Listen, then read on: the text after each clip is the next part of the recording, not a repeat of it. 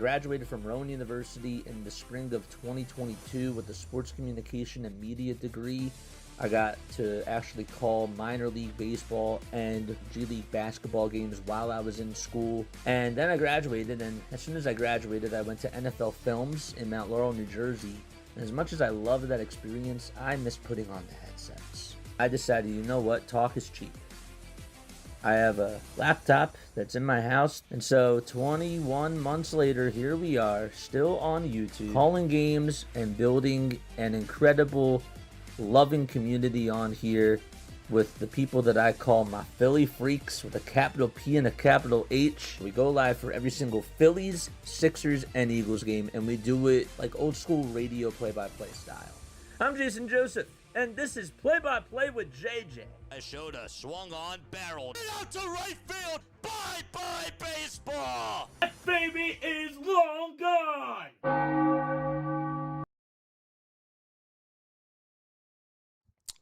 What's going on, everybody? Hopefully you're all doing well and having yourself a very fantastic day. My name is Jason Joseph. This is Play-by-Play with JJ. Before we get started, please make sure that you guys hit the thumbs up button and hit that subscribe button as well.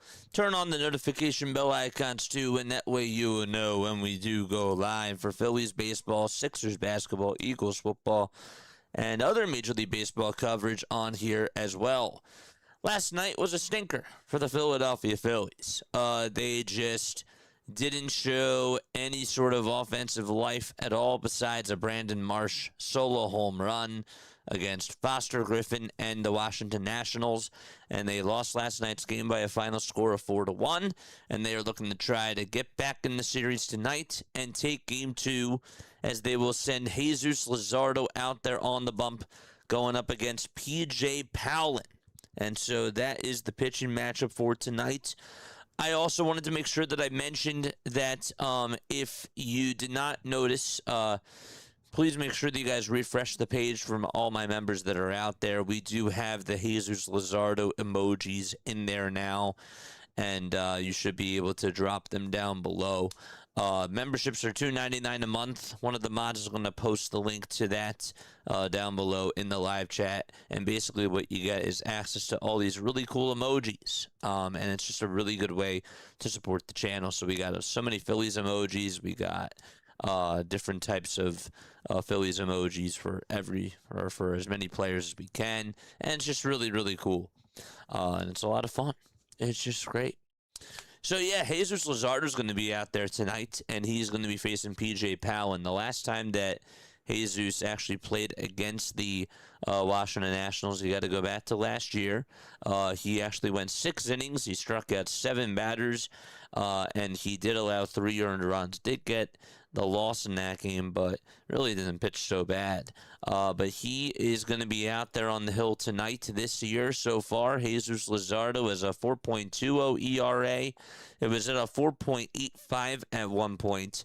Really, the highest it was ever at was a 5.7, but ever since then, he's been doing a lot better over his last 7 outings or so. He's only given up 2 earned runs or fewer in each of his last 7 outings. In 6 of his last 7 outings, I should say.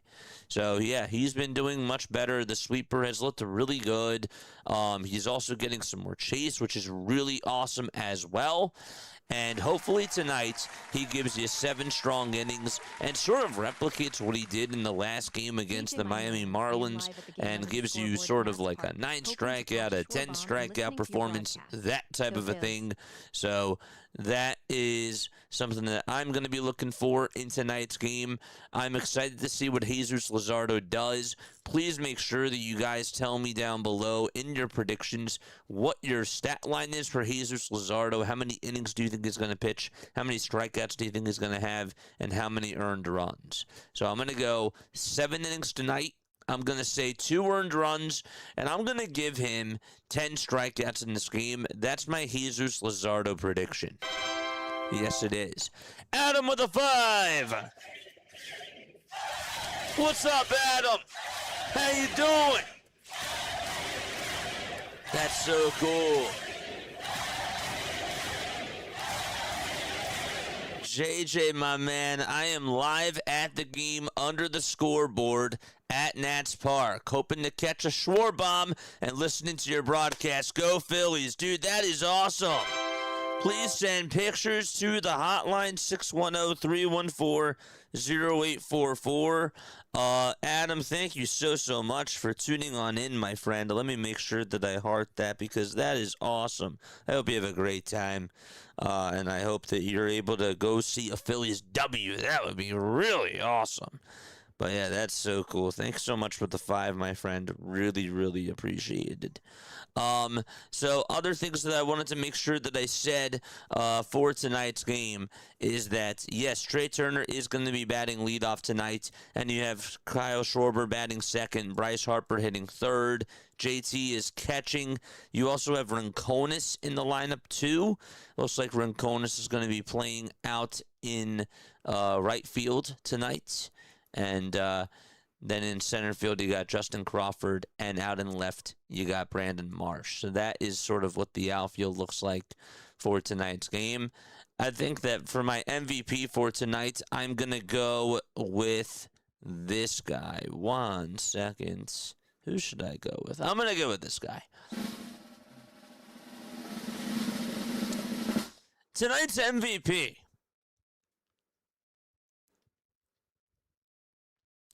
It's going to be Gabriel Rinconis Jr. Gabriel Rinconis Jr. will hit a home run in tonight's game, and he will go yard and get his second hit of the season. He's so far 1 for 19 with 2 RBIs and a home run as well. I think that he's going to hit a home run in tonight's game.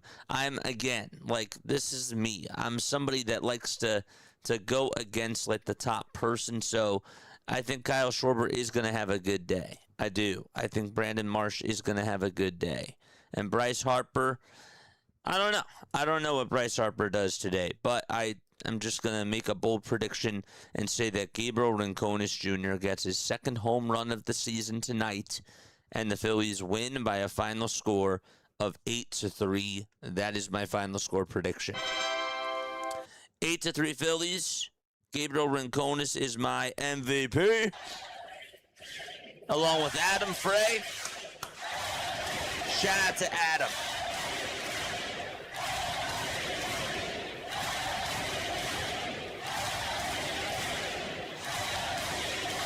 So yeah, let me know who your MVPs are down below, and also let me know what your final score predictions are as well. So that is my MVP for tonight's game. All right, let's get started. Let's say hello to everybody else that is here in the chat. David is here. He says, let's go Phillies. What's going on, David? As always, how you doing? Deborah's also here. Philly Sports on Top is here as well. PJ says, please make sure you guys tap the thumbs up button on your way in. Joe, good to see ya. Yes, it is good to see you, as always. PJ, hope you're doing well. Here's a fist pump to you. Always an awesome thing to be able to see you guys. Marty says, I can't watch tonight, but just know I'm here in spirit. What's up, Marty? Good to see you. Hope you're having a great day. Okay, so Carlos says, I'm going to go 12-3 Washington. Kyle Schwarber will go 1 for 4. Says Carlos. What's up, Carlos? Good to see you on here. So he has Jesus Luzardo today getting shelled. Okay. Good. That's interesting. But no, man. That's cool. Who else do we have here in the chat? We got Elaine here. What's going on, Elaine? How are you doing? I don't know why my chat is a little bit small tonight. Let's try to make it look a little bit like this. Yeah, that's better. Good stuff. JG is also here in the chat. Yes, more final score predictions and more MVPs down below. 12-3 though.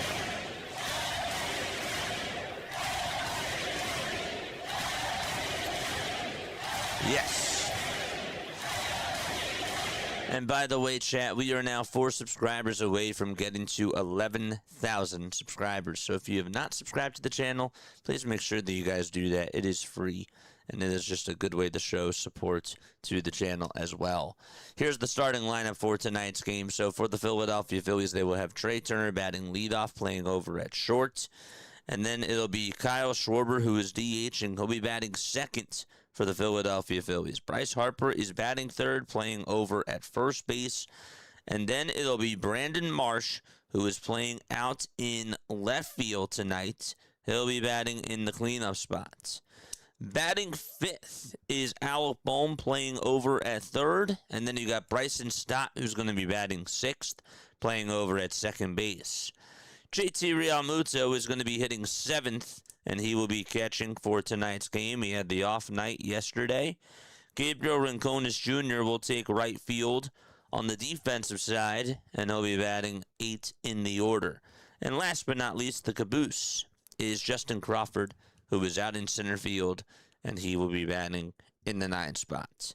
So, again, for the Philadelphia Phillies, it'll be Turner, Schwarber, Harper, Marsh, Bohm, Stott, Realmuto, Rincones Jr., and Crawford, all in the starting lineup for the Philadelphia Phillies. And as far as the lineup goes for the Washington Nationals, they will have James Wood batting leadoff, playing out in right field. Curtis Mead is at third base, and he'll be batting second. Andres Chaparro is over at first tonight, and he'll be batting third. Hold up a second. I think that they must have made a change to their lineup. So Chaparro is batting third, playing over at first base. And then you got Dylan Cruz batting fourth. He'll be in the he'll be out in left field.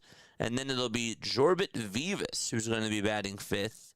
Jared Young is batting sixth. Nasim Nunez is going to be batting seventh. Eighth is Jose Tena. He's the DH. And last but not least, it's going to be Keibert Ruiz, who is catching. So they made a change, and C.J. Abrams is not in the lineup right now. So C.J. Abrams is out for tonight's game. So they did make the change to their lineup, it seems. But yes, so that is the lineup tonight for the Washington Nationals. And we're going to have to make sure that we change that up. So let me double check. Let's refresh this. So again, it's Wood out in right field. Mead is over at third. Chaparro's playing over at first. And then you got Cruz out in left field. Right? Cruz is out in left, and then Vivas is playing over at second. Young is out in center. Nasim Nunez is going to be playing over at short. Jose Tena is going to be the DH, and Keibert Ruiz is going to be batting in the 9 spot.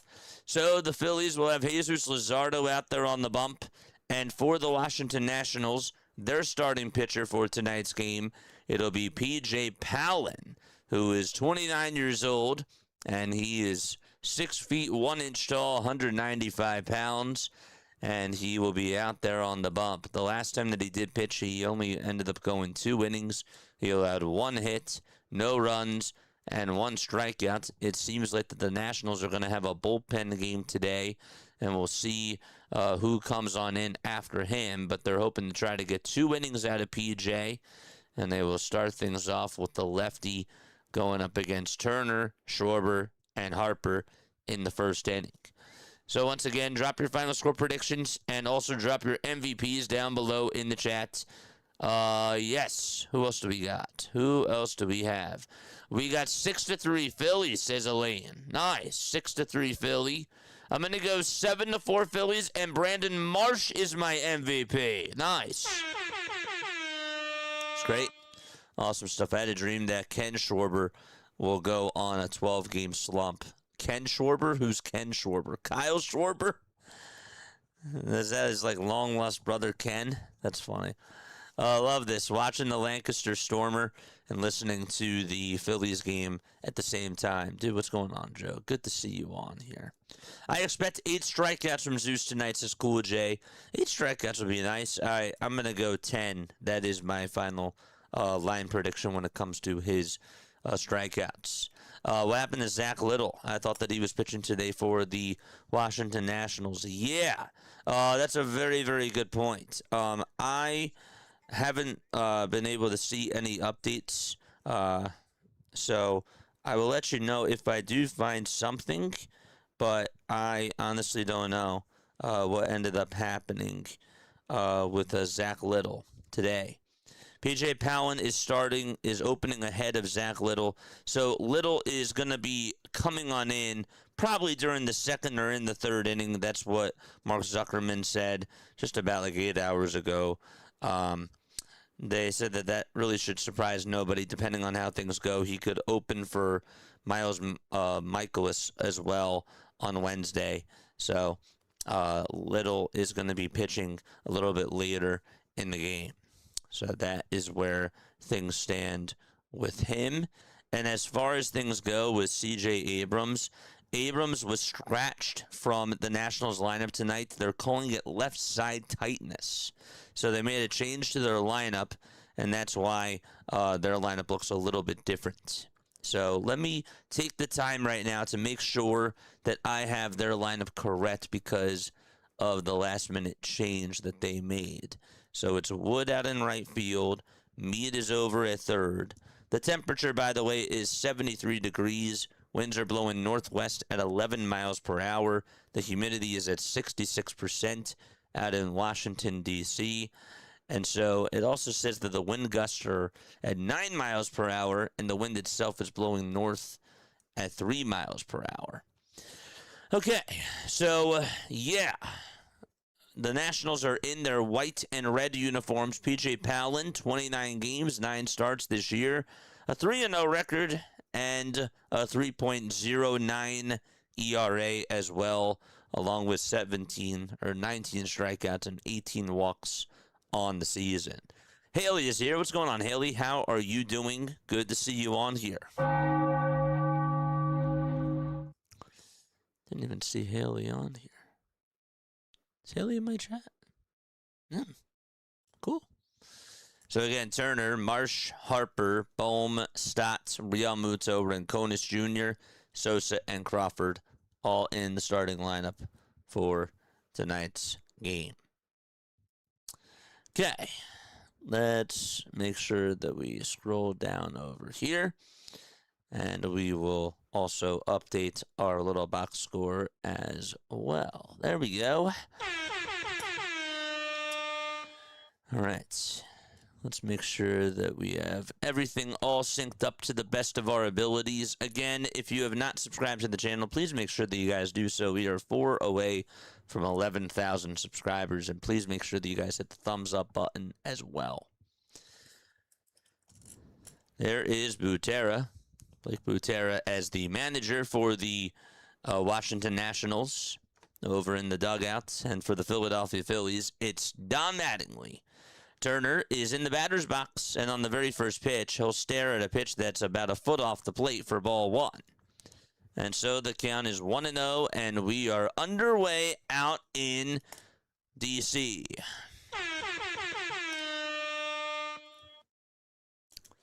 So 1 ball, no strikes to Trey Turner. Here's the 1-0 pitch, and Turner gets a piece of it and fouls it back over towards the screen. So as we do this, I'm going to do this one more time. Just make sure that I have this correct.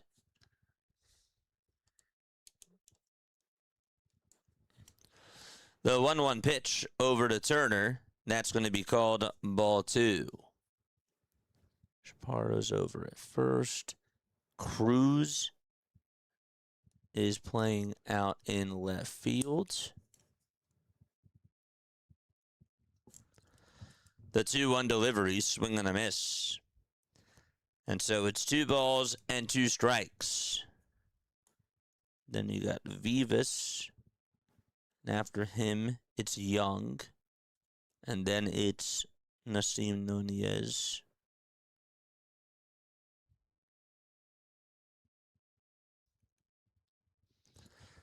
Two balls, two strikes, and here's the 2-2 on the way, and that's a strike three call to Trey Turner, and there's one away in the top of the first inning.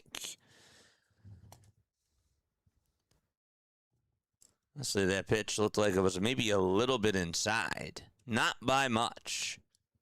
Regardless, though, that'll bring up Brandon Marsh to the plate.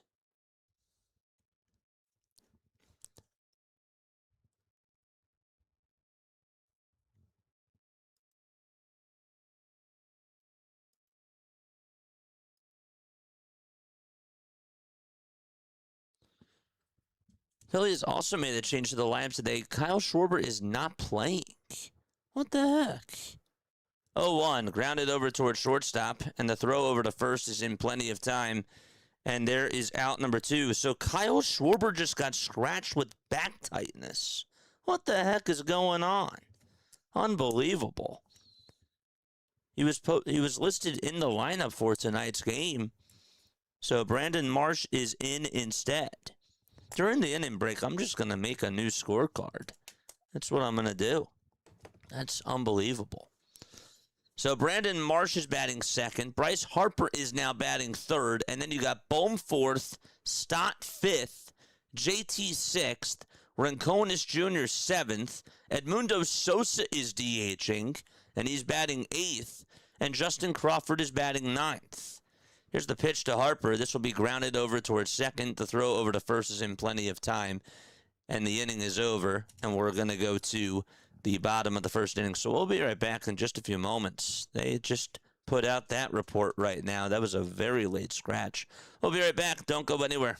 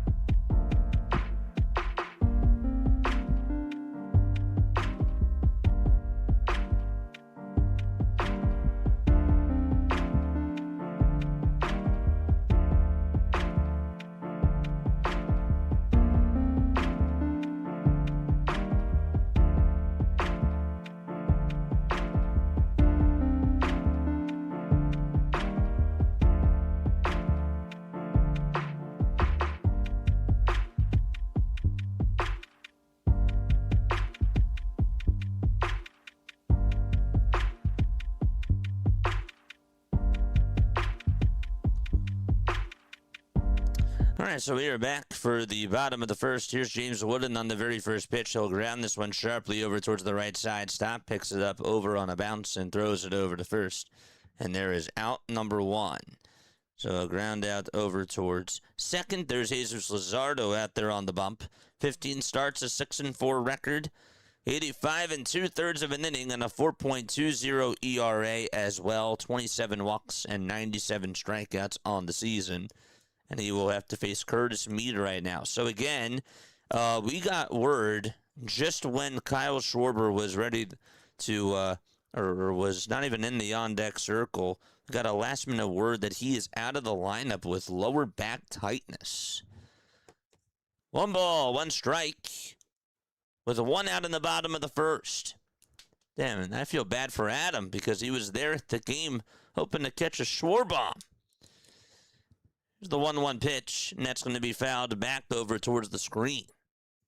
So hopefully he's okay. The lineup for the Nationals, it's James Wood, Curtis Mead, Andres Chaparro, Dylan Cruz, Jorbit Vivas, and Jacob Young, Nasim Nunez, Jose Tena, and Kybert Ruiz. The pitch on the way. Swung on and missed, and there's out number 2. And Jesus Luzardo gets himself a strikeout. Actually, ended up being a backwards K, but regardless, there's 2 up and 2 down. Drop a chair in the chat.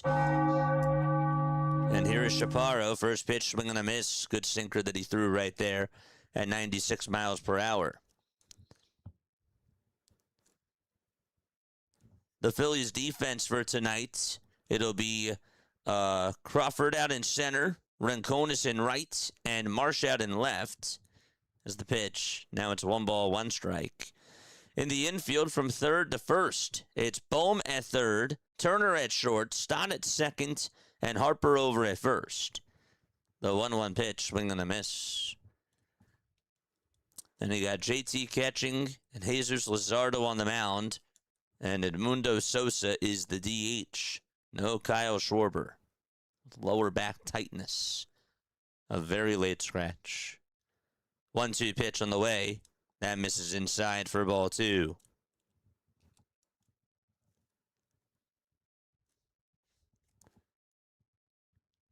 Let's take one more step off after this just to finish out this lineup. 2-2 on the way. Swing and a miss. Jesus Luzardo strikes out 2 batters, and we go to the top of the second inning.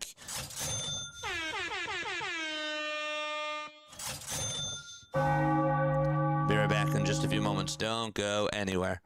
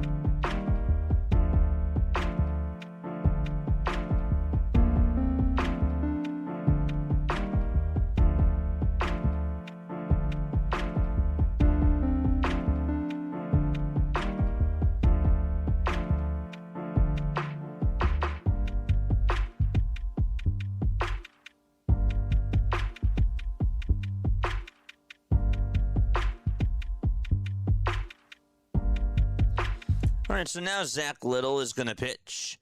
11 starts, a 6-6 record, a 5.45 ERA, 71 innings under his belt, and 41 strikeouts in those 71 innings. And he will face 4, 5, and 6 due up in the batting order for the Philadelphia Phillies. That is Bohm, Stott, and JT, who are going to come on up. He has a slider, a four-seamer, and a splitter that he mainly does throw. Here's the first pitch to Bohm. That'll be taken on the outside edge for a called strike. What's going on, chat? Hopefully you're doing well. I wonder if Schwarber has a twin brother that we could use. The 0-1, that's going to be fouled back over towards the screen. The Nationals defense for tonight, they will have Chaparro at first. They got Vivas over at second. Nunez is at short because Abrams was a late scratch. And then Curtis Mead is over at third.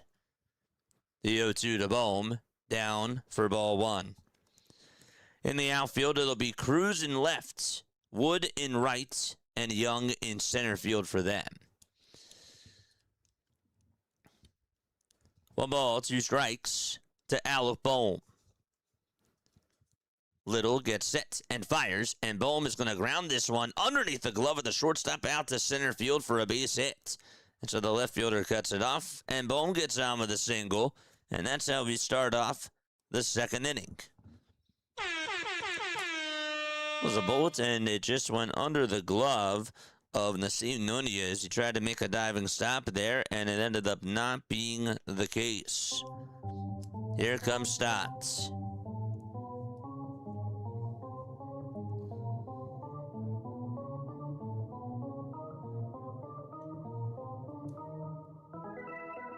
Charge! It's the pitch. That's going to be in there for a called strike. That is to Bryson Stotts. So no balls and one strike to Stotts. 5 seconds left on the pitch clock. And the 0-1 pitch. And that misses outside for a called ball. The umpires for tonight, it'll be Dan Iasagna, who is the home plate umpire. Adam Beck is over at first. Louis Krupa's at second, and Jeremy Rehack is over at third. One ball, one strike to Stotts. The pitch to Bryson, and he flings it foul towards the right side and out of play. Phillies lost last night's game to the Washington Nationals by a final score of 4-1. Phillies are tied with Washington in the regular season series so far at 2 apiece. They took the first series back at home in March/early April. 1-2 to Bryson Stotts. Littell with 7 pitches so far in this inning. And the toss back over to first. And Bohm dives back in there safely.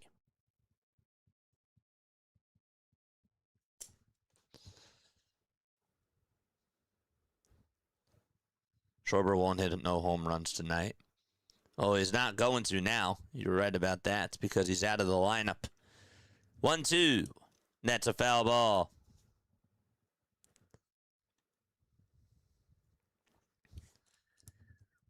So it's 1 ball, 2 strikes. We're in the top of the second inning. We had lineup changes at the very last second for both teams. Kyle Schwarber is out with lower back tightness, and C.J. Abrams is not in the lineup for the Washington Nationals. 1-2 pitch, and that is fouled off. They're calling it left side tightness for C.J. Abrams, so that changed everything for both lineups. 1-2 to Bryson Stott. Runner over at first.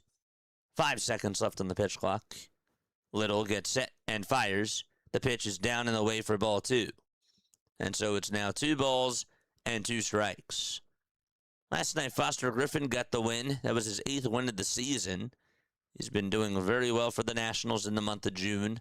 Mesa did get the loss. He's now 2-2, and Beater got the save. 2-2 pitch, grounded over towards the right side. Second base, the throw over the shortstop. There's one. The throw back over to first, and that is a 4-6-3 double play. So 2 outs. Played him perfectly over towards that hole, towards the right side. So 2 down, and JT Realmuto is up next with nobody on and 2 outs. Phillies are 1.5 games in front of the Washington Nationals, and they're 6.5 in back of Atlanta. The pitch to JT. That's going to be called strike 1 as it hits the high tier of the zone. Don't forget to like, don't forget to subscribe, and turn on the notification bell icons too, folks. No balls, 1 strike to JT Realmuto, and the 0-1 swing and a miss on a fastball right down Broad Street. And it's 0-2.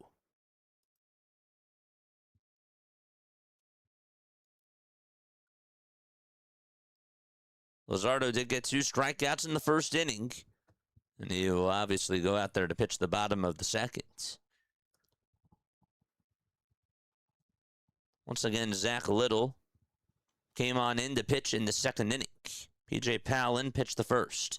0-2 pitch, swing and a miss, and Littell gets the strikeout, and so there's 3 outs. We go to the bottom of the second inning. And Cruz, Vivas, Young are due on up to bat for the Washington Nationals when they do return. All right, chat, where are we tuning on in from tonight? Make sure that you guys let us know down below. Where are we tapping on in from on this lovely Tuesday night? Let us know.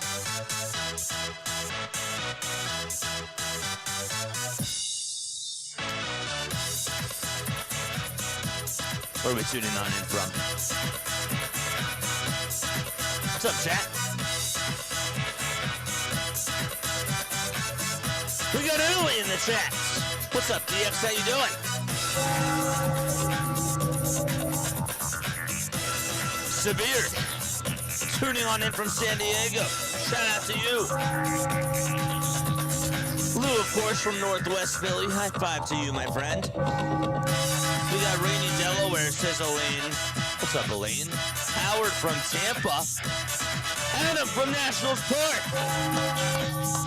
Once again, Adam, thank you so much for the 5. We got Kentucky in the chat. Fantastic is here. Atlanta. What's up, Philly Heem? How you doing? Good to see you. Greensboro, North Carolina, says Scott. Yes, sir. North Central Missouri, says Deborah. And Montgomery County, says Sam Hill. High fives to the both of you. Let's go.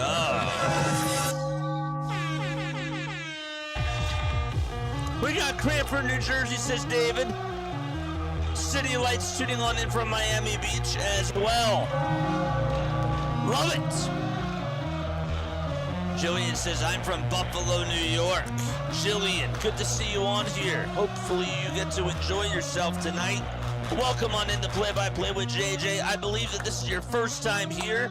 Thank you so much for the sub. I appreciate it.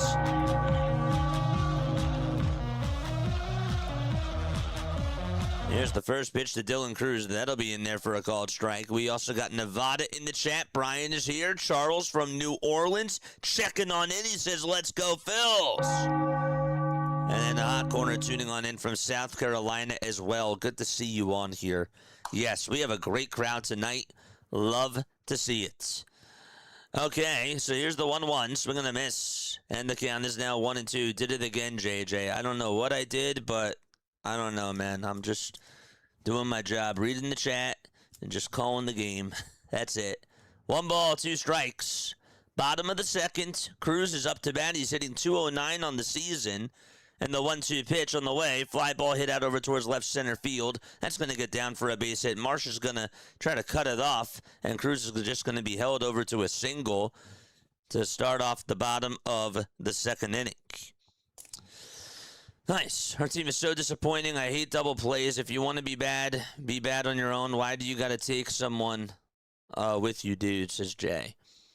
Our team is so disappointing. Yeah, our team is so disappointing that they're tied for, I believe that they're tied for a top wild card spot. No, they're actually a game in back of the St. Louis Cardinals. The pitch. Ground ball, base hit up the middle. And so that's going to put runners over at first and third base. But what's up, Jay? And so, back-to-back singles to start off the bottom of the second inning. And Young is going to come on up to the plate with runners over at first and third. Team is disappointing, man. I mean, it was disappointing that they started off 9-19, and they've been a lot better ever since then. So, Jacob Young is now going to come on up to the plate. A .229 batting average, 8 home runs, and 20 RBIs as well. And the first pitch from Zeus is down for a ball. So it's 1 ball and no strikes.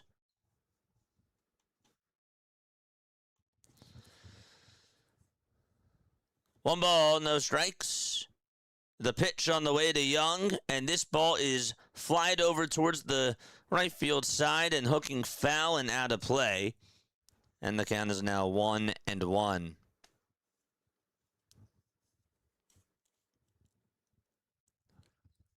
Luzardo. Opponents are hitting .264 with runners on base against him.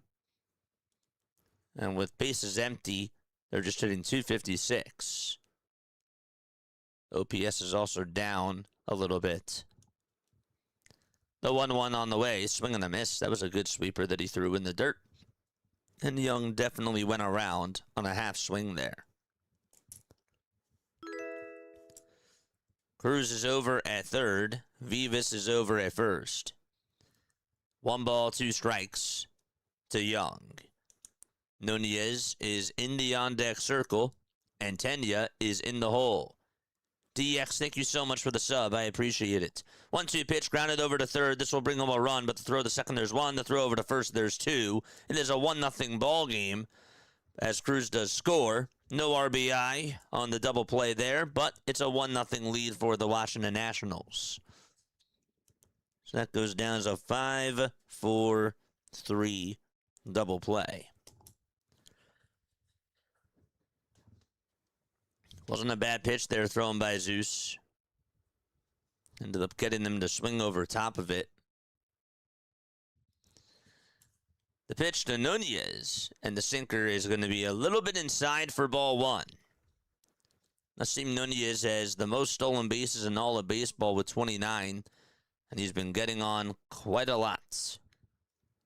One of the hottest hitters in the National League. Next pitch, and now it's 1 ball, 1 strike. So the Nationals got a run scored on a double play with runners over at the corners. Next pitch, that'll be in there for a called strike. And so it's 1-2.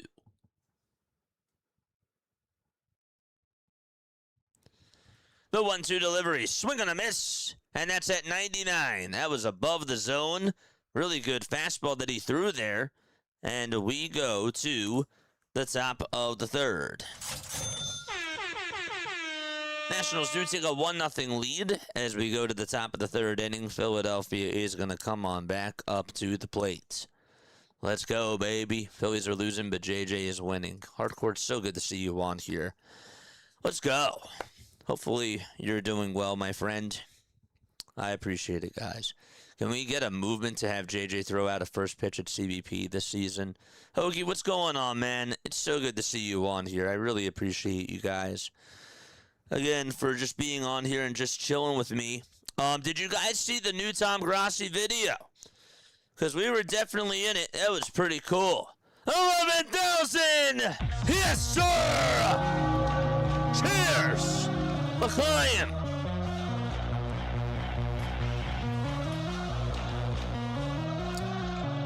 Who is lucky number 11K?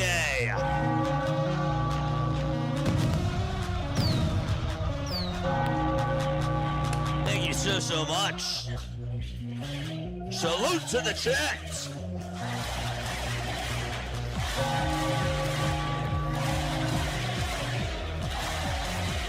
I love you too, man. Thank you so much, chat. Much love. Much love. Really appreciate it. Yeah, I guess Schwarber's out. He was on my bet. Yeah, he got scratched very late, my friend. He was is out with he's out with lower back tightness, and also the other guy that's out for the Washington Nationals is C.J. Abrams. So he has left. What was it again? I want to make sure that I get that correct. They're calling it left side tightness. That's what it is.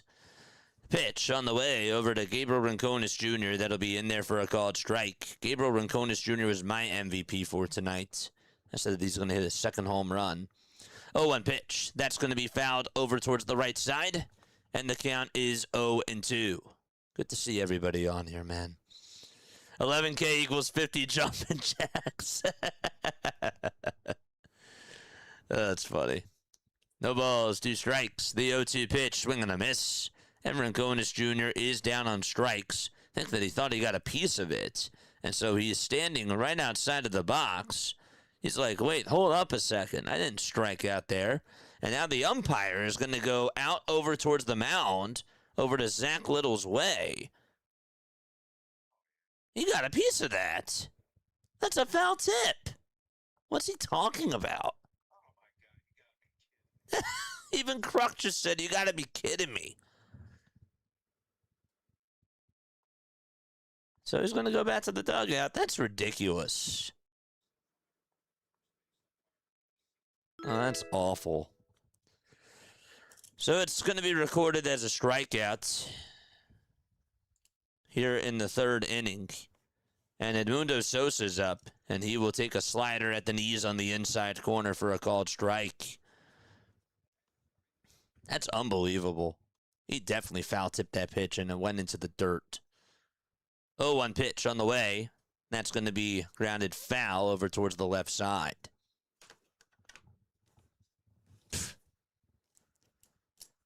How come Don didn't even go out there, though, to try to get an explanation right there? No balls, 2 strikes to Edmundo Sosa. The 0-2 to Sosa, swing and a miss. And there is out number 2, back-to-back strikeouts. Really, that's now 3 strikeouts recorded in a row by Zach Littell. Man. Pat, thank you so much. I appreciate you. And Aiden Flannery, thank you so much for the sub as well. DXT, I bet you that DXT was subscriber number 11,000. Thank you very, very much. The pitch. That misses outside for a ball, so it's 1 ball, no strikes, with 2 outs in the top of the third inning. 1-0 Washington. Crawford in the box. The 1-0 pitch. And a sinker at the knees taken for strike 1 at 92 miles per hour.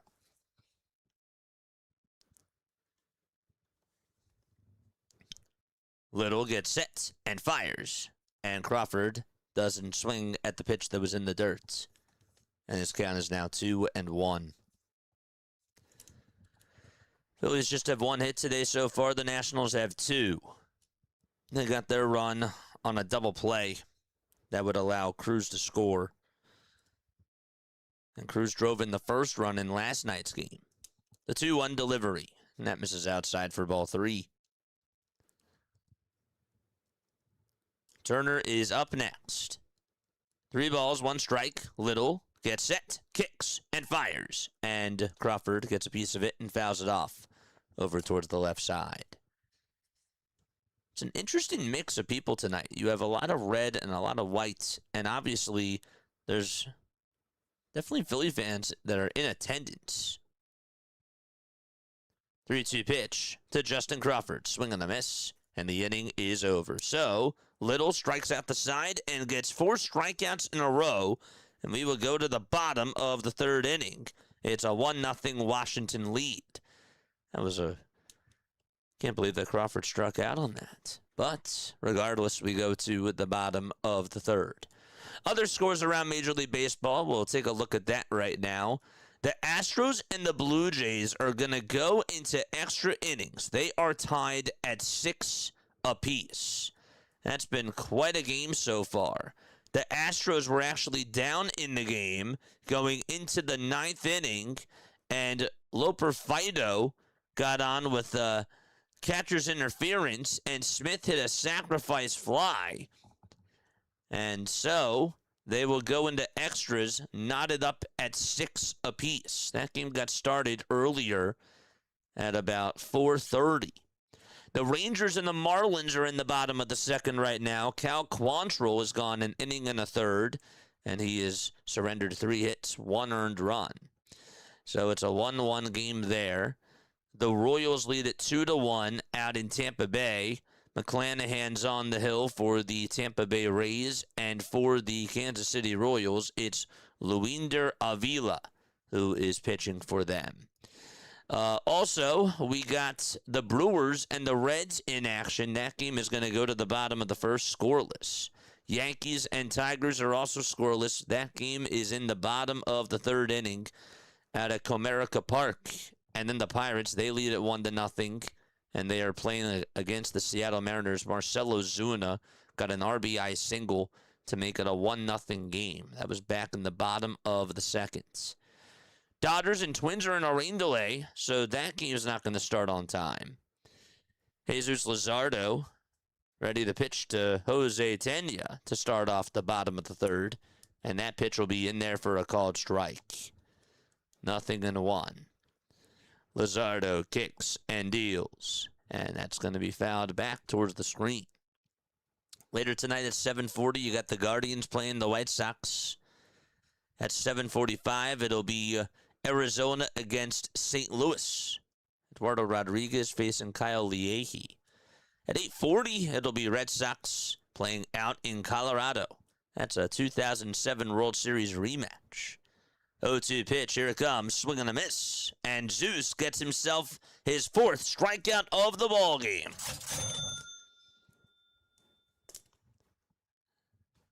And there's one away in the bottom of the 3rd. Orioles also played the Angels at 9:38. Braves played the Padres at 9:40.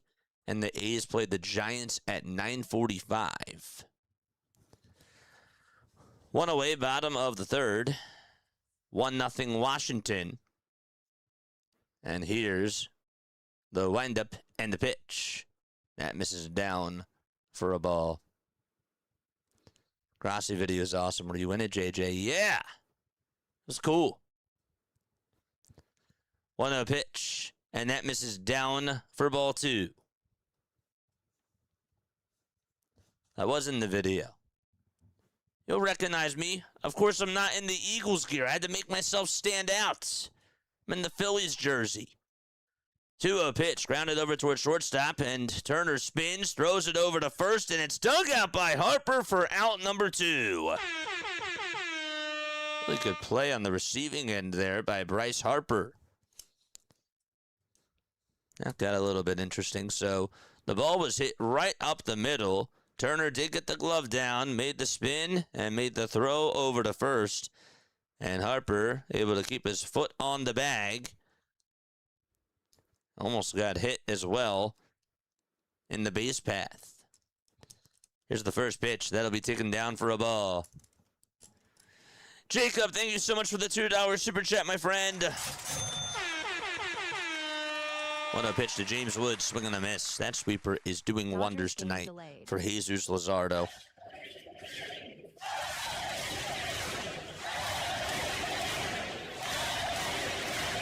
The 1-1 pitch, that's inside for ball 2. Yes, that game is delayed. They're playing out in Minnesota. So that game is not starting on time. 2 balls, 1 strike. Once again, Jacob and Adam, thank you guys so much for the super chats. That really means a lot.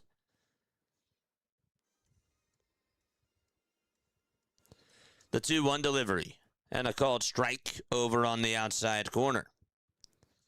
So far, 109 likes and 325 of you guys have come on here.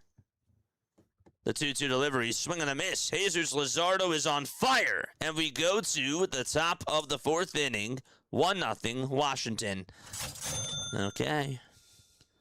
Jesus Luzardo, drop another chair for him in the chat.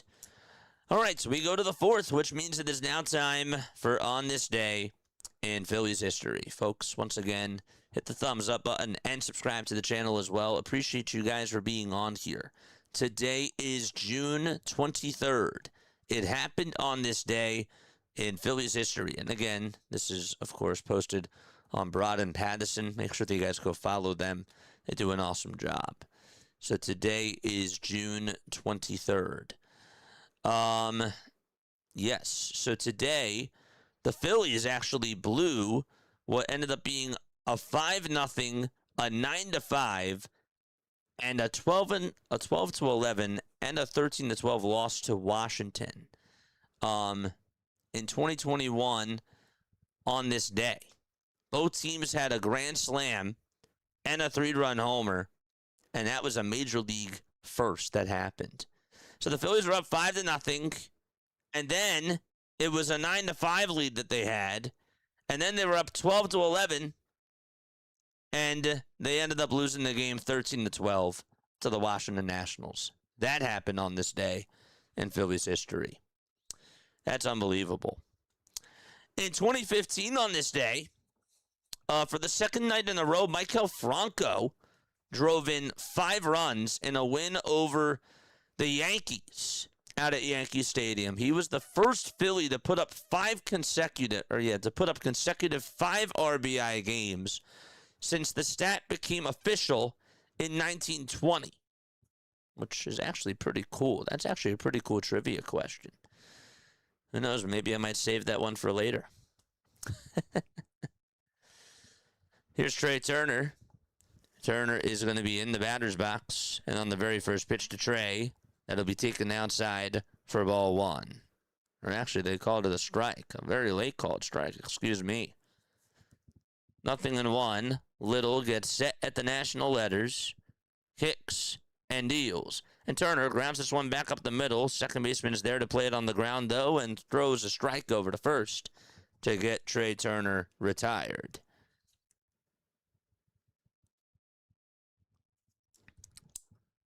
Vivas was right behind the second base bag. That's where Turner hit it. It's Brandon Marsh's turn. Again, no Kyle Schwarber. He was a very late scratch tonight with lower back tightness. We hope that he's going to be okay and that he'll be back tomorrow. I'm sure that Don's going to get asked about that.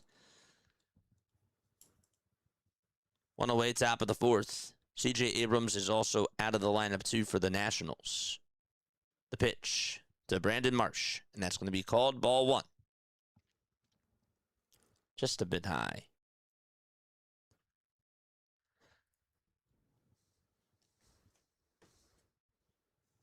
Here's the 1-0 pitch on the way.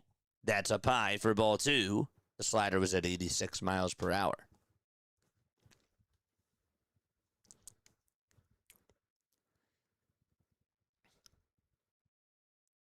Third base line is wide open. No surprise there. The 2-0.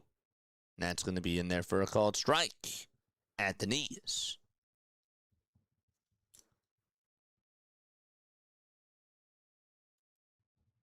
The 2-1 pitch. Marsh is going to ground this one over towards the right side. Dive and stop, and the throw over to first. It's dropped by the first baseman, Chaparro.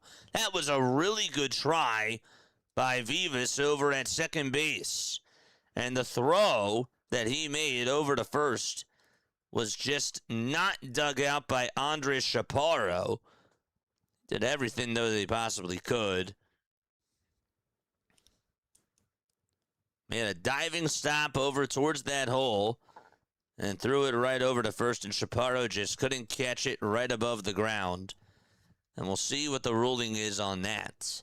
But Bryce Harper is up and a runner over at first. They're going to call it a base hit for now and give Brandon Marsh an infield single. First pitch to Bryce, it's strike 1. Littell with 33 pitches so far in 2 1/3. Remember, he came on in for the second inning. 0-1, swing and a miss. That sweeper was inside, and Harper went on after it. Got to do better there. Kyle's not playing. I just mentioned, you may have missed it, but I said that he's out with a lower back tightness. He was a very late scratch. 0-2 pitch, and that misses inside for ball 1.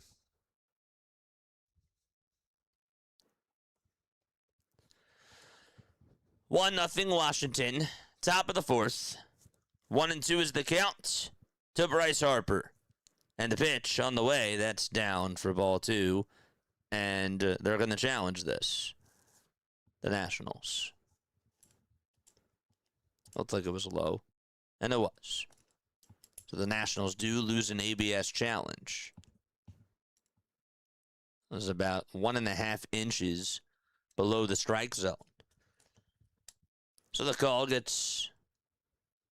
stands, and it's 2-2. The stretch and the pitch fouled away by Bryce Harper, and we'll do it again. Make sure that you guys hit that thumbs up button and hit that subscribe button as well. We got 331 people tapping on in. 122 of you have hit the thumbs up button. It's been a quick one so far. 2 balls, 2 strikes to Harper. And the pitch, and Harper's going to fly one out over towards right field, but that'll stay in the ballpark, and Wood is there to make the catch in the sun, and there's 2 away.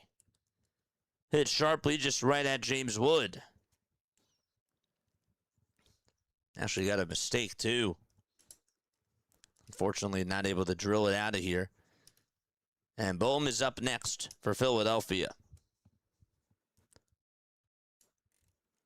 They're getting pitches to hit. They've also been getting some junk, and they're chasing. Littell will toss it back over to first base, and the throw is not in time to get Brandon Marsh.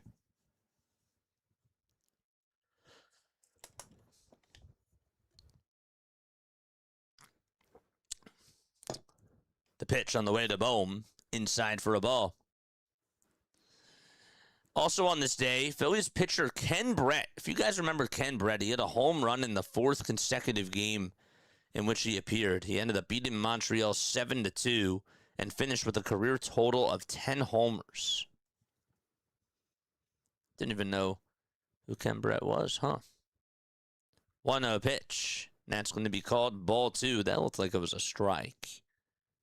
Hit the outside corner at the knees.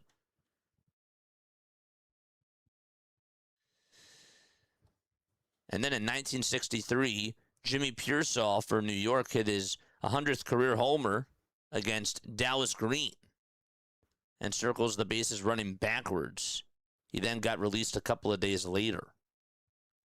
Next pitch, and Bohm's going to foul this one off.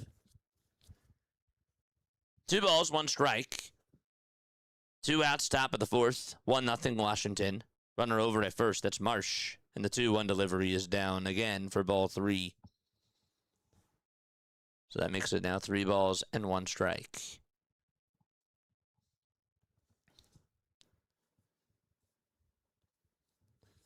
Minnesota has no plans to trade Byron Buxton, says their GM. 3-1 pitch, grounded over to shortstop, and the throw over to first is in plenty of time for out number 3. We will go to the bottom of the 4th inning. It's been a quick one so far. Meade, Chaparro, and Cruz are going to come on up, and we'll be right back in just a few moments. Don't go anywhere.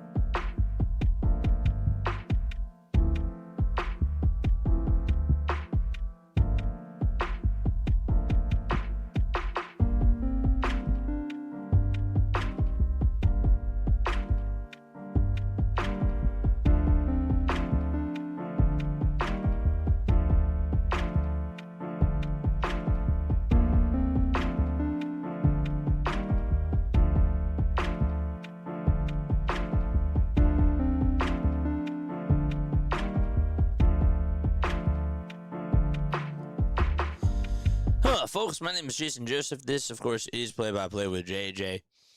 Once again, thank you so much for the 11K subs. Means the world to me. Gotta keep on going. Luzardo back out there to pitch his 4th frame. His whiff percentage this season is the highest in all of baseball at 47.2%. They just put up the graphic on NBC Sports Philadelphia, which is pretty cool. His hard hit percentage is at 22.4%. Opponents are hitting 158 against him. He has 52 strikeouts. And his chase percentage is also at 32, which is really good. What a pitch. That's going to be lined over towards second, and Stott will make the nice catch on one knee for out number 1. It was hit right to him, and he laughs and he says, whew. Nice play. That ball was smoked.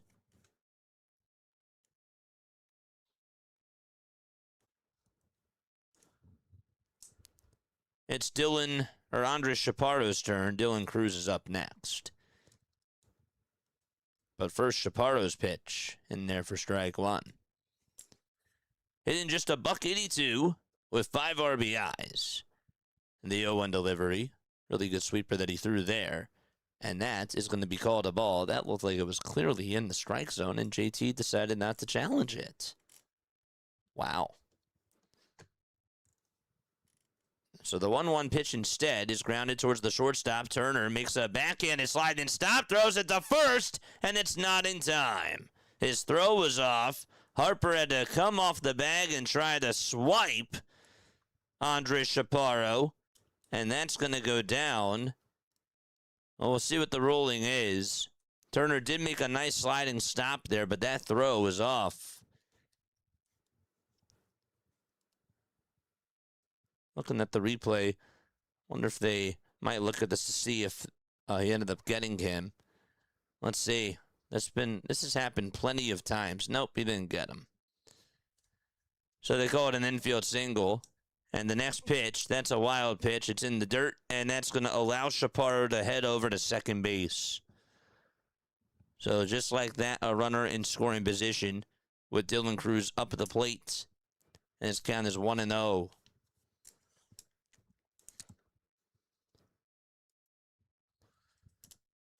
One ball, no strikes, 1 out. The pitch to Cruz. This will be grounded over toward shortstop. Turner makes a diving stop this time. Throws it over to first, and that's not in time. The Nationals are hustling and beating out these throws from Trey Turner. Again, they're not even just getting on over to Bryce Harper. They're taking one bounce right over to first base.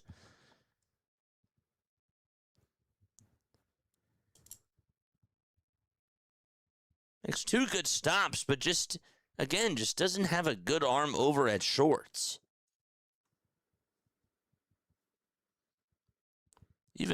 But to be fair, though, even if he got him with a throw in the air, I still think that Cruz would have beat it out, but that's just how it's been. And now Caleb Cotham is going to go have a conversation with Jesus Luzardo and everybody else that's on the infield. They're going to gather for a conference with runners at the corners and 1 away.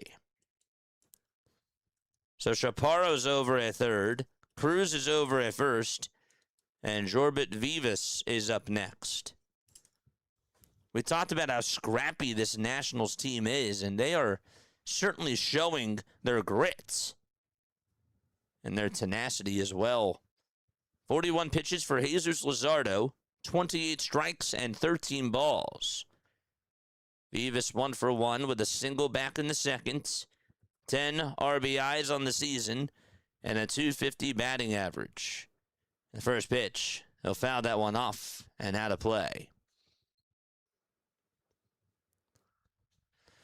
Actually, I'm wrong. I always forget. Jay and David Bell were not brothers. Just same name and same era. Jay Bell. Then you got Jay Bruce. 0-1 pitch.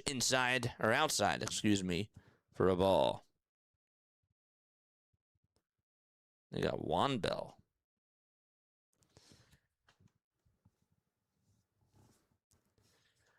The 1-1 delivery. Down for ball 2. It's a sweeper.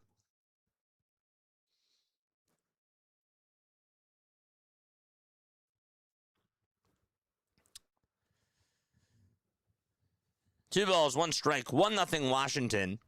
The 2-1 delivery. Check swing. They'll try to see if he went around. They say no, he did not. And therefore, the count is now 3-1. It's a hitter's count here. Luzardo has to be careful with how he delivers to Vivas. Zeus gets set and fires, and the pitch is up high, and that is going to load the bases for the Washington Nationals. Oh, boy. Chaparro's at third. Cruz is over at second. Vivas is now over at first. And Young is up to bat with the bases loaded and 1 out in the bottom of the 4th inning. Anybody watching the NBA draft? What time does that start? Does it start at 8? The pitch to Young. This is going to be flied out over towards shallow center field. Crawford's going to make the catch. Are they going to tag up? They're not going to go. And so there's 2 outs. Crawford actually made a really good throw that was cut off by Harper right behind the mound. Good pitch there by Jesus Luzardo as well. Got him to get underneath that. And Nunez is going to come on up to the plate right now. So we got the second out. Base is loaded. Nunez 0 for 1 with a strikeout back in the second. And his first pitch is grounded past the third baseman Bowman out to left field, and this should bring home at least 2 runs. Marsh will make the throw over to second, and there's a 2-run single by Nasim Nunez, who just continues to hit for Washington. And that now makes it a 3-0 ball game in the bottom of the 4th. And Cruz crosses home plate. So does Chaparro. Ball was drilled off the barrel of the bats.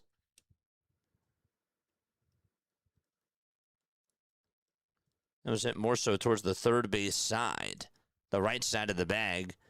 Ball was off the bag. Now it's Jose Tena's turn. The pitch will be taken for a strike, and JT decides not to throw it over towards second. And just like that, Nunez is now in scoring position. Not a surprise that he went there. Again, he leads the league in stolen bases. The ball's 1 strike to Tena. The 0-1, and that's going to be lined out over to left center. That's going to get down for a base hit. 1 run's going to score. Here's the throw to the plate. That's way off the line. It's now a 5-0 Washington lead.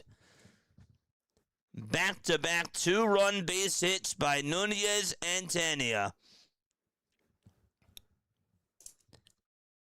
And that, I believe, is going to be scored as a 2-run single. But advancing over to second is Tena. And that makes it 5-0 Washington. Another pitch that was left down over towards the outside corner. And Tena just flicked it out over towards left. It's been a 4-run 4th inning for the Washington Nationals. And Keibert Ruiz is up to bat. They're just playing small ball, and they're taking advantage of bad pitches. The pitch on the way, that is going to be called a ball, and JT is like, no, that is not a ball. And he will challenge. It was called a 2-run single by Tena.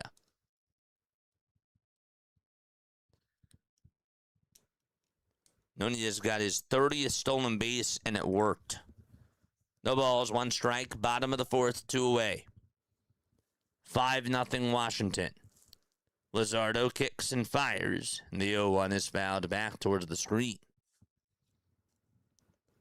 These divisional games mean everything. What's up, Sam? How you doing, my friend?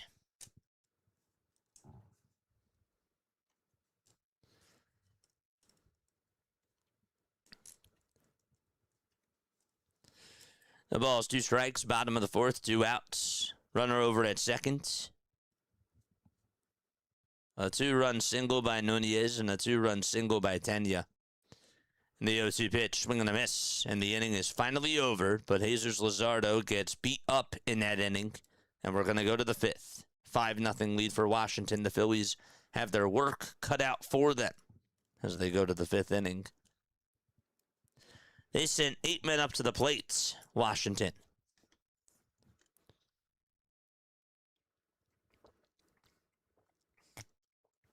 All right. So, yeah, what time does the draft start tonight, chat? The NBA draft? Let me know down below.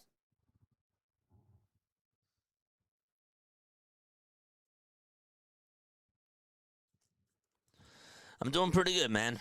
I can't complain. I mean, the Phillies aren't playing well, but what are you going to do? What are you going to do?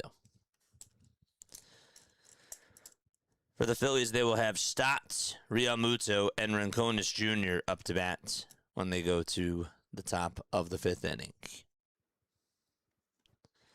5 runs on 6 hits for the Washington Nationals. Chaparro is 1 for 2 with a run scored. Cruz is 2 for 2 with 2 runs scored. And Nunez 1 for 2 with a run scored and 2 RBIs. And Tenya 1 for 2 with 2 RBIs as well. Nationals are 3 for 6 today with runners in scoring position. They've only left 1 man on base. They got to get a hold of Zach here. They really do.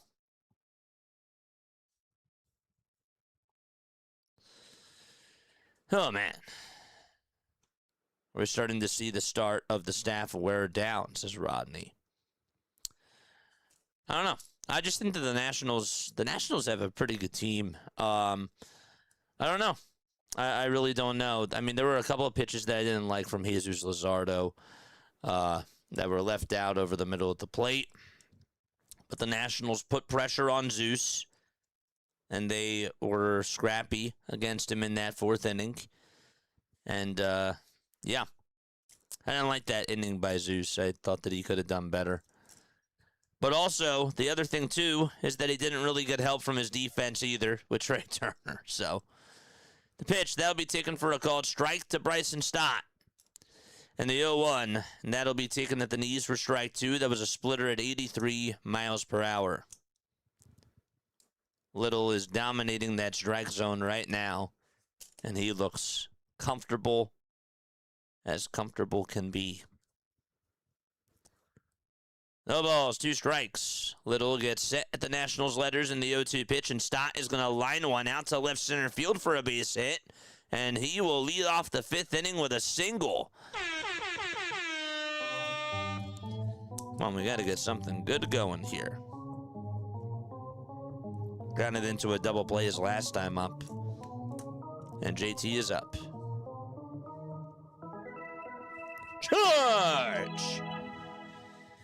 Oh, man. JJ, this is embarrassing. I'm leaving. Time to do something else. Well, I hope you have a great rest of your night, my friend. Thanks for stopping by. The pitch to JT.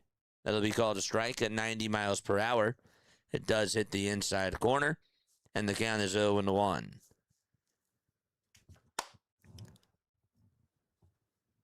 I don't think that they're done yet, though. The 0-1 pitch, here it comes. And that'll be in there for a called strike. My final score prediction, though, incorrect. I had them winning 8-3. Let's hope I can get the MVP correct, though. 0-2 pitch to JT, and that is high for a ball. It was a splitter at 83 miles per hour.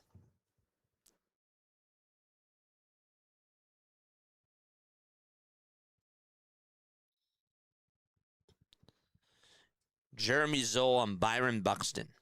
We have no plans to trade Byron. It's not something we're exploring. It's not something we plan to explore. Is their GM. Next pitch on the way, swung on and missed. And there is out number 1. So JT strikes out for the 2nd time today.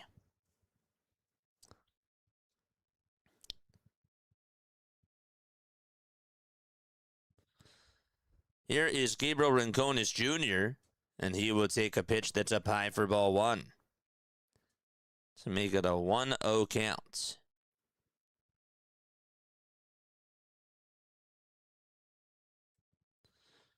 A pitch that's going to be taken down for ball 2, and no throw made over to second, and that does get rid of the double play. Bryson Stott got a very good jump over towards second base, and he is in scoring position and gets his 15th steal of the season. He is now 15 for 15 in stolen base attempts. 2 balls, no strikes. The 2-0 pitch on the way, and this is going to be grounded towards the right side. First baseman Chaparro is going to flip it back over to Littell to get the easy out at first, and there's 2 gone.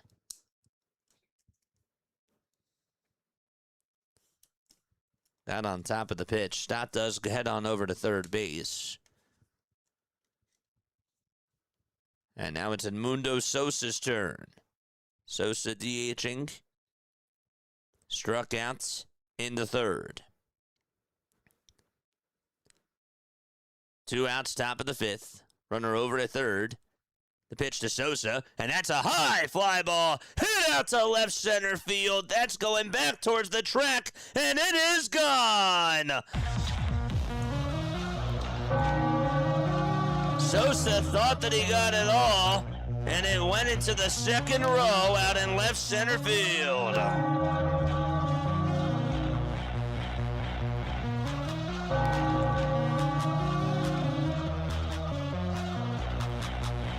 That'll put the Phillies on the board. Sosa and Stott celebrates, and the long ball helps the Phillies get on the board. Down Broad Street, and Sosa sends one out of here. And Justin Crawford is up, and he's going to slice one out to left center field, and that's going to split the gap and go all the way towards the wall. Crawford's going to head over to second base. The throw's off the line. A stand-up two-out double by Crawford. Let's go. Oh, that's awesome.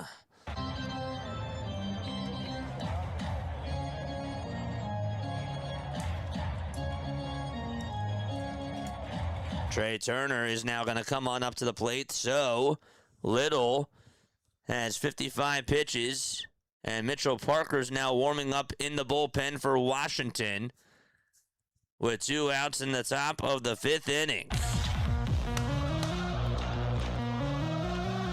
Got a little timeout taken.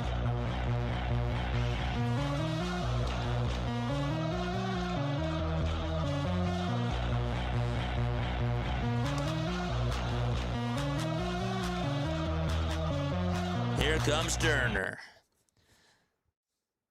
Turner is in the box. The first pitch to Trey, swing and a miss.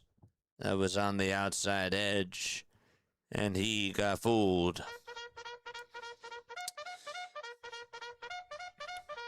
Charge! The 0-1 to Turner, and that's down for a ball. Baseball is just crazy sometimes, chat. So Jose Tena and Edmundo Sosa were not even in the starting lineup for their teams tonight, and they've driven in 2 runs.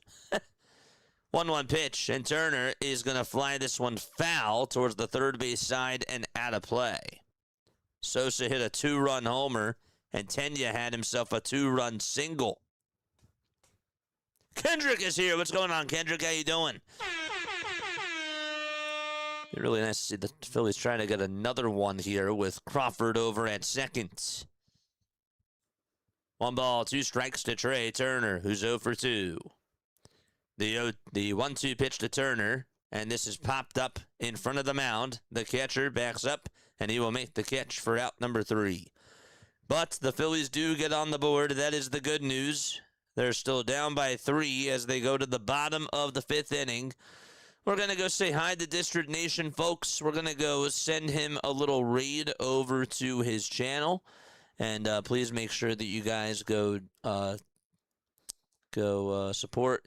Hit that thumbs up button for him. And make sure that you guys go check him out. Okay, 1 second. There it is. There is his link. I'm going to post it right now down below in the chat. And we will be right back.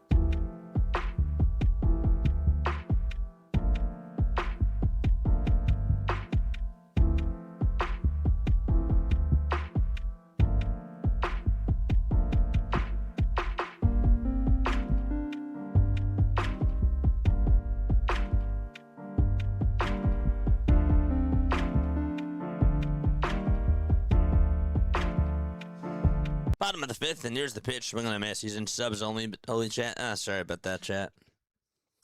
But yeah, give him a thumbs up button. I appreciate it. He's an awesome dude. He really is. He's really good on the platform. 0-1, swing and a miss. We did a pre-series show yesterday, which was really cool. I want to try to implement that more with other creators. And that was really awesome. 0-1, swing and a miss to James Wood. No balls, 2 strikes, and the pitch. And that is down for a ball. It's never a dull moment in the Phillies region. Dull or maddening, both. Well, I don't know if there's never a maddening moment. The next pitch on the way, swung on and missed, and Zeus does get his 7th strikeout of the ball game. Zeus is just wheeling, and I mean he's just firing like really quickly. Like maybe it takes like 3 or 4 seconds. 1 out, bottom of the 5th. The pitch to Curtis Mead, and that is down for a ball. To make it now 1 ball and no strikes.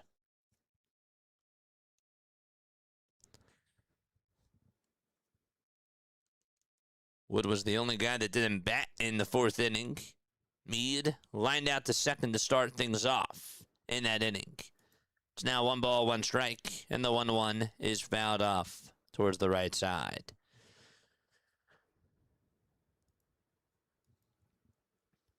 That'll make it 1-2. Phillies trail 5-2 to Washington. The 1-2 pitch, up high for ball 2. And so the count is now 2-2.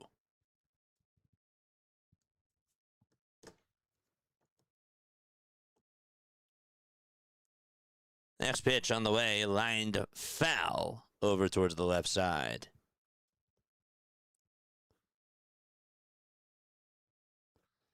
I'm making Luzardo toss 105 pitches tonight. Get everything out of him here, says Butt. Or Boots. Wait, is that how you say it, my friend? 2-2 pitch, swing and a miss, and there's back-to-back strikeouts for Jesus Luzardo. That is strikeout number 8. 2 up, 2 down. Really good sweeper that he threw right there. Sosa's an everyday player, dude. When Sosa is hot, Sosa is a good spark plug for this team. It is cruising. The pitch is outside for a ball to Andre Chaparro. So it's 1 ball, no strikes. Bottom of the 5th, 2 outs. The pitch. Check swing, did he go? They say no, he did not. And therefore the count is now 2-0.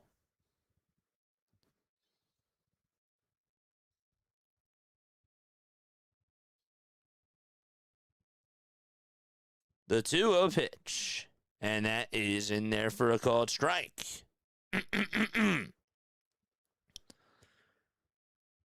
Last night was the 99th time that Bohm grounded into a double play in his career. That places Bohm 12th on the all-time list in Phillies franchise history to hit into a double play. To ground into a double play. So now it's 2 balls, 2 strikes, and the 2-2 pitch, and Zeus strikes out the side, swing and a miss. That's like the 4th inning did not even happen. Good for him to keep his head down and just lock back on in. We go to the 6th. The Phillies are down by 3. Still plenty of baseball to go. Folks, if you are new to my channel, the name is JJ. Jason Joseph here. Hit the thumbs up button, subscribe to the channel as well. Memberships are $2.99 a month. Become a member today. And definitely make sure that you guys check us out on the social media platforms. The memberships, I just posted that down below. The socials are coming right now.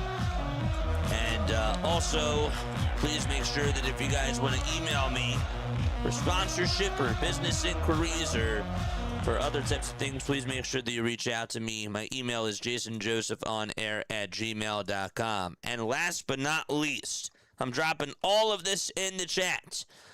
Every Wednesday we do P.O. Box openings from you people. If you guys want to send me stuff, if you want to send in gifts, or if you want to send in letters, please be sure to send it out to my P.O. Box. That is Play-by-Play with JJ, P.O. Box 6 in Gibbsboro, New Jersey, 08026 is the zip code. So, again, if you guys want to send stuff to the P.O. Box, that is what you guys can do.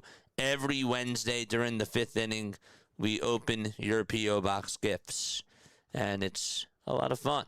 It's really cool, and that's how we acknowledge everybody that has sent us gifts on stream. All right, so we go to the top of the 6th inning. Phillies are down by 3. It's a 5-2 ball game, and up to bat next is Brandon Marsh. And this is an inning where the Phillies also have to try to get a couple of runs here. Mitchell Parker is going to pitch. He's 3-3. 4 holds, a 5.70 ERA. 30 strikeouts as well, and 36 in the third.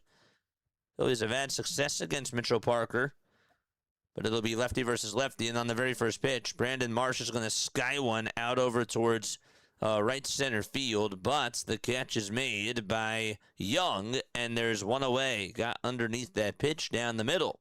And 1 pitch, 1 out. This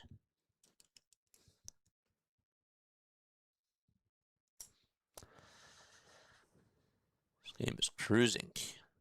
What's up, Dallas? How you doing? What is going on? 1 out, top of the 6th. Yeah, I saw that. I saw that the Blue Jays lost. I keep my eyes on other teams. I do. The pitch, swing and a miss. But I hope you're having a great day besides that. 0-1 to Bryce Harper. And the 0-1 pitch. That misses down for a ball. Harper in his career against Mitchell Parker is 5 for 9. The 1-1 pitch to Harper. And that is called a strike, and Harper is going to challenge this. I will tell you this, Harper is really good with his ABS challenges. He is. And that is going to be called ball 2. It'll be overturned. So it'll be a 2-1 count instead of a 1-2 count. Neon green batting gloves that match the cleats. The 2-1 to Harper. Off the plate again for ball 3.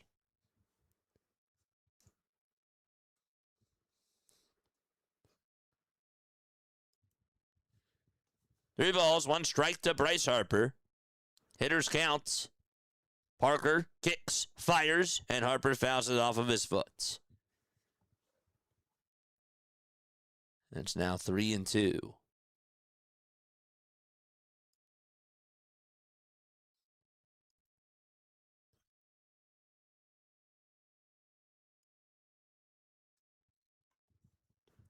Three balls, 2 strikes to Bryce Harper. The 3-2 pitch, and Harper swings and misses. And there's out number 2. Mitchell Parker gets Bryce Harper to strike out. 2 up and 2 down. And after a fastball that was sort of towards the top tier of the zone, just went towards the outside corner, and Harper was late. 2 away, top of the 6th. And now it's Alec Boehm's turn. And Boehm takes a pitch that's in the dirt for a ball. To make it 1 ball and no strikes.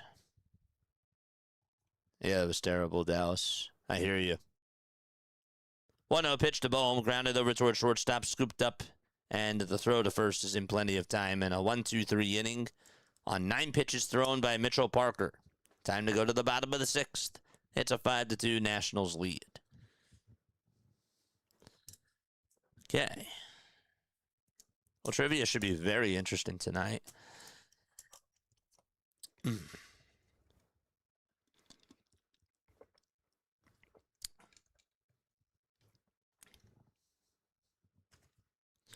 right, I want to see how well you guys know me. All right, we're going to play a little game. How well do you know JJ?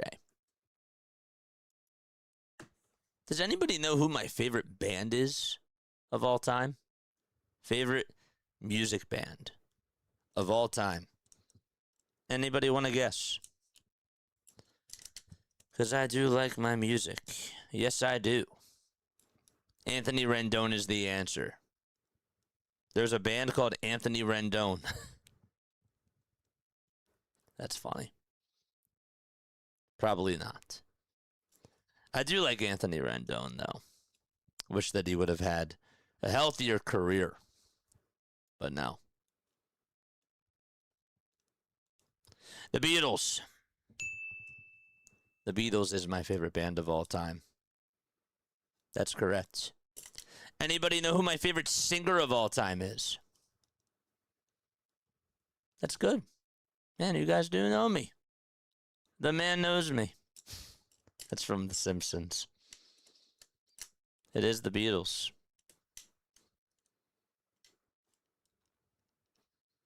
This is my favorite all-time singer.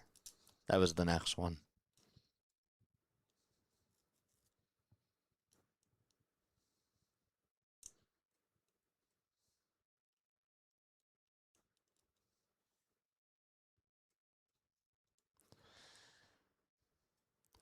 Bottom of the sixth. 5-2 Washington. Luzardo gets set, kicks, and deals, and Cruz is going to foul it off of his foot. I just want to see these answers. Is it Freddie Mercury? Nope. Barry Manilow? No. Al Yankovic? Nope. 0-1. That's going to be taken for a ball. Robert Plant? Nope.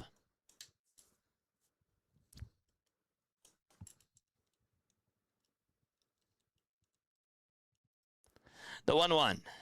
That's strike two at the knees.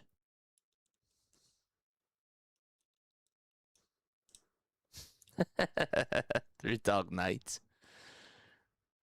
That's funny. Is it Phil Collins? Because we talked about Phil Collins yesterday. That's a good one. No. Nope. 1-2 pitch. And that misses inside and low for ball two. Wow, you and Haley both said Phil Collins. That's funny. Nope. So you don't know.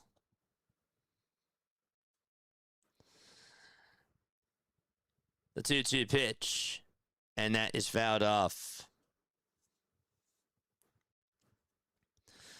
My favorite singer is Taylor Swift. Yeah, I like Taylor Swift.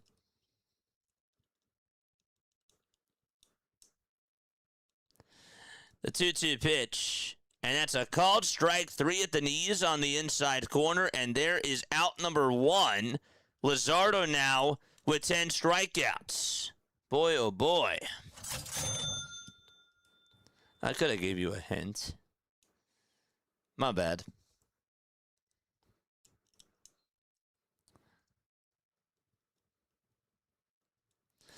One out, bottom of the sixth. And the pitch, this is grounded over towards the first base side. Harper has it, throws it back over to Luzardo. That was a really good play by Jesus Luzardo. Wow, that throw did not lead Luzardo to the bag. He was off balance, and he caught it, and he had to backpedal over to first base. And so there's out number two. That was a really good play by Jesus. Harper threw it, and that almost got behind Jesus Luzardo. I can't believe that he caught that, and off balance, just made the play over to first. 2 outs, bottom of the sixth. 10 strikeouts, 5 groundouts, and 2 flyouts provided by Zeus.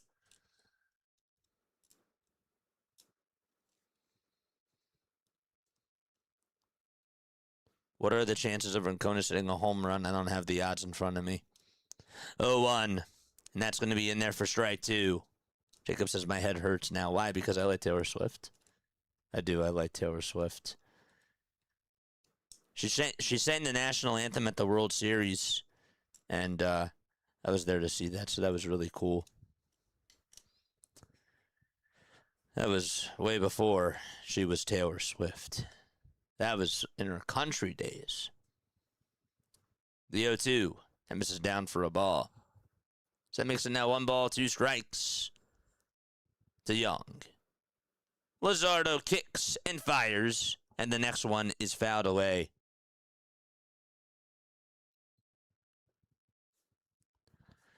I do like Mama Cass, though, from the Mamas and the Papas. I think she has a really, really good voice. She's my favorite vocalist. One of my favorite vocalists. Next pitch, another swing and a miss. And we are going to go to the top of the 7th inning. Let's go. Phillies are down by 3. All right, let's go. You live 40 minutes from our hometown? Really? That's right. Yeah. Folks, don't forget to like, don't forget to subscribe, and turn on the bell icons.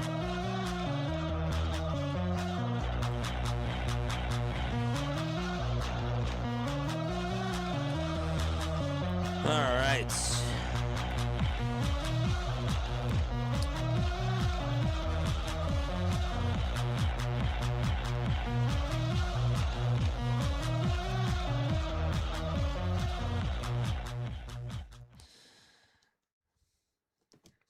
That's right, because she's in Reading. That makes sense. Oh, boy. Let's take a sip of water, shall we?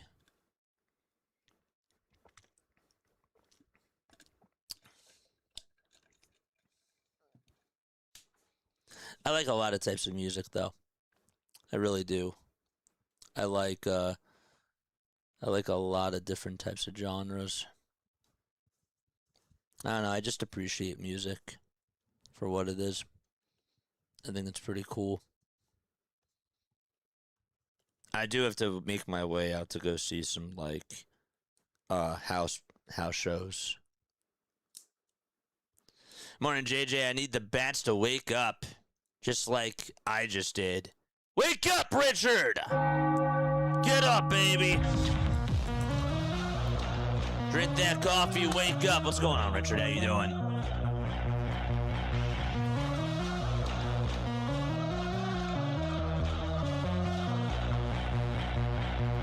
It's a 5-2 game. Bryson Stott is up at the plate, and the pitch, and that is up high for a ball, and also inside as well. TSX, thank you so much for the sub. I really appreciate it. 1 ball, no strikes. Top of the 7th. 5 seconds left on the pitch clock. The 1-0 pitch, and Stott's going to foul that one back over towards the screen, right behind home plate. The NBA draft is underway. Okay.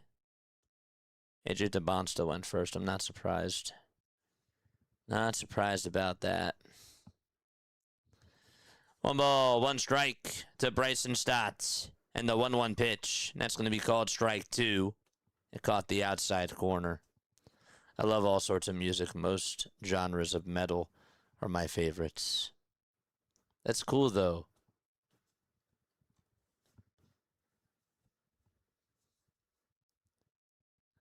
One ball, 2 strikes, 8 seconds left on the pitch clock. And the 1-2 delivery, and that's going to be grounded towards the right side. And that's going to be bubbled, and just like that, Stott is safe.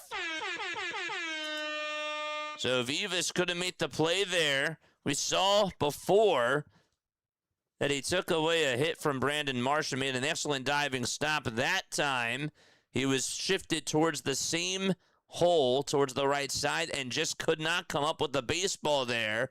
And Stott gets on base for Philadelphia. Let's go. Awesome, awesome stuff. Charge! Pitch to JT. Fly ball hit out over towards right field. This will be hit over towards the track. And Wood goes over towards his left and makes the grab for out number 1.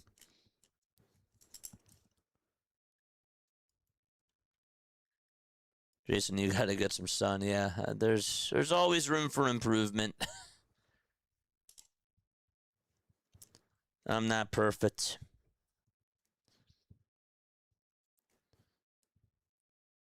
An infield single by Stott. And JT flies out over to right. Here comes Gabriel Rincones Jr. And the pitch, that's grounded out to right field for a base hit, and the tying run is going to come on up to the plate. Stott will round second, go over to third. The throw's drawn back over to second base, and Gabriel Rincones finds a hole, and Sosa's going to come on up.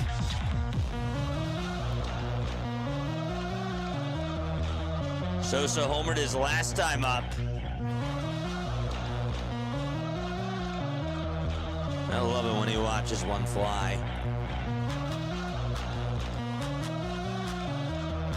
And right before that, Mitchell Parker is going to be pulled.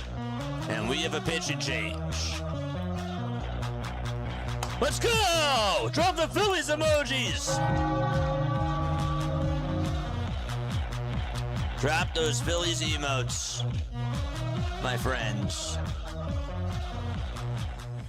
All right. Again, folks, my name is Jason Joseph. This, of course, is Play-by-Play with JJ. Don't forget to like. Don't forget to subscribe to the channel as well. Yes. Excellent stuff.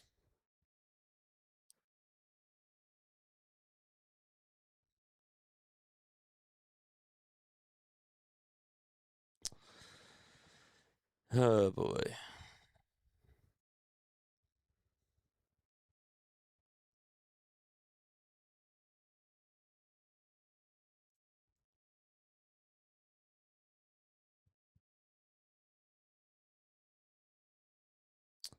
Yeah.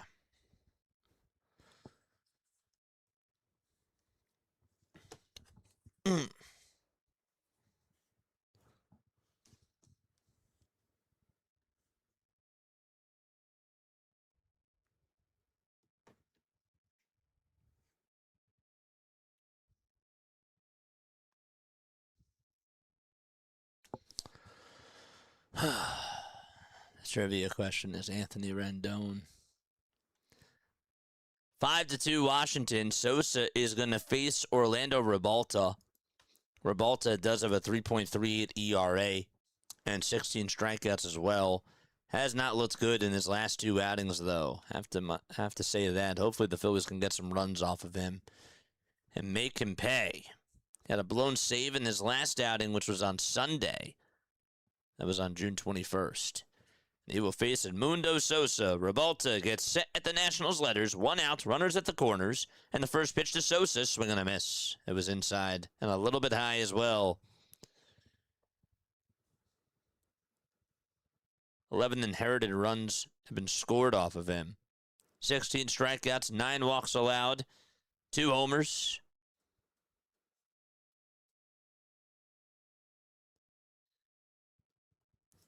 The 0-1 pitch to Sosa, swing and a miss. Man, these pitches are inside. Come on, man.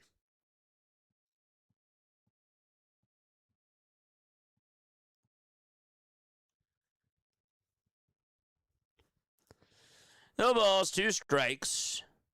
And time is called by Edmundo. What's up, Chris? How you doing, my friend? Good to see you on here. No balls, 2 strikes, 1 out, top of the 7th. 10 seconds left on the pitch clock, and now we have time called. Looks like Ruiz. And something that was, there was some issue with the PitchCom device. And he's going to ask for a new one. He's going to get one. So it's no balls and 2 strikes. He's going to get handed another one. And he'll put it right in his helmet. Nope, he dropped it first. Now he has to pick it up and wipe the dirt off. Now he's going to attach it. Put it right behind his ear, and we are ready to resume some baseball. As he puts the mask back on, walks back right behind home plate, has the glove on too, gives a thumbs up signal, and we're ready to move on. No balls, 2 strikes to Edmundo Sosa. Rebalta ahead in the count 0-2. He gets set. He kicks. He fires. That's in the dirt. And that is taken outside and low for a ball. That was a very good pick there by Ruiz.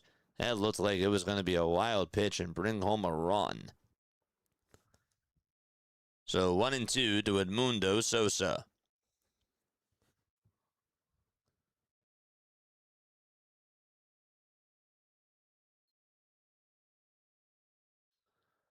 One-two pitch, and Sosa fouls it off over towards the right side.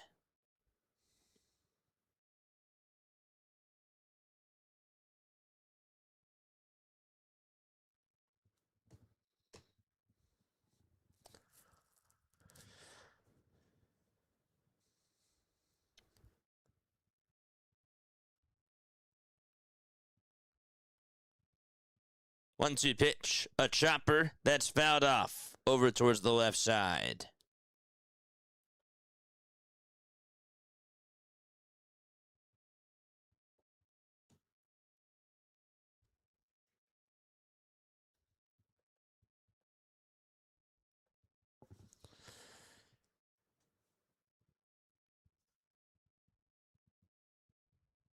The 1-2 pitch, and Sosa fouls it off again. He's putting up a long at-bat here. That's good. Up next for the Philadelphia Phillies is Justin Crawford, who did double his last time up. Sinker, sinker, sinker, four-seamer, slider, sinker has been the sequence so far in this at-bat to Edmundo Sosa.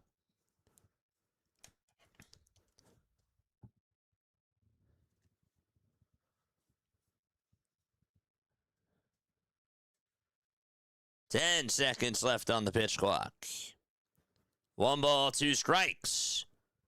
Rebalta gets set at the Nationals letters in the 1-2 pitch, and Sosa fouls this one off and flings it towards the left side, way out of play into the fourth deck.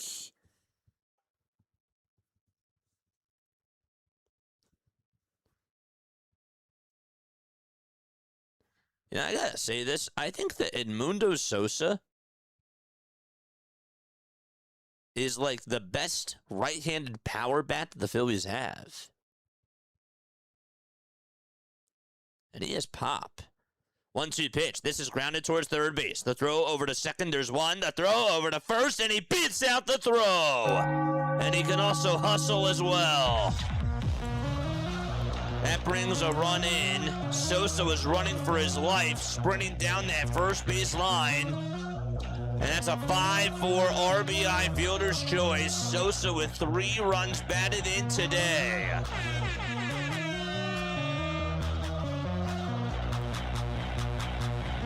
He got there.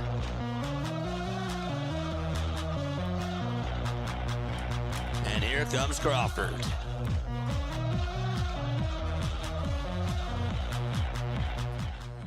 So Crawford up to bat, doubled his last time up, and this time he bunts it foul towards the left side. And the count is 0-1. Charge!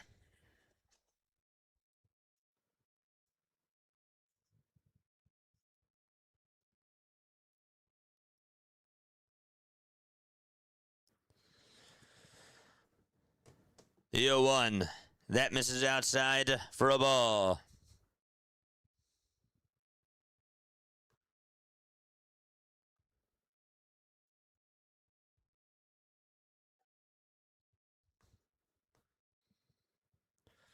The 1-1 pitch, swing and a miss. The fastball was at 97 miles per hour.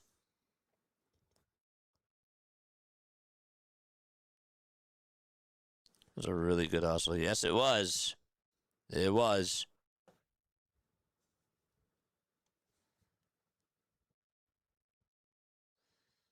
The 1-2 to Crawford. And Crawford's going to fly one out over towards right center field. Off the end of the bat. Wood is there, though, and he will make the grab. And the inning is over. Time to go to the bottom of the 7th inning. Phillies are down 5-3. Nunez, Tena, and Ruiz will come on up. All right, I'm going to ask you a Phillies trivia question, and if you get it right, you will hear this. If you get it wrong, you will hear this. And by the way, we now time the trivia questions, so you got to get it within 30 seconds.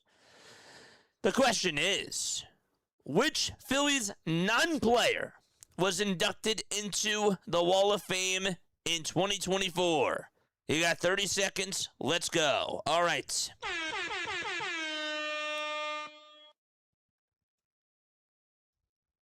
Which non-Phillies player was inducted into the Wall of Fame in 2024?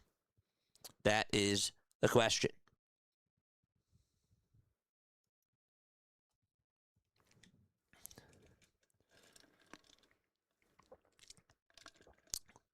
Three up, three down. Not a Phillies player. 15 seconds.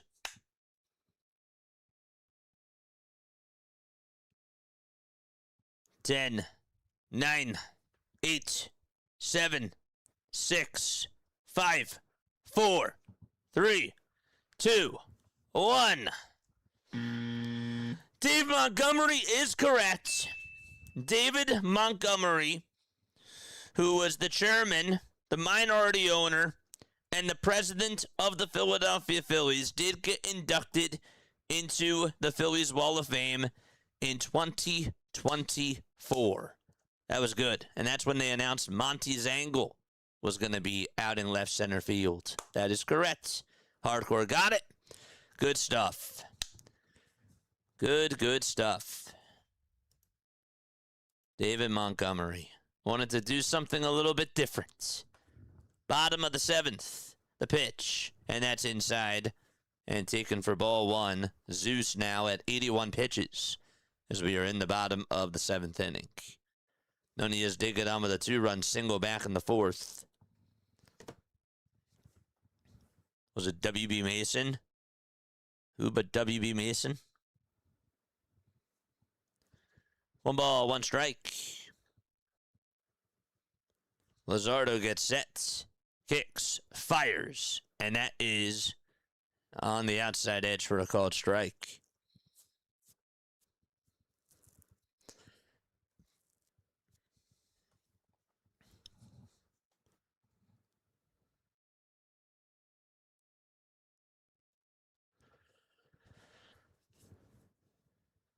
The 1-2 delivery. That is called a ball. Wow. That's 2 balls and 2 strikes. Nunez gets another chance. The 2-2 pitch from Jesus Luzardo. That's chopped foul towards the left side. Zeus does have 85 pitches. Hopefully he can get through the 7th here.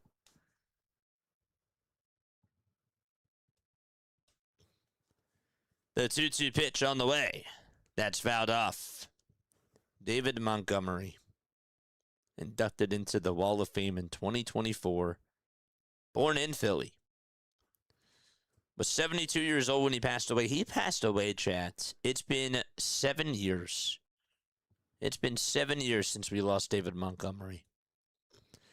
2-2 pitch. That's just fouled off by Nunez. Also won the Buck O'Neil Lifetime Achievement Award as well.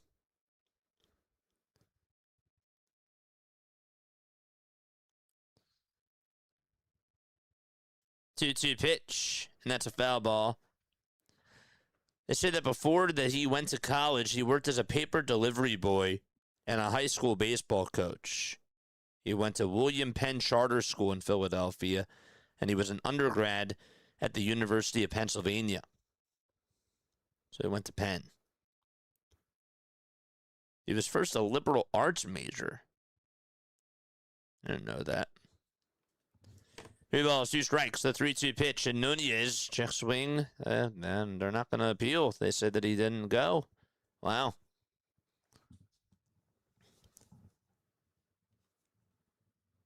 David Montgomery was a non-Phillies player. What team did he play for? He was the president. He was the president of the organization.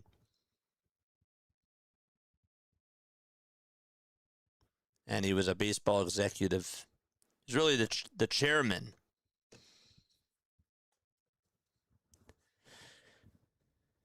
Luzardo with 90 pitches. Nunez is over at first, and obviously they tried to disengage with him because he can run. Be careful here. Here's the pitch. That is going to be taken for a called strike at the knees. And the count is 0-1. Nunez got his 30th stolen base earlier in the ball game. The 0-1, that'll be in the dirt for ball one, and actually, they just pointed over towards second, so I think that they're going to say that he balked. Wow.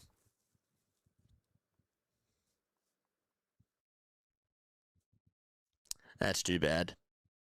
That gets rid of the double play. So it's no balls, 1 strike. That pitch didn't even count because of the balk. And the 0-1 is up high and inside. And Tenya had to get on out of the way. So it's 1 ball and 1 strike in the bottom of the 7th.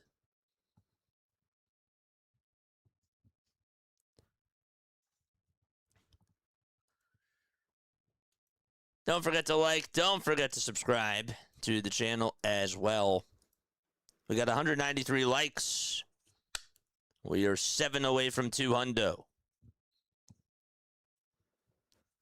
1-2 is the count. 10 seconds left on the pitch clock.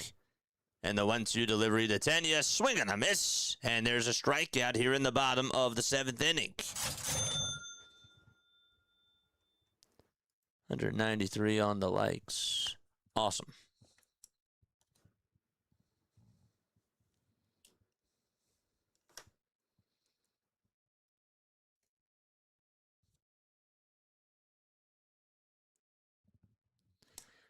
One out. Runner's going to go. The pitch is inside. Here's the throw to third base. He is safe over at third base, and Nunez is now 90 feet away from scoring. That was a good try by JT. Mattingly says, hold up a second.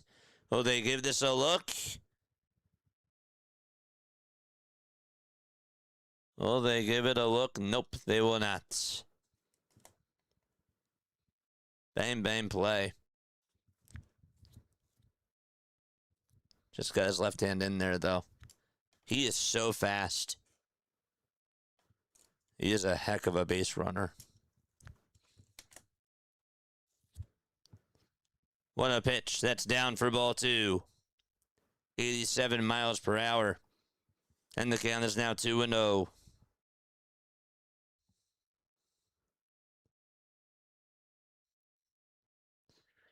2-0 to Ruiz. That'll be called ball 3. The sweeper was at 86. Guybert Ruiz batting .284 with 6 homers and 29 RBIs. And the 3-0 delivery is a fastball down the middle for a called strike.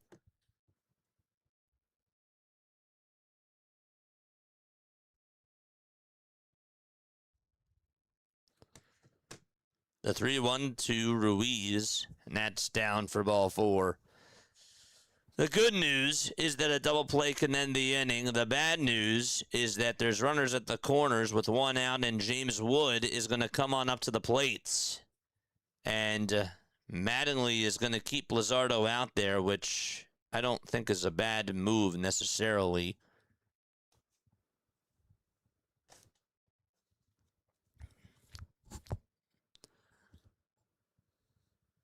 Wood, though, is 0 for 3 with a ground out and 2 strikeouts. This is big. Gotta get him out. Lefty versus lefty. First pitch to Wood. That's in there for a strike. Here's the throw to second base, and that is not in time. That was not a good throw by JT. Not a good throw at all. Turner had to come up for that baseball just to make the catch. And that puts runners over at second and third. This team runs. Ruiz got a very good jump. Infield was playing in, and he had to go back. That's really what happened. And Turner caught it, but it's not a good throw. 0-1, swing and a miss. And the count is now 0-2.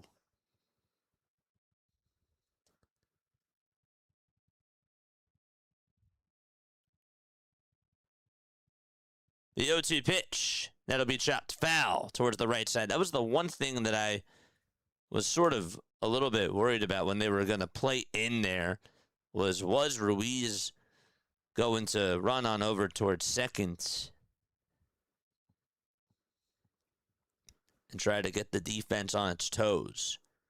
And maybe Nunez would come home. 0-2 pitch. That's in the dirt. And outside for ball one.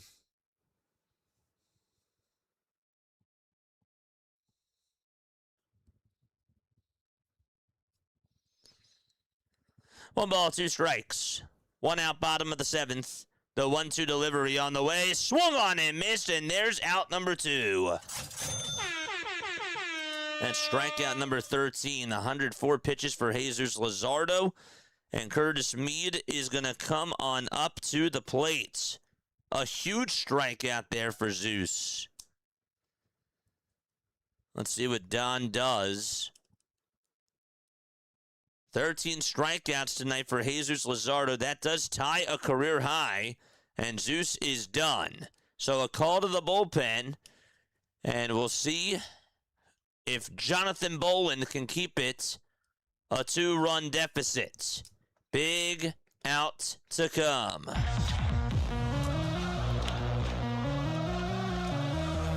Okay. Yeah. By the way, folks, no spoilers in the chat. If you see something before I do, that's a spoiler, and it ruins the game. It ruins the call. So please, just make sure that you remember no spoilers in the chat, or else a mod is going to have to time you out.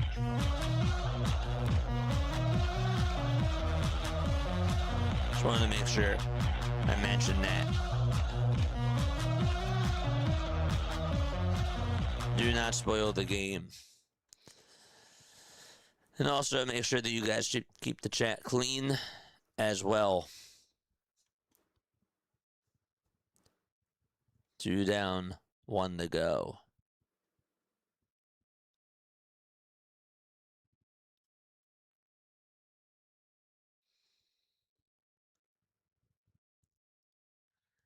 Today also, the Phillies ended up signing Doug Bear today back in 1987. Does anybody remember watching Doug Bear play baseball?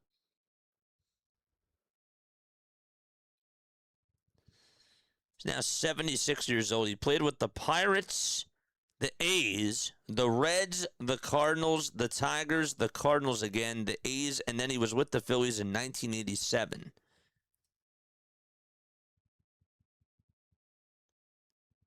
Was a pitcher. Okay, here is Curtis Mead. Pitch number 1 from Bolin. Strike 1. Jonathan Bolin is in the game. Has a 3.52 earned run average and 24 strikeouts as well. The 0-1, and that's down for a ball. I remember him with the Royals. The Royals. He was never with the Royals as a player. 1-1 pitch, swing and a miss. At least not on Wikipedia, it says.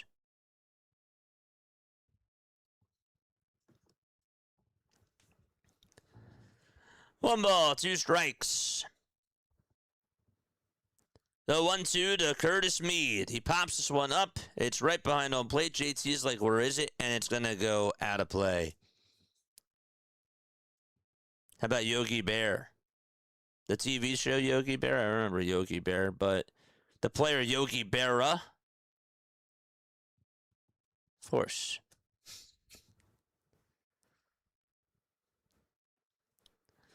One ball, 2 strikes.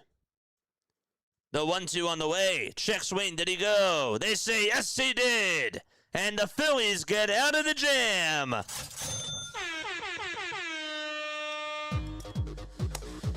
It's still a game, chat. Phillies are down by 2. Luzardo deserves a lot of credit, and so does Jonathan Bolin. Time for us to go to the 8th. Where are we tapping on in from tonight? Let us know down below. Drop a chair in the chat for bowling. That's 14 chairs in this game. How we doing, chat? Good to see you guys on here. We did just get over 200 likes. We have 423 people tapping on in. The game ain't done, baby. Drop those Phillies emotes down below. Drop those Phillies emojis down below. We still got a game to win. Yes, we do.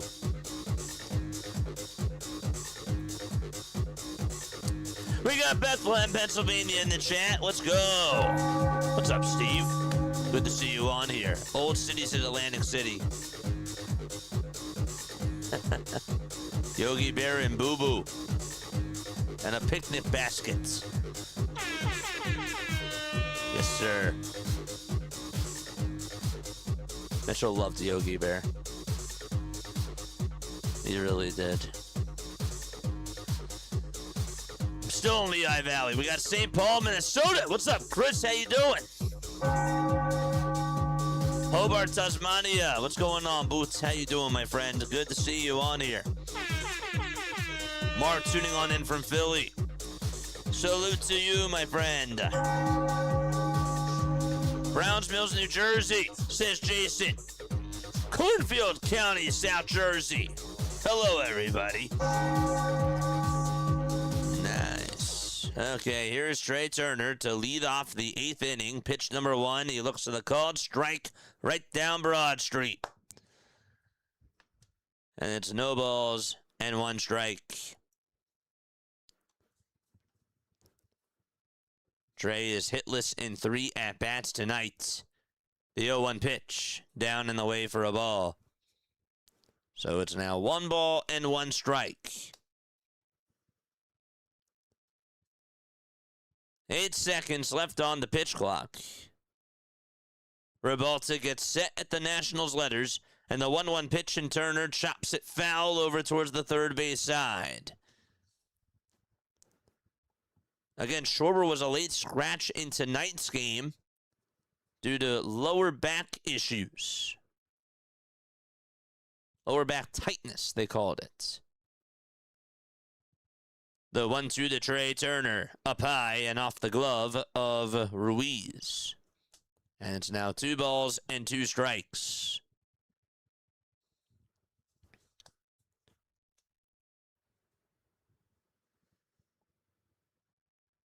Two balls, 2 strikes to Turner. The 2-2 to Trey. Swing and a miss on a pitch right down the middle, and there's out number 1 in the 8th inning. So now it's Brandon Marsh's turn to come on up to the plate. JJ, I still have iced tea. I'm not an iced tea person. Can I get you lemonade or ginger ale? I'm good. I don't want any drinks. I got my water right here. We are going to have a timeout here. Looks like that we are going to have a pitch and change. Butera is going to make a move, and that is going to do it for his pitcher. So, another pitch and change going on. 1 out in the top of the 8th inning. Phillies are down by 2. In case you're wondering how did we get here, Philadelphia Phillies, well, they gave up 5 runs. Start off the game, really. 4 of them ended up coming in the bottom of the 4th. And Lovelady's going to come on in, by the way. Young grounded into a double play, and Cruz ended up scoring. Cruz and Vivas got on with singles, and then a double play would score Young, making it 1-0 Washington. And then Nunez ended up getting a 2-run single, and then Tenya got a 2-run single to make it 5-0. And then in the top of the 5th, the Phillies did get 2 runs back on a 2-run homer by Sosa. Sosa also did ground into an RBI fielder's choice in the top of the 7th. That made it 5-3. And then, well, the Nationals had a chance to score in the bottom of the 7th and add on a couple of more runs, but they just were not able to do so. And the Phillies are still in business, down by 2 to the Nationals. Luzardo today went 6 2/3. He struck out 13 batters. Besides just the 4th inning, he was phenomenal. He did really, really well. Lovelady is going to face Brandon Marsh with 1 out in the 8th inning. Richard Lovelady has a 2.76 ERA in 29 1/3 of an inning, and he has also struck out 26 batters. So Marsh is up, and Marsh stares at the pitch that's down and away for ball 1.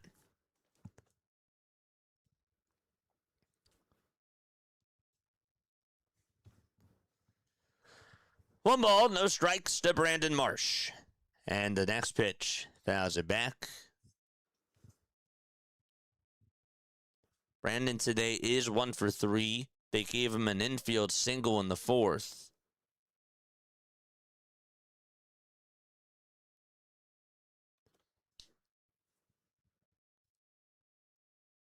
The 1-1 to Brandon Marsh. There's a fly ball hit out over towards right center field, and that's going to split the gap and go all the way towards the wall. Marsh is going to soar, and so he's going to go on over to third base because the ball was bubbled by James Wood, and so that's a double and an E9 as well. He was right at second, and then that little bobble that was played off the bottom of the wall ended up getting away from Wood, and Marsh is now 90 feet away from scoring. He actually tried to get it into his bare hand and just fumbled the baseball. And here's Bryce Harper. First pitch to Bryce, swing and a miss. And the count is 0-1. Charge! A double and an E9. Bring home Marshy. No balls, 1 strike. The pitch to Bryce, and that is going to be flied foul and out of play. 0-2 to Harper.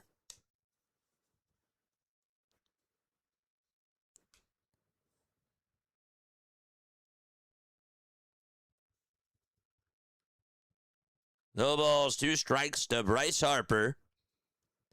They're going to try to step outside here, it looks like. And the 0-2 to Bryce, and he goes around on the sweeper on a half swing. He sticks his tongue out, goes back to the dugout. That was like an type of a reaction there. Lovelady does get the strikeouts. And there's out number 2.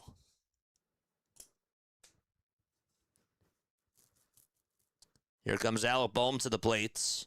Bohm did single back in the 2nd.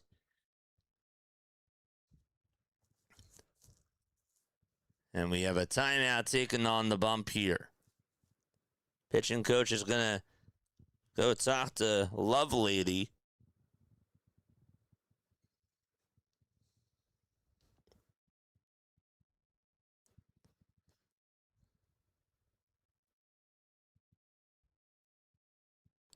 That's Simon Matthews, who was hired back in 2025 in November. He was the assistant pitching coach for the Cincinnati Reds. Bohm is up, and on the first pitch, that's going to get away from the catcher, but Marsh is not going to be able to score. That hit the backstop, and I think he would have been out. 1 ball and no strikes.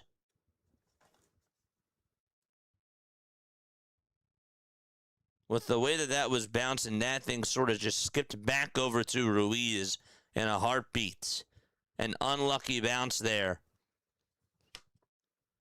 And it's 1-0 to Bohm. There is action going on in Washington's bullpen. Clayton Beater is warming up right now. Got the save in last night's game. 1-0 to Bohm. The 1-0 pitch to Alec. That's way outside for ball 2.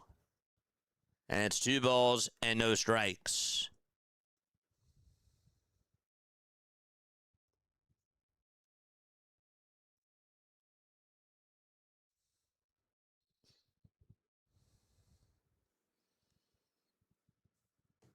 Two and 0 to Bohm. Lovelady has 8 pitches. The 2-0 pitch to Alec inside for ball 3. Tarps off. In the 420 section out at Nationals Park. The 3-0 pitch. That is called a strike at the knees.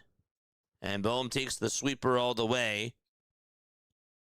And Lovelady not trying to walk him here. 3 balls, 1 strike. The 3-1 pitch, and that is in there for strike 2. 2 sweepers in a row. That was down the middle. And a big pitch coming up to Alec Bohm. He's the tying run. Marsh at third. Phillies down by 2. A 5-3 ball game. The 3-2 pitch, and Bohm stays alive. Foul tipped the ball, and it went off of the shin guard of Ruiz.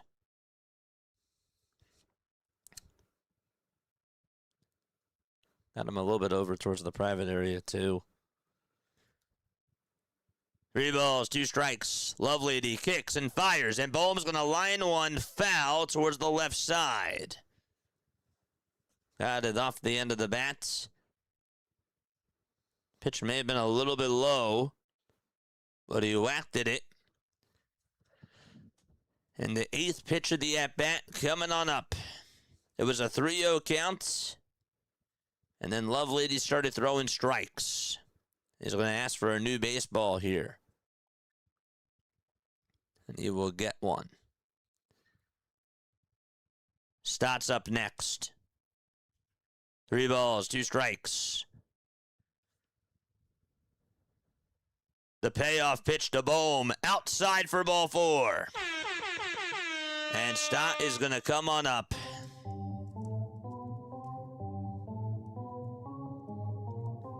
Great at-bat by Alec. Lovelady took off his glove. He's knelt down. Charge! So that puts Bohm over at first. Marsh is still at third. The tying run is Bohm. And the go-ahead run is Bryson Stott. He is up at the plate right now for the Phillies. Let's go! Garrett Stubbs will be the pinch runner for Alec Bohm over at first. And here's the first pitch to Stott. It's going to hit him. Ow! And that is going to load the bases. Stott is down. The trainer, I'm sure, is going to go on out there just to go check up on him. Yep, there he is. Stott does get up. And he is walking on over to first base. So now the tying run is over at second. Lovelady got him right in the belly. And the helmet came flying off of Bryson Stott. Tried to get out of the way. And that ball hit him. That was a slider at 89. Ay, ay, ay. So now the bases are loaded with 2 outs. And this is a golden opportunity for Philadelphia. Lovelady has been wild, and JT, before he's even introduced, is going to go back on over towards the dugouts, and we have a pitch and change. Drop those Phillies emojis! Stott for now will stay in the game. Clayton Beater is going to come on in. Then he will face JT. Don't forget to like. Don't forget to subscribe. And turn on the bell icons. Stott's at first, Stubbs is at second, and Marsh is still over at third. Hit by pitch. This pen has been bothering me today. Wow. I hope he gets walked. I hope the Phillies put up 2 runs. I don't care what happens. Just get those runs. The Royals now lead at 11-2 against the Tampa Bay Rays. They lead it by 9. Wow. In the top of the 9th with 1 away. Oh boy. It's 8:53 p.m. Eastern time. The game was flying. And then this, the bottom of the 7th and the top of the 8th have taken quite a bit of time. They really have. BW is here. What's going on, BW? Hope you're doing well, my friend. Thank you so much for being on here. Mods, make sure that you guys drop his link down below. It is the Bird Watcher. He is here. Let's go. BW bringing us the luck. That's what we need, baby.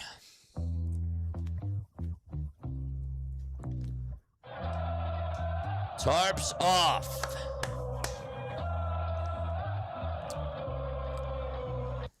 Beater is coming on in the pitch.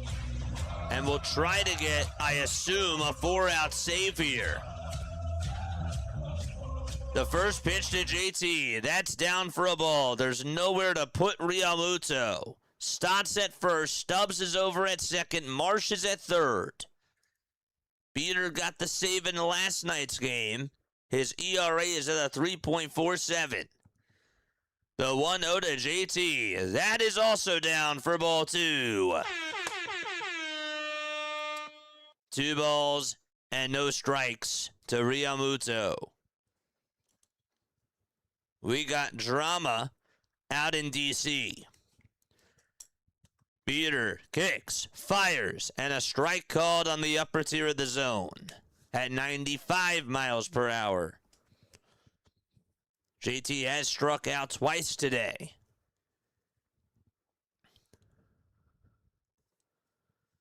The 2-1 to JT. That's down for ball 3. They tried to see if he went. He did not go. He held his horses. And he did. Good for him.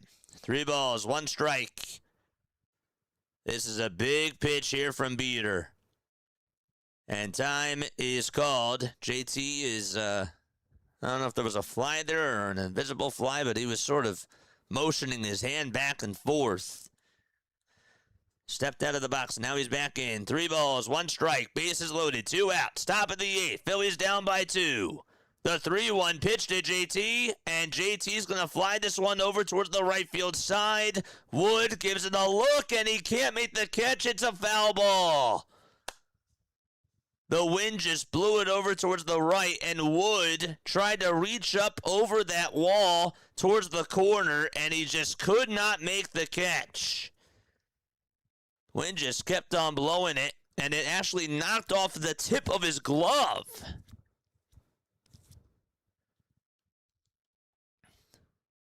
Yep. Couldn't catch it. So now it's 3-2, and JT stays alive. It's a tough day out in right field. 3 balls, 2 strikes to JT. The payoff pitch, here it comes. That's a line drive, hit out over to right field, and Wood is not going to be able to make the diving catch. It bounces out of his glove. 2 runs will score. This will clear the bases. Oh my goodness. The Philadelphia Phillies are able to take the lead. Could not hang on to that baseball out in right field, and the Phillies make him pay.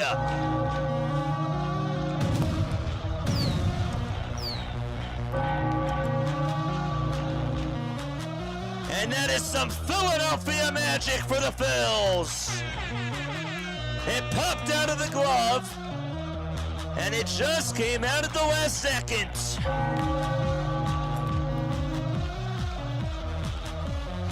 And now now it's Gabriel Rincones Jr. who's up, and that pitch is going to be called a strike on the outside corner. I mean, he had it right in the palm of the glove, and then it just popped up, and it just went out of the glove at the last second, and he could not hang on.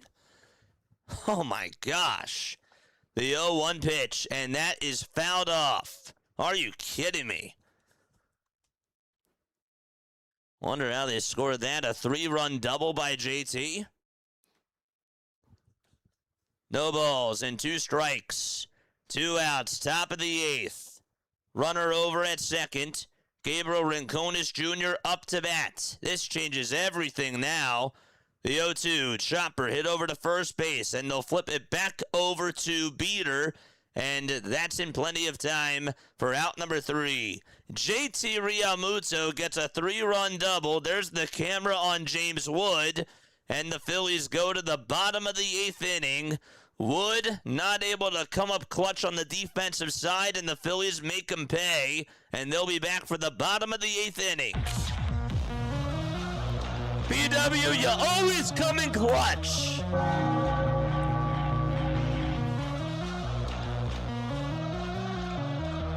That's unbelievable.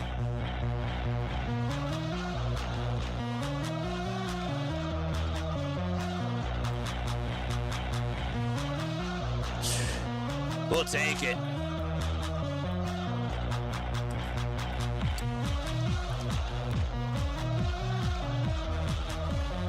The Phillies were down 5-0, and they've come back to take the lead 6-5 out in D.C. Folks, my name is Jason Joseph. This is Play-by-Play with JJ. Appreciate you all for being on here. You're welcome, JJ. Need to put the hat back now. Need it for later, says BW. Man, you always come in clutch, dude. It's just unbelievable. Every time that BW comes on here, there's just some sort of magic. There just is. It just happens. Never stop believing. Rally Kitchen is always open, says Jason. Oh, man. Oh, boy. I thought that the game was done in the 5th inning. I thought it was over. I always love it when people are like, that's it. Can't watch. This is terrible. This game is over. Yup. The Nationals, and again, they had chances in the bottom of the 7th inning, too, to try to really put the Phillies away, and they just were not able to do so. It's still not over, though. Obviously, Chaparro, Cruz, and Vivas are all going to come on up to the plate.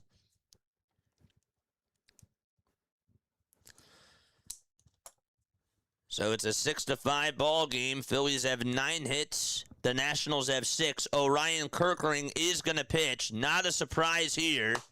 And that means that Duran will pitch the 9th. Here's Garcia Jr. First pitch that he takes is going to be called ball 1. The sweeper was at 87 miles per hour. Don't forget to like, don't forget to subscribe, and turn on the notification bell icons. The 1-0 pitch, and that is in there for a called strike. Did you get my picks, JJ? On the whatchamacallit? Let me see. I did get the picks. Yes! From Penn Medicine Stadium. Yeah, that's, oh, dude, that's so cool. 2 balls, 1 strike, and the next pitch, that's down for ball 3. Definitely loaded nachos because it's light. Can last a while with a cold beer. That's so cool. 3-1 pitch. That's outside and high for ball 4, and there's a leadoff walk. All right, we got a lead to hang on to. We got a lead to hang on to, man. JJ, we're not dead yet. Phillies fans are having a great time, says Adam. I'll tell you what, you also brought your magic to that game because you're out in right field and, you know, James Wood's not having a good day defensively.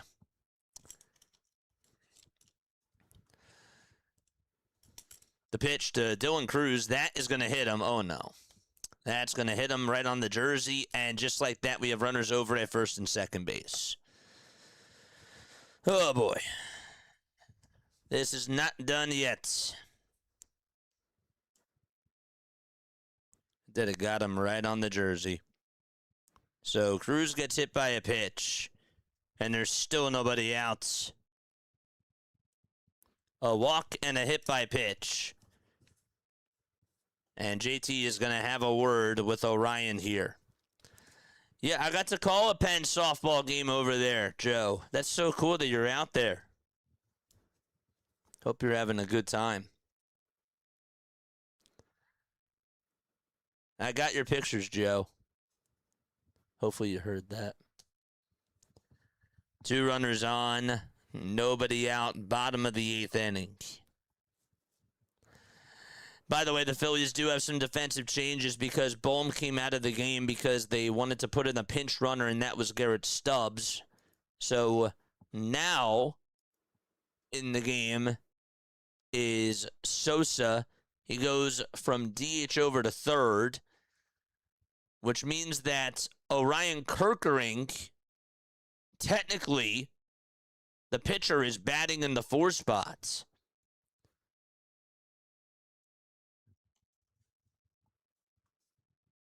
They're going to show bunt here, and this is going to be popped foul by Vivas.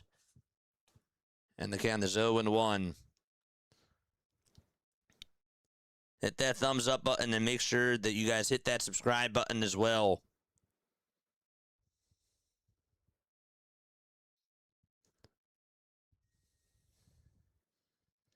We're at 229 on the likes. We need 71 more to get to 300.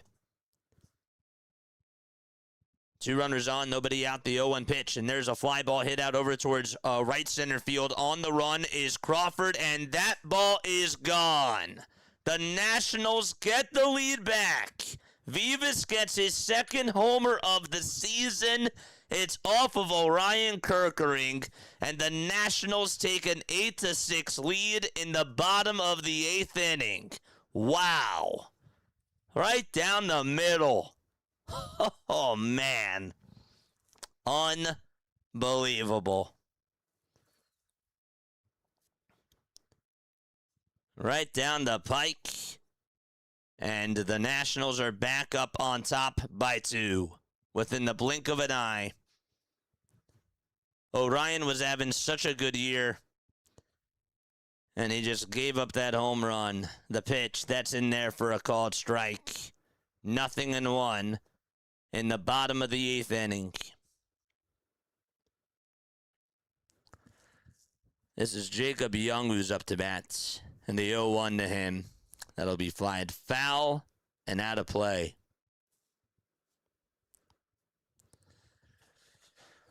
Figures.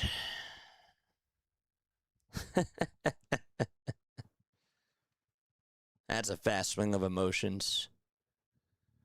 No balls, 2 strikes. Phillies again down by 2. Kerkering with 10 pitches. Young is 0 for 3. The 0-2 pitch is inside and low for a ball.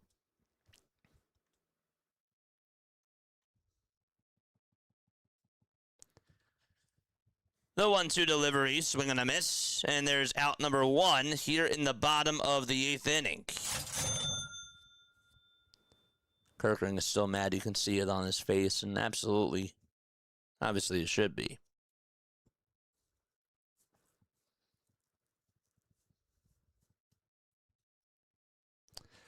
Brad Lord is going to throw the 9th inning for the Nationals. Here's the pitch to Nunez. That'll be taken up high for a ball. It makes it a 1-ball, no strike count. Nasim Nunez with a 2-run single, a walk, a run, and 2 stolen bases. And the 1-0 pitch, swing and a miss. That was down the pike at 98 miles per hour.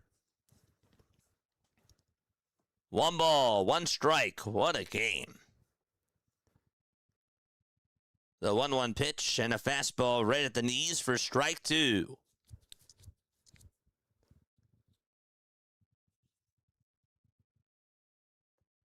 This bullpen's been really struggling. 1-2 pitch. Here it comes. Swing and a miss. And there's out number 2. Back-to-back strikeouts for Orion Kerkering.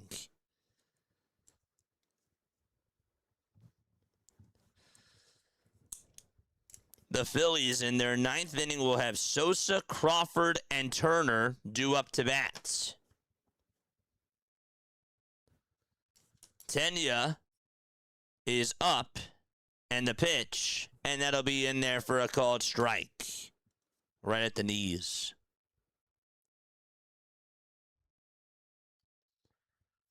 The 0-1 delivery, that is down in the dirt for a ball.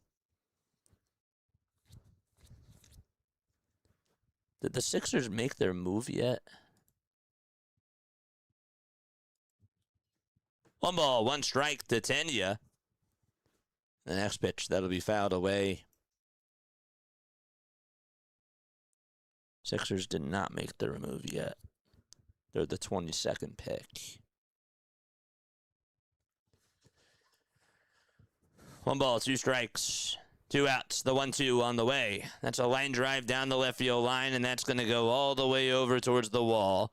Marsh is going to throw it on in over towards second base. And what do you know? Another base hit in this game for Washington. And so now that puts a runner over at second, and that's Jose Tenya, who gets on once again for the Nationals. His 2nd time today. So Tenya gets the double, and Ruiz is up next.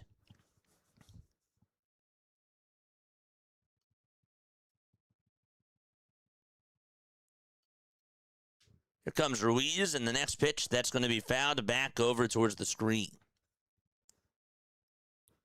Kybert is 0 for 2 with a walk back in the 7th and a stolen base as well. 0-1. Kerkering gets set right below the Phillies letters. And here's the 0-1 pitch. That's going to be a fly ball hit out over towards right field, but that'll be caught by Rincones for out number 3. And the Phillies have their backs against the walls. Brad Lord is going to come on in, and he'll try to get the save in the 9th inning. Phillies down by 2. Sosa, Crawford, and Turner are going to come on up for Philadelphia. Okay. Still not done.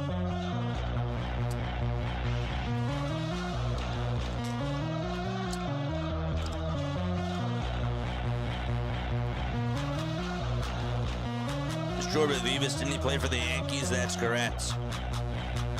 You're smart, my friend. All right, let's go. Come on. I'm not giving up on this team. Heck no. What's up, Sonic? Saw you on Grassi. Let's go. You saw me there. Is this the new Romano? Say it isn't Sosa, Sonic. I mean, he was having a good year before that. So, that just really sucked. It did. That really sucked. But it is what it is. Gotta try to tie the game back. That's where the mind is. By the way, guys, after the game is over, please make sure that you guys call into the show, 610-314-0844. That's how you dial on in to the postgame show. Would love to hear your thoughts on this Phillies game. So, yes, we are going to go to the 9th inning. Philadelphia is down by 2. It's just been such a wonky game. Both teams put up 3 runs in their half of the 8th inning. And so, Phillies are down by 2, and they have their final 3 outs to go as they go to the 9th right now. Don't forget to like. Don't forget to subscribe to the channel as well. We got 426 people tapping on in with us, and 242 of you have hit the thumbs up button. So we're trying to get to 300 likes. That means that 58 of you have not hit the thumbs up button. Make sure that you guys do that right now. I'm not giving up. Nope, I'm not.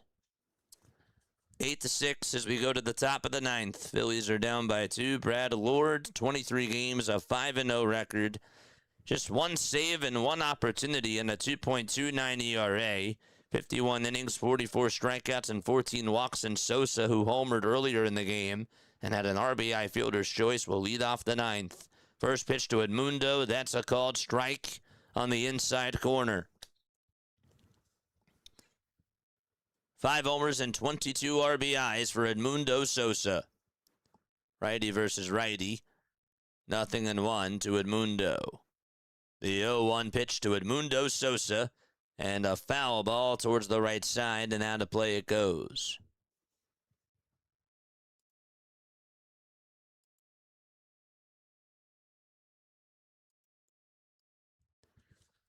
No balls, 2 strikes to Edmundo Sosa, and he will step on out of the box.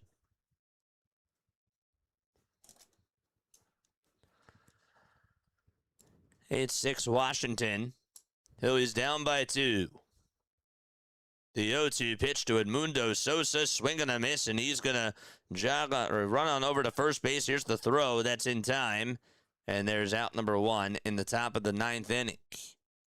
The strikeout is complete. Chased after a pitch that was in the dirt. And Justin Crawford is up next. Crawford 1 for 3 with a double back in the 5th inning.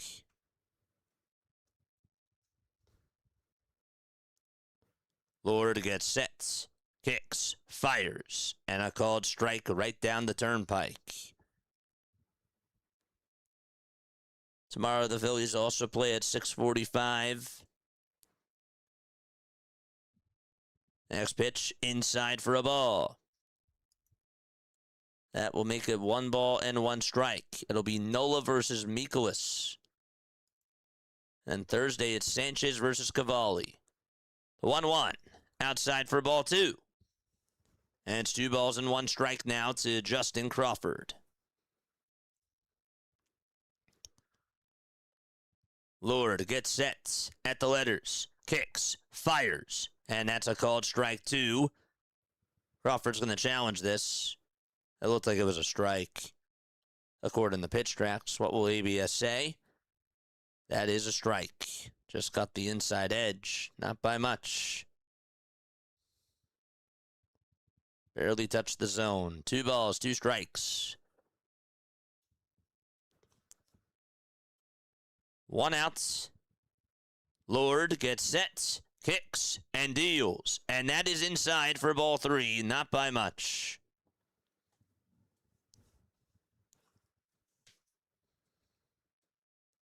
Each team has a 1 ABS challenge remaining, and Crawford is going to call for time once again. Just to try to lock in and take a quick breath. Lord gets set at the Nationals letters. He kicks. He fires. And the 3-2 is chopped foul towards the third base side. Pitch may have been a little bit high there, but also could have been called a strike. So can't blame him for swinging at that. 3 balls, 2 strikes to Justin Crawford. The 3-2 pitch on the way, and that is a called strike 3 on the inside corner at the knees. That was placed perfectly by Brad Lord. And the Phillies are down to their final outs.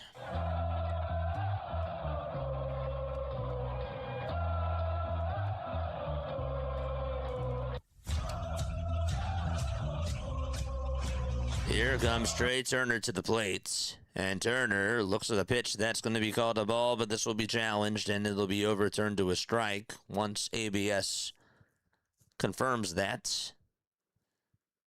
And it's now an 0-1 count.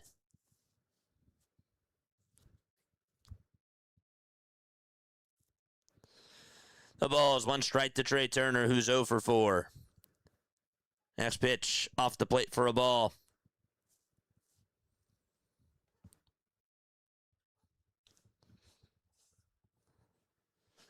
One ball, 1 strike to Trey Turner. Lord gets set, kicks, fires, and Turner pops this one foul, and the Phillies are down to their final strike. There's Duran warming up.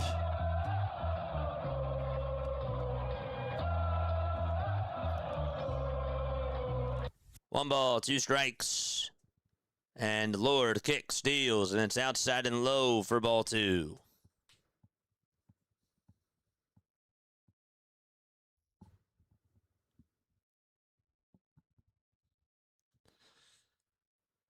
Five seconds left on the pitch clock. Lord winds up and fires, and Turner's going to slice this one out to left center field for a base hit. And so Turner is going to get on over to first base, and Harper's going to represent the tying run.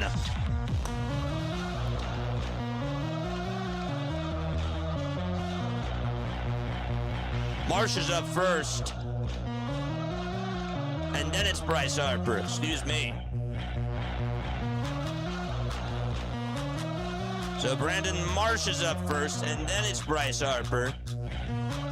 Is now in the on-deck circle. Lord trying to put the Phillies to bed. The Phillies trying to stay alive here. First pitch on the way, swing and a miss. The sweeper was inside. And Turner's now at second. Advances on the defensive indifference. 0-1 to Brandon Marsh. Lord gets set at the Nationals letters, and the 0-1 delivery, and Marsh is going to fly one out over to deep right field, and we are tied! Brandon Marsh comes up clutch! Marsh madness continues! His 11th of the season! What a game out in Washington!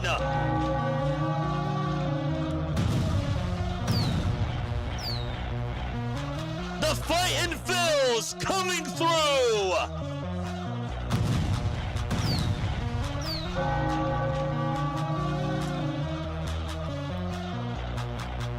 Got a pitch down the middle, and we're locked up at 8.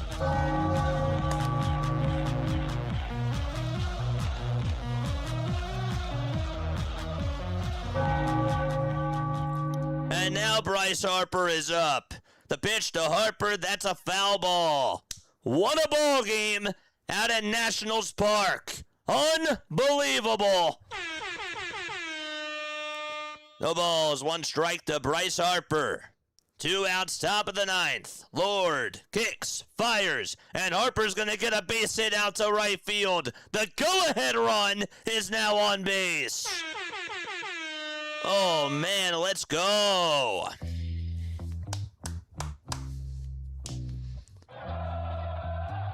Great swing by Turner, and just a barrel of a swing by Brandon Marsh. That ball that he hit that sign in the second deck out in right field. It was a no doubt about it. And up next is going to be Derek Hill. He's going to pinch hit because remember, the Phillies removed the DH by putting Edmundo Sosa over at third base. Edmundo Sosa was DHing, and now he's over at third, and so that got rid of the DH, and Derek Hill now has to pinch hit for Orion Kerkering. So that is what's going on now. Harper is the the go-ahead run over at first. Look at Marsh still smiling in that dugout. Here's the pitch to Derek Hill, and that's going to be called a strike. It was an 8-6 ball game. It was a 5-0 ball game at one point. The Phillies got the lead in the 8th inning, and then they gave it away, but they just tied it back. That's Marsh's first career game-tying homer in the 9th inning or later in a ball game. No balls, 1 strike. Hill is in the box. 13 seconds left on the pitch clock. The 0-1 to Hill, high for a ball. Don't forget to like, don't forget to subscribe if you're enjoying the call. Make sure that you guys do that. We got 563 people tapping on in. They want us to get to 300 likes. Let's go. 1 ball, 1 strike to Derek Hill. Duran's still warming up. The 1-1 pitch, and that's high again for ball 2. The slider was above the zone at 84 miles per hour. Stott waits in the on-deck circle as well.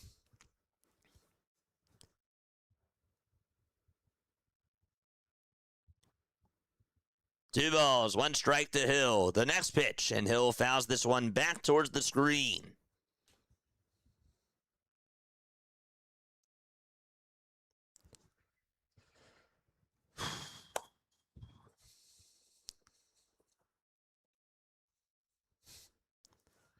Two balls, 2 strikes. Harper's at first.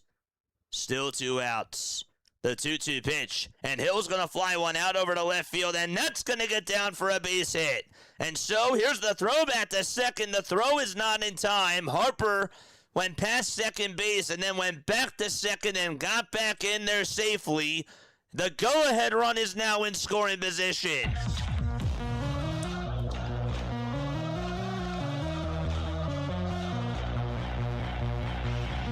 With 2 outs, and the Phillies down to their final strike, Trey Turner singled, Brandon Marsh homered, Harper singled, and then Derek Hill just singled as well. And here comes Stott, and that's a fly ball, hit out to right field. If it's fair, it's gone. Is it a fair ball? We're waiting for a signal. They call it a home run. 11-8. The 9th inning, Phillies dominating against the Nationals.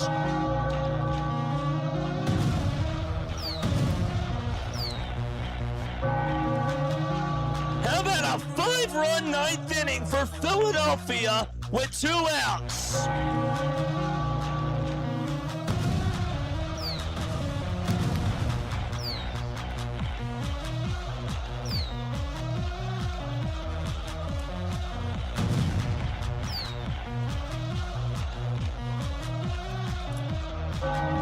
A second deck home run for Bryson Stott.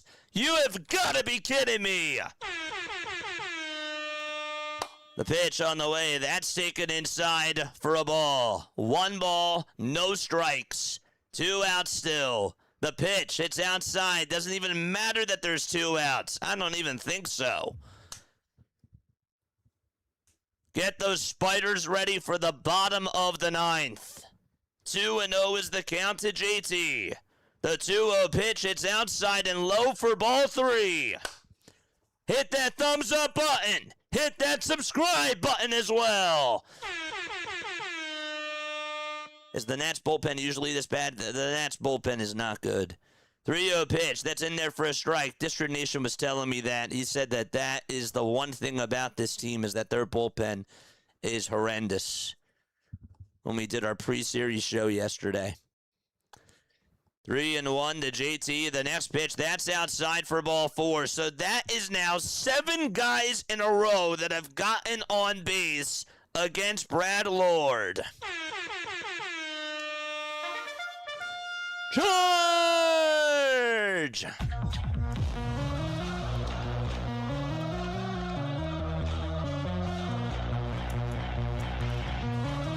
And another timeout taken.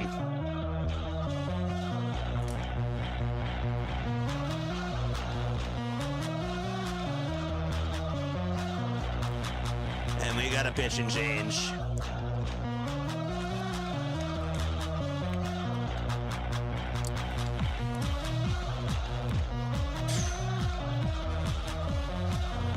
We're at 291 on the likes. We got 615 people tuning on in.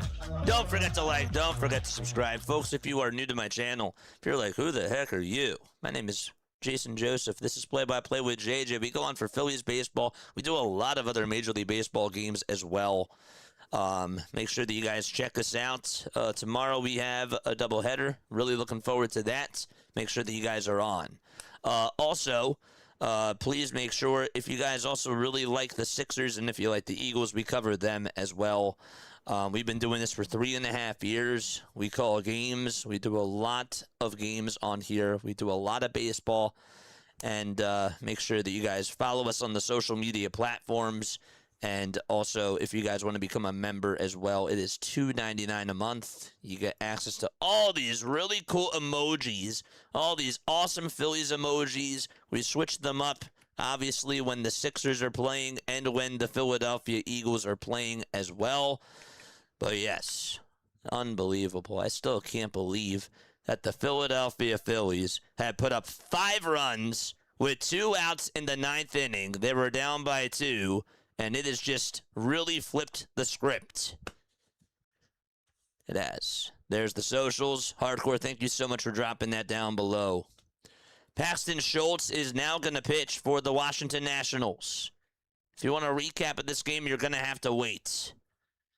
Schultz, 24 games, a 5.34 ERA. The craziest thing about this game, chat, is that over the last 1.5 innings, there have been 11 runs scored. 11 of the 19 runs have been scored from the start of the 8th inning. The pitch to Gabriel Rincones. That is a strike. The Phillies will challenge, and it's going to be overturned to ball 1. Kirk is buying tonight. 1 ball, no strikes. Schultz on the pitch. The 1-0 delivery. And that's a cutter at the D's, taken all the way for strike 1. Paxton Schultz with a 5.34 ERA. 30 strikeouts as well. Rincones 1 for 4. The 1-1 pitch to Gabriel Rincones Jr. That's a ground ball, base hit out to left field. That's now 8 hits in a row for the Phils. 8 guys that get on base, I should say, but still. And now Edmundo Sosa is going to come on up to the plate. He started off the inning and ended up striking out. 7 base runners get on in a row with 2 outs in the 9th inning against the Nationals bullpen. Sosa did have a 2-run home run when the Phillies were down 5-0. The pitch to Sosa. He pops this one up, and that's going to be hit out of play. It's been an 11-3 run by Philadelphia.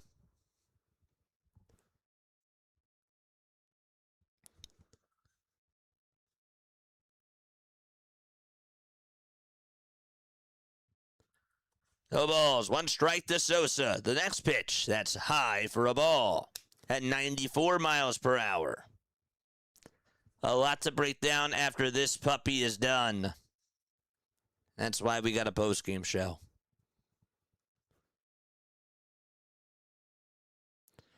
1 ball, 1 strike to Sosa. The next pitch, there's another fly ball hit out over to center field, and that ball's going to hit off the top of the wall. More runs will score. JT's going to cross home plate. Right behind him is Rincones, and a 2-run double by Sosa. The madness continues.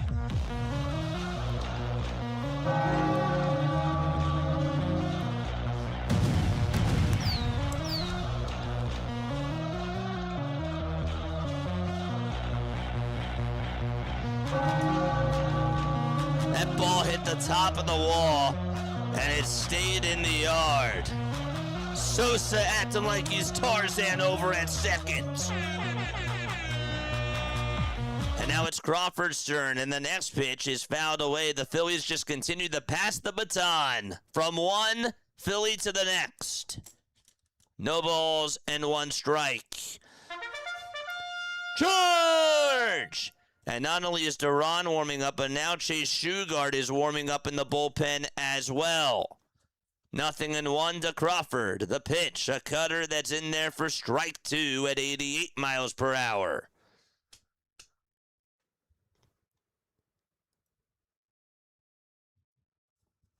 No balls, 2 strikes. 5 seconds left on the pitch clock, and the 0-2 to Crawford, and he punches it foul towards the left side. If you can believe your eyes, the Phillies have put up a 7-run 9th inning, all with 2 outs.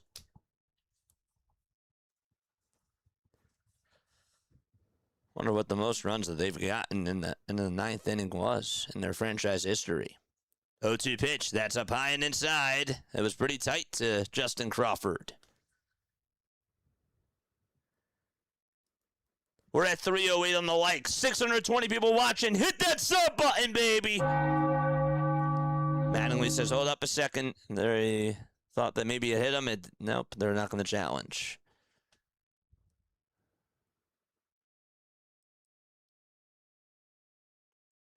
8 base runners all have come with 2 outs. Now time is called. Sosa has delivered 6 runs tonight.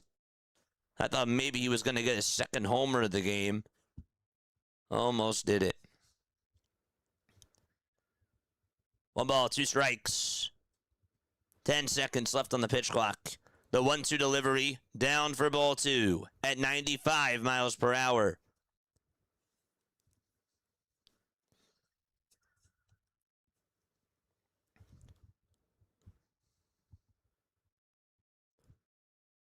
Two balls, 2 strikes. The 2-2 pitch. That's going to be in the dirt, and that's going to get by Ruiz. And so Sosa actually stays over at second base.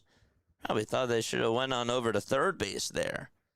Again, it's not a big backstop, but sort of bounced off his glove, and then it popped up in the air.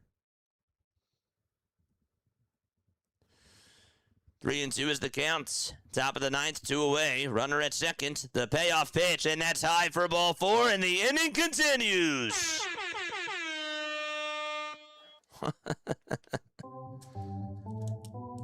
And Turner bats again for the second time of the inning.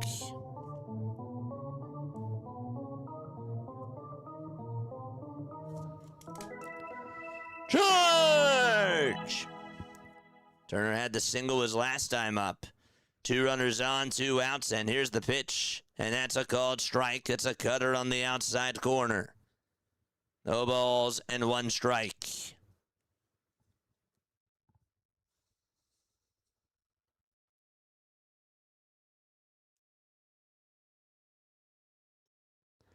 Oh, 1 pitch, swing and a miss. And it's now 0-2. Is this better than coming back down 6-0 against the Pirates to win 11-9? I vote yes, says Sonic. I say that was the better one, but this is a wild one.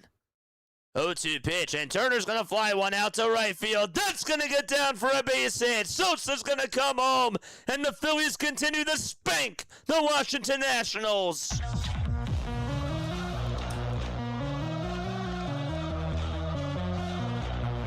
Turner gets it off the end of the bat, and that's his second single of the inning.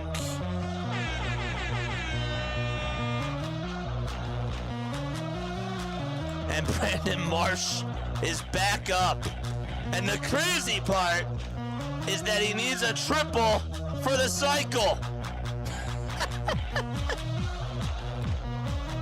Brandon Marsh has singled, doubled, and hit a 2-run home run.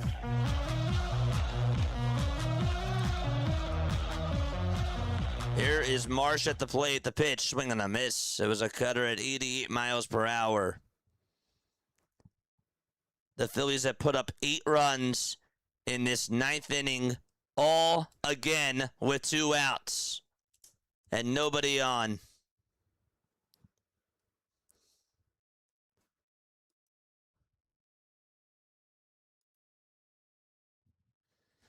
No balls, 1 strike. The 0-1 pitch, and that is fouled away. JJ, it's nights like this that baseball is for. Absolutely, dude. This would really be something.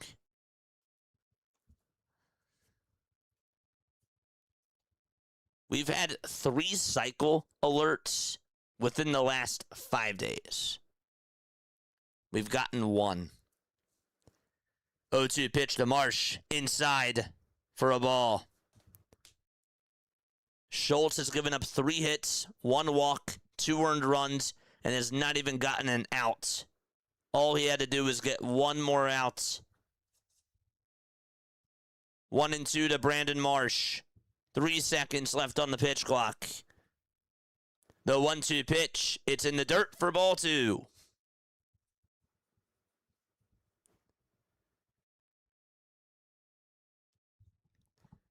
Keep smashing that sub button, baby.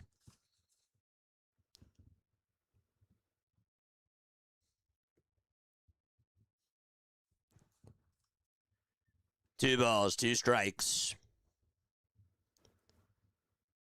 The 2-2 pitch to Marsh, swing and a miss, and the inning is finally over.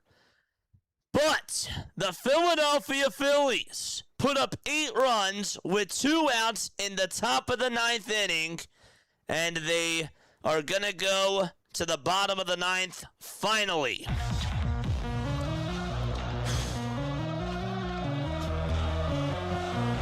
What a game. What a game, chat.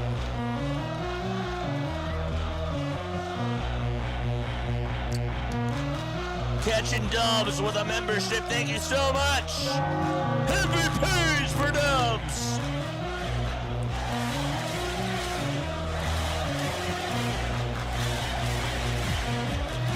That's crazy. That's pretty crazy, Kempo. Wow. Eagles 14, Commanders 8. Nationals Park is now Citizens Bank Park South, says Adam Frey. 17 hits. That's the most hits the Phillies have gotten in a game this season. That's true. That's true. They did pass that. They had 16. How many hits were in that inning, all with 2 outs? 1, 2, 3, 4, 5, 6, 7, 8. 8 hits in that inning and 3 walks. 1, 2, is that 2 walks? 2 walks, yeah. 2 walks. 10 batters got on board in a row. That has to be a record, right, for the 9th inning? It has to be a record. With 2 outs.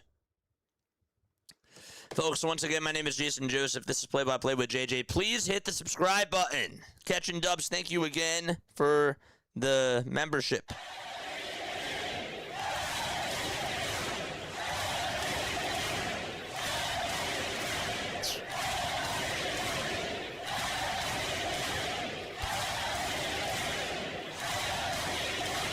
Well, no need for Duran here, right? I mean, they're up by 6. I assume that Chase Shugart is now going to come on in the pitch. He was warming up next to Duran, and he is. 22 games, a 3.16 ERA as well. 11,001 palindrome, says James. Here's James Wood to start off the bottom of the 9th inning. Phillies are up by 6. Wood is 0 for 4. The pitch grounded over to third, picked up by Sosa. The throw to first. There's out number 1.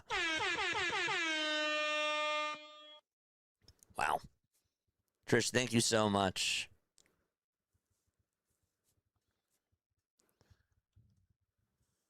So 1 away in the bottom of the 9th, and Curtis Mead is up to bat. This is going to go down as the wonkiest game of the year. The pitch. That'll be called a strike at 96 miles per hour. And the count is 0-1. Mead is 0 for 4 with 3 strikeouts and a lineout. The 0-1 pitch. And that misses outside for a ball. That was 8 2/3 of wonky baseball. And we really weren't happy. Now all of a sudden the mood has changed. 1-1, swing and a miss.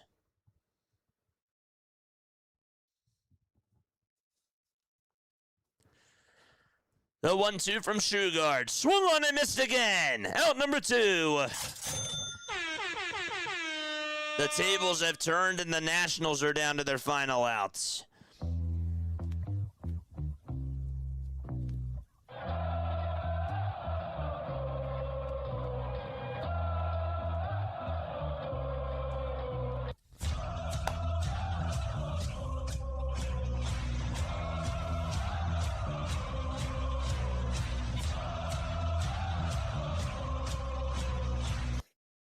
Two away, bottom of the 9th inning. And Garcia Jr. is up to bat. The pitch. There's a called strike right at the knees. Calling into the show after this one. 610-314-0844. 0-1 pitch. Foul ball. And now they're down to their final strike.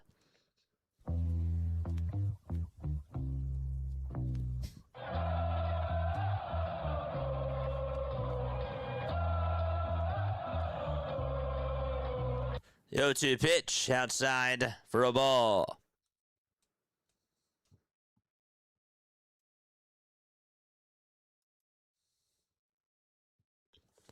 It's a 1-2 count to Garcia Jr. The 1-2 pitch. Fly ball hit out over towards deep center field. That's going back towards the trap. Crawford looks up, and that ball is gone. And the Nationals do get a solo home run in the bottom of the ninth. Garcia Jr. goes yard for his second day in a row and gets his 12th homer of the season. And it's a 5-run game in the bottom of the ninth. Please do not let this replicate. This is not a game of horse. It just isn't. Come on.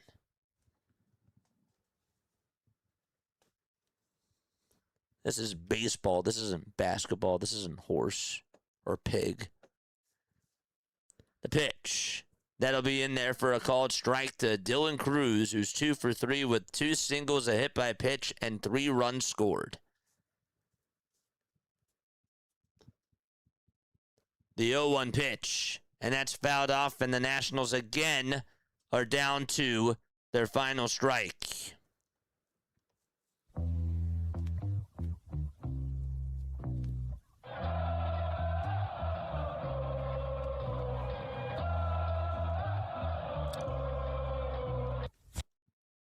No balls, 2 strikes, and Cruz is going to spray the bat and go back on into the box. The round is already warmed up. You know what's funny? What's funny to me is that we've gotten 100 likes within the last, 30 minutes. 20 minutes, really. It's insane. 0-2 on the way. This is popped up. Where is it? Hit over towards the right side. Harper gives it a look into foul ground. Does he have room? He'll make the catch right by the rail, and the ball game is over. What an unbelievable game for the Philadelphia Phillies. After being down by 2 and down to their final out in the 9th inning, the Phillies come back and beat the Washington Nationals by a final score of 14-9. Ring the bell. The Philadelphia Phillies win.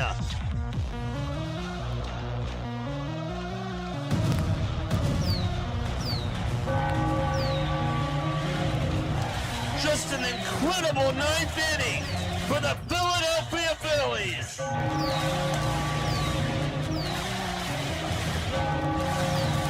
Drop the W's, let's go!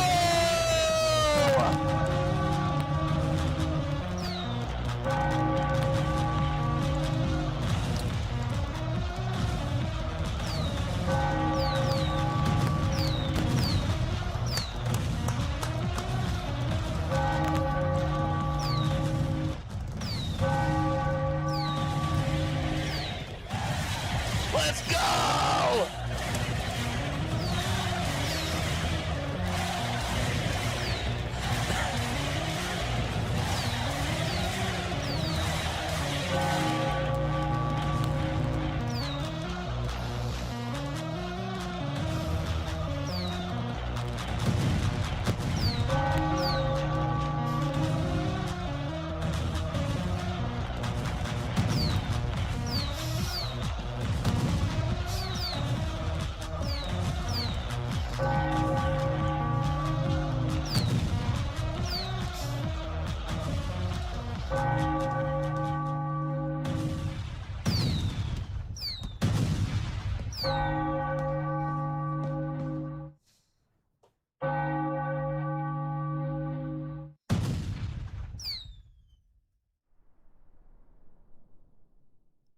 I'm speechless.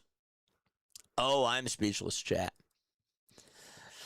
Yeah, how do you dissect that? That was like 8 2/3 of just wonky baseball, and then in the 9th inning, all with 2 outs, man.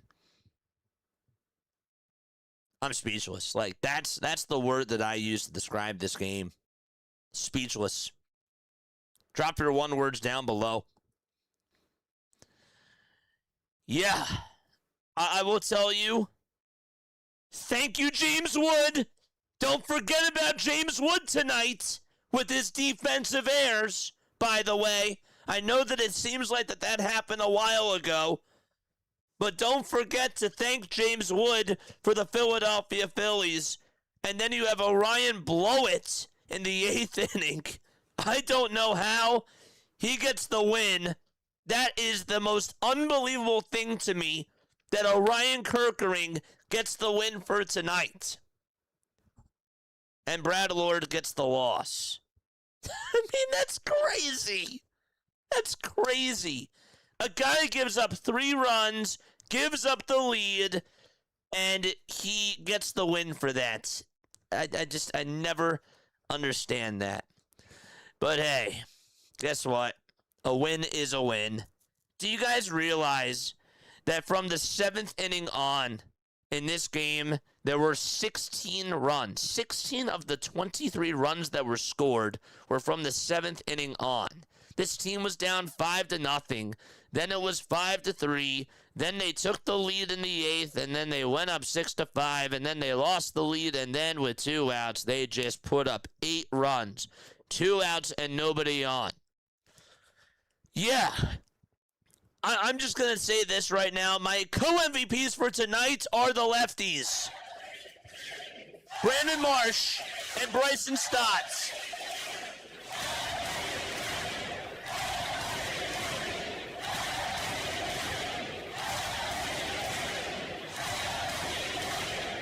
They just showed a graphic on NBC Sports Philadelphia. That's the first 9th inning in Phillies history with 8 2-out runs scored.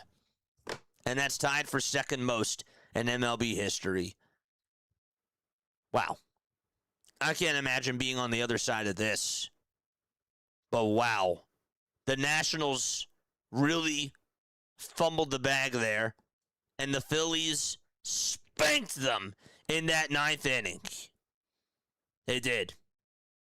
Part of me, I'm not going to lie, was a little bit nervous after Garcia Jr. hit that home run in the bottom of the 9th. I'm like, because I'm just like, please, baseball gods, don't let this, be a replica of what happened again in the 9th inning, because we saw what happened in the 8th, and we're just like, please, gods, no. Please, gods, no. Emotional roller coaster, says Haley. Down to the last strike. How many times? And can we also, I have to do this too. I have to do this. I can't believe I'm saying this. Even though the guy was bad again defensively, Trey Turner got that rally started in the 9th inning out of all people. It was Trey Turner. I gotta give him credit. And he also had that second RBI single too. I can't believe that those were the words coming out of my mouth. The guy had a terrible day, and then he gets that single in the 9th inning, and that started everything. It started everything. Brad Lord was in cruise control, and then he just lost it when he gave out a pitch over the middle, and Turner sliced it out to left center. I just can't believe it. Part of me is sort of like, did that actually happen? If you ever watch like Undisputed with Skip Bayless and Shannon Sharp, when they were on, Skip Bayless would always say, "Did I dream that?" After I went to sleep and I woke up, did I dream that? And I'm gonna say the same thing tomorrow. Did I dream that? Did that actually happen? And I'm gonna say, yep, that definitely did happen. That definitely did happen. Stunning. Thank God for Marsh. Marsh and Stott. Catastrophic. Fantastical. Stunning. Told ya. Abnormal. Yeah. It sounds like baseball. That sounds just like baseball. I like those 3 words. This is what happens when the team plays up to its potential, says Kempo. I hate the win stat in MLB. It's so dumb. Orion Kirkring needs to buy everybody a beer after that game. And also, like, again, James Wood, thank you so much. Because those errors, I have to say that obviously that definitely calculated into decision-making plays as well. I still can't believe, like, I'm still processing what happened in that 8th inning, guys, because you have to understand that he had that ball, and it just popped out of the glove. He just could not secure it. And on the pitch before that, if you remember, he had a chance to try to catch a foul ball. I mean, I thought that it was a tough play. The wind just kept blowing it towards the right side, and it bounced off the tip of his glove, and he just could not catch it. And then he also had the error on the bobble over out in right field after Brandon Marsh got on with a double, and the ball just slipped on out of his hand when he tried to make a throw.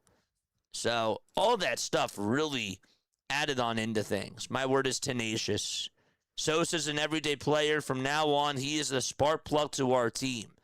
We forget in this game that Kyle Schwarber did not even play, and the Phillies put up 12 runs from the 7th inning on without Kyle Schwarber, too. Yeah.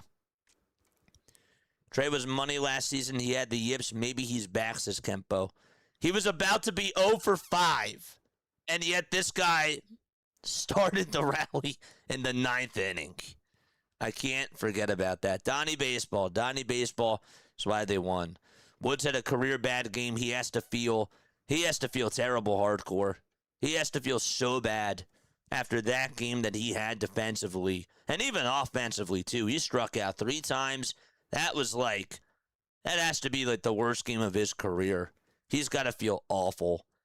And the bullpen, look, again, I don't like to look at the other side of things, but what the heck was Butera doing? I understand that he doesn't really have anybody to go to, but he just left Lord out there for as long as humanly possible. My word is cinema. That was absolute cinema. Yeah, that was just crazy. Just a crazy, crazy win for this team. I have more to say over on the other side. I do. I have more stuff that I would like to break down on this game. We didn't even talk about Jesus Luzardo today. We got to get to his performance. There's a lot to break down after this puppy was over. So, yeah, give me 5 minutes just to process everything, and then we'll be taking phone calls, okay? 610-314-0844. There's so much to break down over on the other side. We'll talk about Luzardo. We'll talk about the bullpen. We'll get into the good. We'll get into some things that I did not like today, because there were definitely a lot of things that I did not like, but then there were things that I'm like, yeah, that was pretty cool. That was pretty awesome. So, yeah, make sure that you guys call in 610-314-0844. Wah. I can hear Woods from Florida, says Kempo. Yep. We definitely have to thank him, too, because that was a gift. That definitely was a gift, for sure. 13 strikeouts for Zeus. Yeah, we'll talk about it on the other side. Butera's learning on the job, says Doug. Speechless in D.C. Yeah, it's like Sleepless in Seattle. Now we're calling it Speechless in D.C. That sounds like a great movie. All right, we'll be right back. Don't go anywhere. I will see you very, very soon on the other side.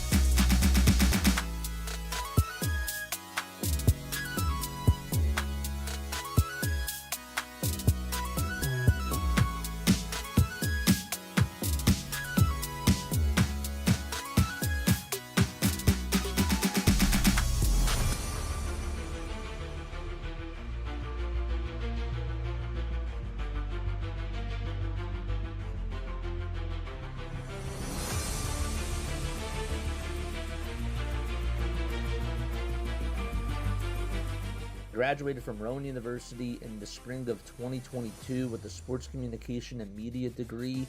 I got to actually call minor league baseball and G League basketball games while I was in school. And then I graduated, and as soon as I graduated, I went to NFL Films in Mount Laurel, New Jersey. And as much as I loved that experience, I miss putting on the headsets. I decided, you know what, talk is cheap.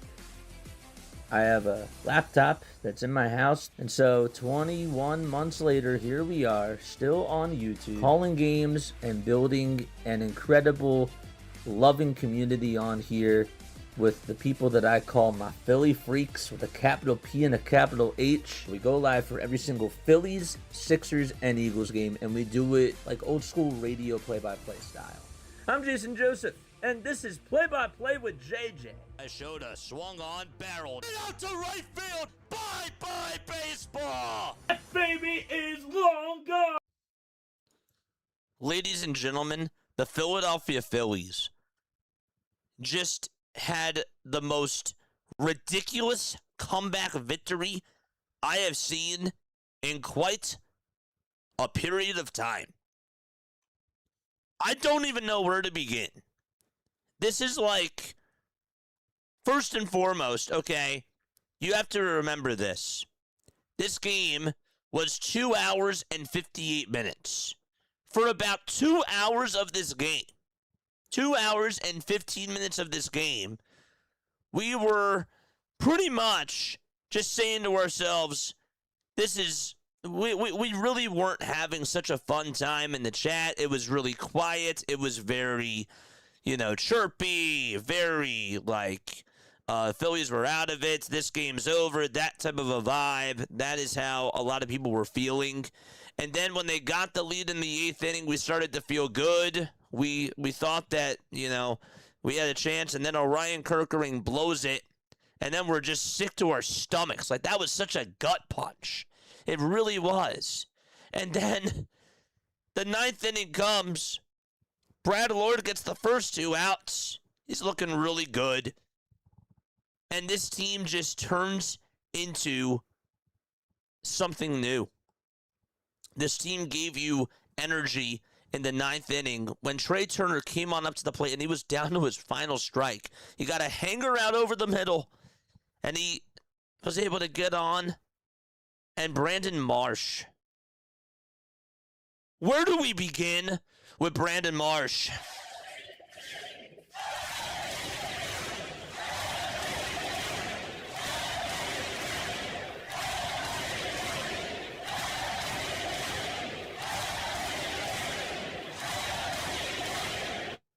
That ball that he hit was probably one of the furthest home runs I've seen from Brandon Marsh. That ball was killed out to right field. He got one down the middle, and he knew it was swing for the fences, all for nothing. And he just teed it off perfectly and launched it out to right field. I don't know which home run was more impressive. That home run or the Bryson Stott home run, because that one went really far too. And I had to wait for the signal. I thought it was going to be a homer. I'm just like, let me just see when they cut him round in the bases. And I was so happy that I called it right then, because that ball was also crushed as well. They say that Brandon Marsh's home run went 400 feet. I think it would have went further if it didn't hit that sign. And then Bryson Stott hit one 403. That was a second deck home run. I don't know how to process this. I really don't, because part of me was like, wow, the Phillies did not deserve to win that game because they just look so lifeless out there. The Nationals pretty much said to PJ Palin, go out there, give us one inning, and then we'll have Zach Littell, just do whatever he can. I am shocked that the Phillies did not get many runs off of him. I thought that they had so many chances, and they were chasing after pitches, and they also just didn't. They looked very lost at the plate, and they were not doing a good job controlling every single at-bat.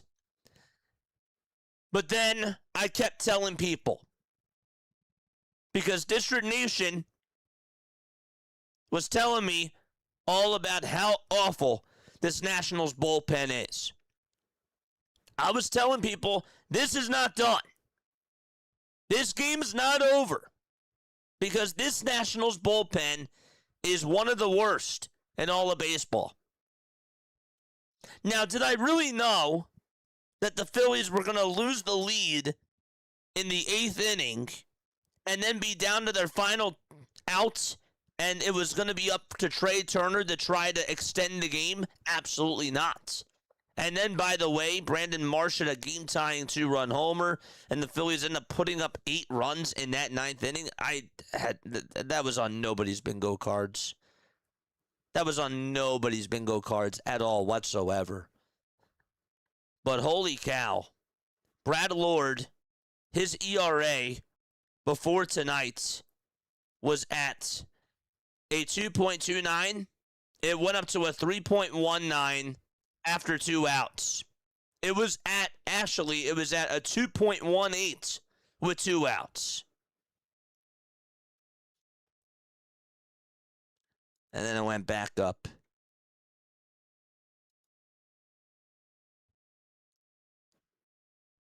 But yes, the Nationals really did blow this game. But then again, the Phillies blew this game. And then they took advantage of bad pitching.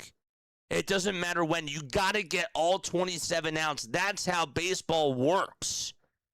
You could be having such a terrible 26 outs of this game. And then all that matters is how you finish off. And the Phillies punched them in the mouth, kicked them in the you-know-what, and knocked the Nationals out. Plain and simple. Plain and simple. They put up 12 of their 14 runs from the 7th inning on. And they had 17 hits. That was the most hits that they've had this year. And that is going to go down as one of the wildest games you're probably ever going to see. That was quite a comeback. That was something. And Hardcore said this in the chat. Like, let's be honest. Like, these games against the Nationals are really important. The Nationals came on into this. Yes, they lost the last series to the Tampa Bay Rays, but they won 4 series in a row before that. And they were playing small ball. They were playing small ball. And they were doing a really good job at putting opponents on their toes. They are a very pesky team. They also even had a chance, if you guys remember, in that 7th inning to extend that lead. They didn't do that, and that came back to bite them. It really did. They had 2 runners on with 2 outs, and they had a golden opportunity. And they couldn't do anything there. What's crazy is that the Phillies also had bases loaded in the 8th inning, and James Wood just absolutely collapsed out in right field and just couldn't come up with the big plays. Couldn't come up with the big plays at all. Almost made a ridiculous catch. But then it just slipped out of the glove. He has got to feel so mad at himself after tonight's game. But to my point, both teams had chances. The Nationals and the Phillies both had chances. And all it came down to at the very end was, can the Nationals put the Phillies away? And they weren't able to do it. The Nationals really did lose this game. In the same sentence, though, I gave the Phillies a lot of credit because Brandon Marsh had the best at-bat of the season. We've seen Brandon Marsh get on base. We've seen Brandon Marsh do really good things at the plate, but we've never seen him come up in the guts of the game to try to tie up a game with one swing of the bat, and he did that. That was an all-star performance from Brandon Marsh. It was. He got that one swing. And the fact that he even got that opportunity, thanks to Trey Turner, I still don't even know how he got on with that hit there. But that ended up turning the whole entire game around. He had an opportunity. He got on there, got his pitch, and then just poked it out over to left field and got on base. Couldn't believe it, but he did. And then Harper gets on with a single. Harper's like, let me join on into this party here in the 9th inning. And then you got Derek Hill coming on in the pinch hit for Orion Kirkland because they lost the DH there. And Hill gets the single there too. And that was another really good at-bat. The guy was tied up in the count 2-2. He got a slider out over towards the outside corner. And he just slapped it again out over towards left field. And then Stock gets a first pitch sweeper. It's on the inside corner. And he was like, yep, that's a mistake. And he capitalized, and he just drilled that thing. It went out to right, and it just stayed fair. Oh.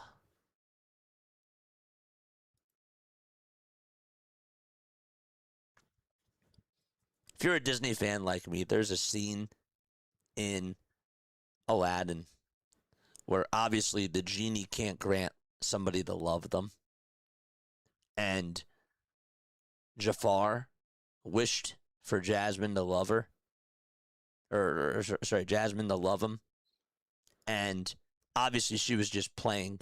The wish didn't actually come true, but the genie, of course, thought that it did come true. And his jaw just dropped all the way over to the ground. When Bryson Stott hit that 3-run home run, my jaw dropped all the way to the ground. When Marsh hit the homer, my jaw was like halfway down. I was like, wow, okay. And then when Stott hit that 3-run homer, yeah. It's about what? Maybe my chin is about maybe, I don't know, like what the distance is all the way up to this ground here, but it's pretty high. Yeah. That was pretty cool. I don't know what to say. I don't know how to process this. I said that last night. I didn't learn anything from that game. This game, and I mean this in a good way, I don't really know what I learned. I learned that in the 9th inning, man, they didn't have a ride or die mentality, and they took advantage of a terrible bullpen and just turned on the Jets without Kyle Schwarber, by the way. That's the other thing that you have to remember, too. They did it without their best home run hitter. Arguably their best hitter. Arguably. Yeah. And Edmundo Sosa. How could I forget about Edmundo Sosa? My favorite Philly.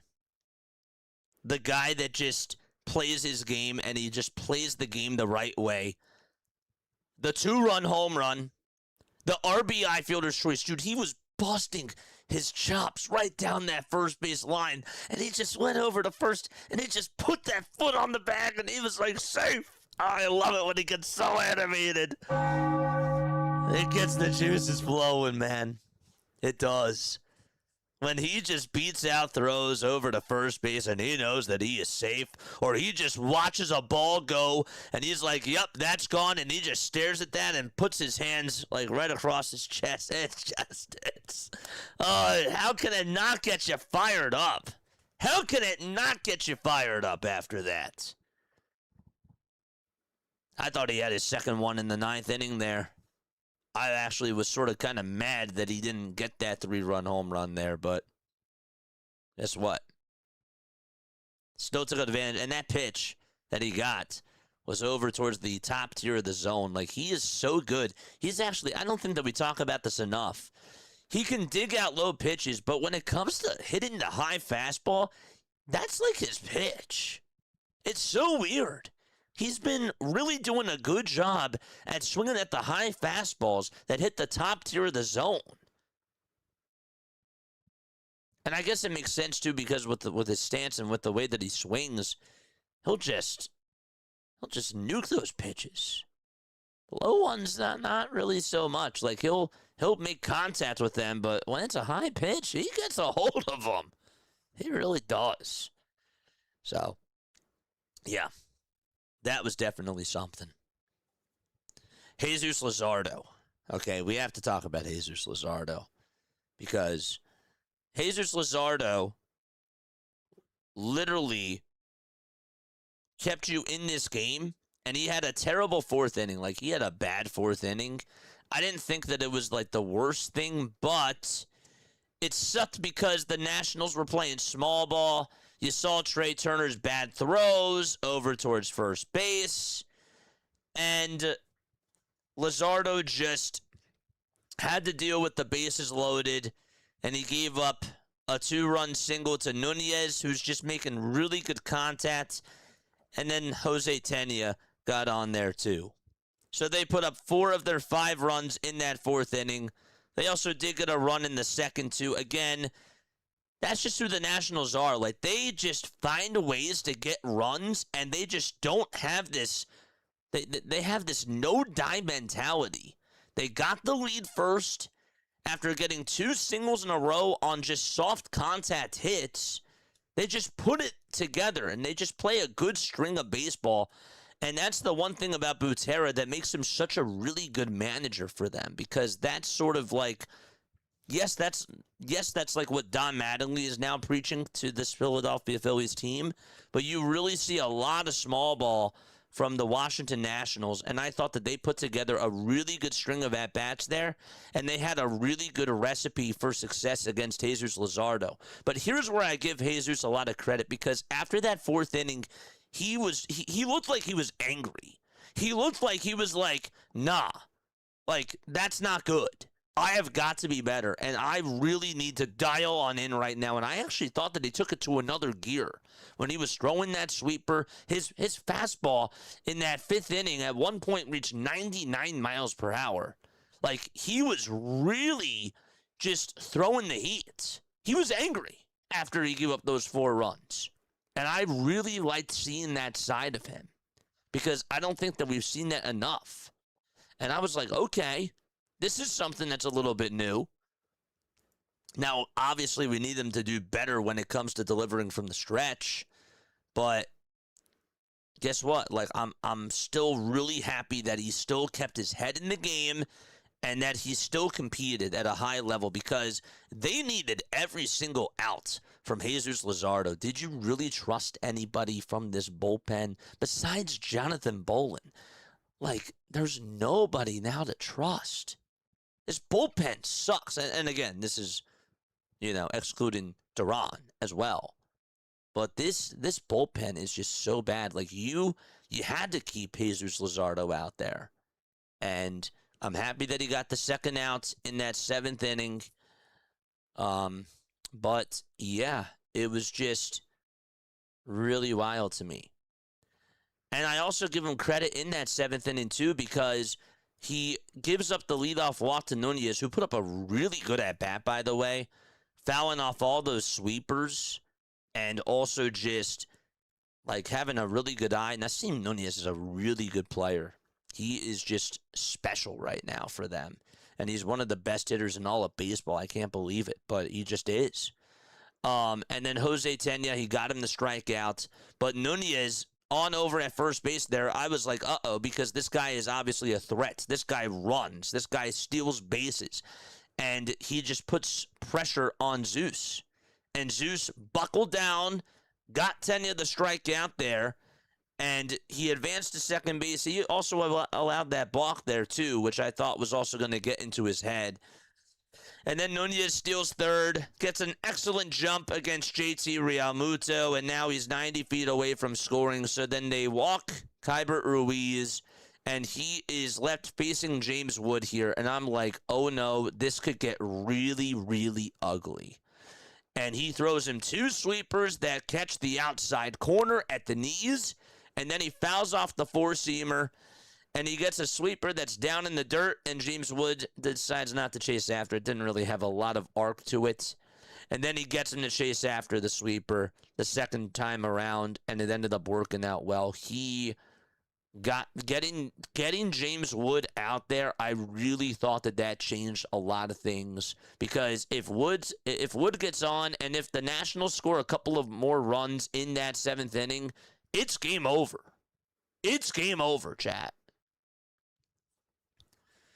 And then Mattingly makes the right move, puts in Jonathan Bolin, and Bolin just attacked with his sinkers and his four-seamers, and just threw this nasty slider that caught the outside corner. And Meade still had the swing at it. It would have gotten just a little bit of the edge of that outside corner, and he ended up swinging on after it. And it was just a really good pitch. It had so much movement to it. That kept them in the game.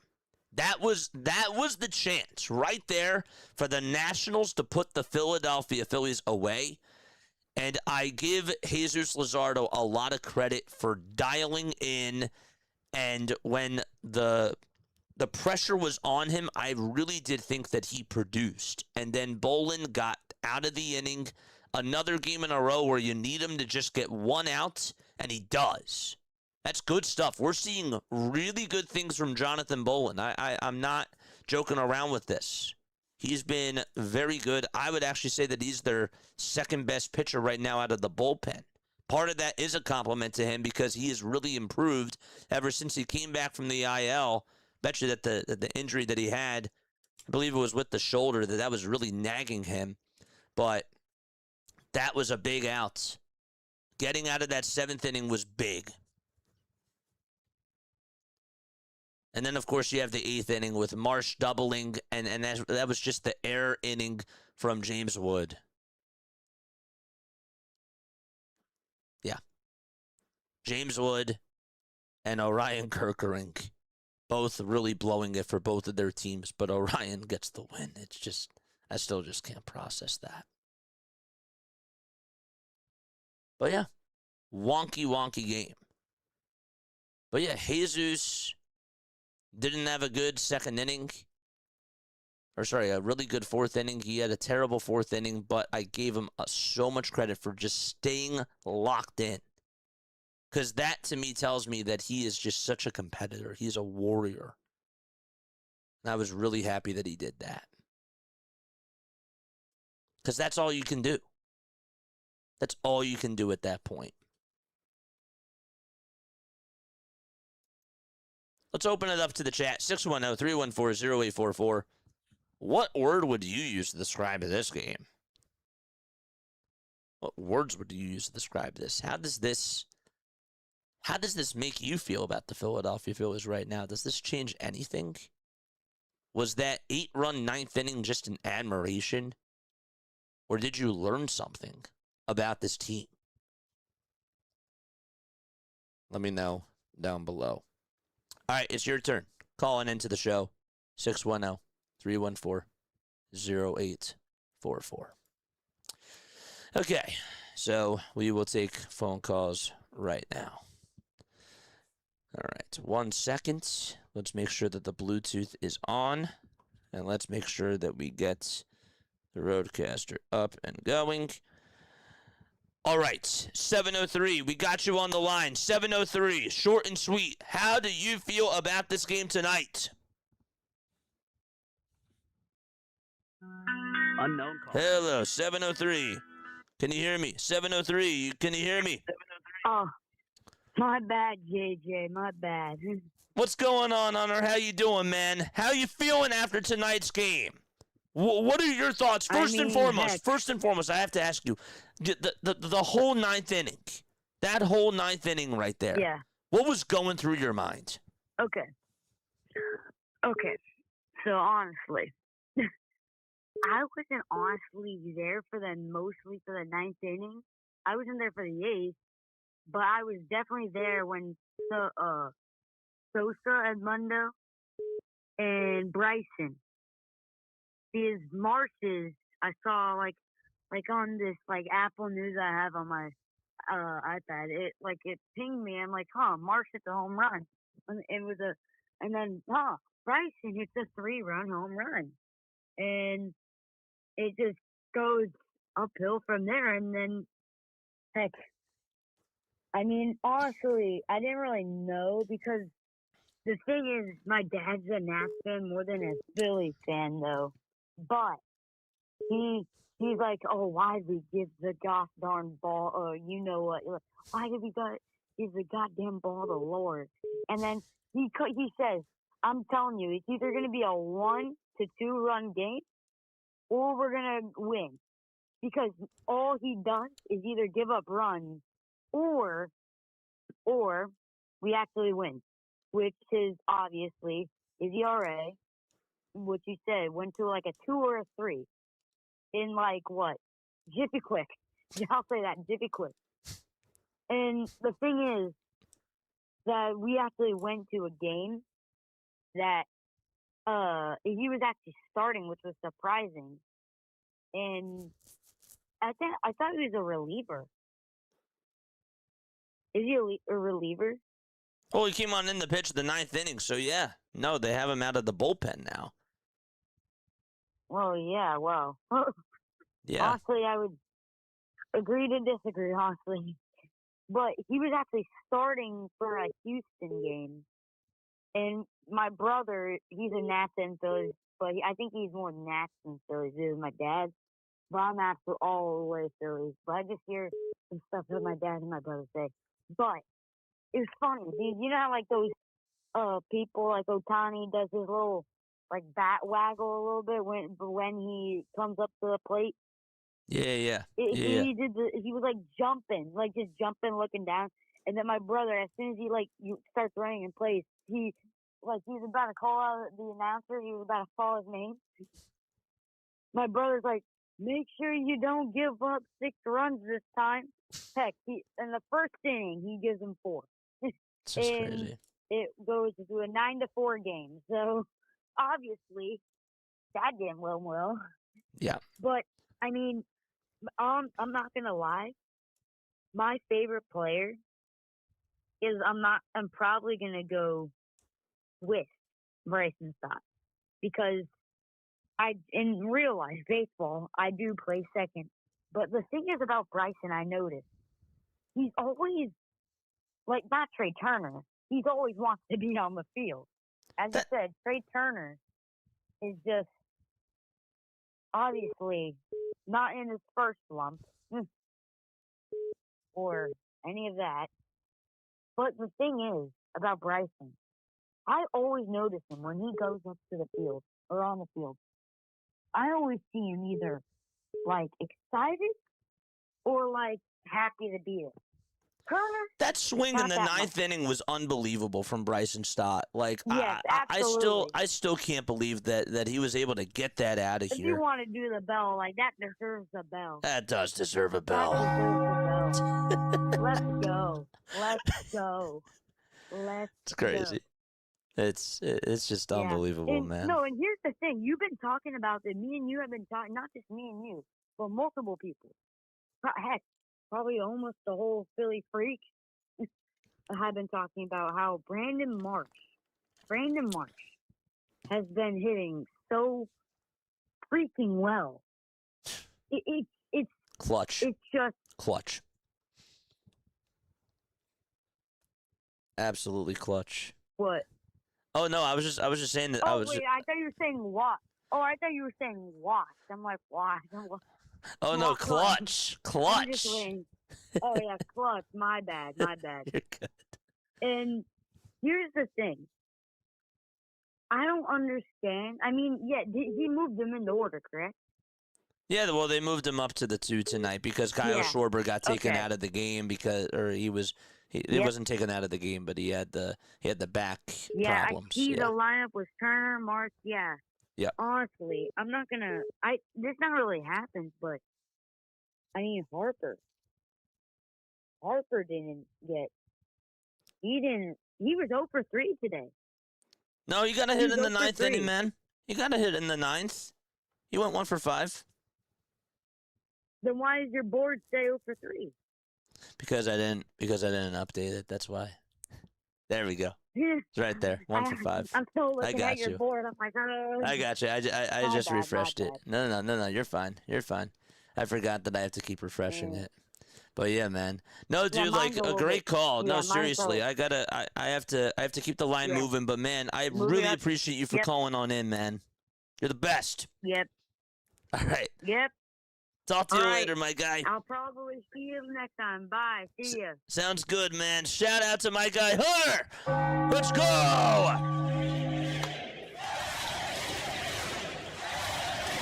That was special.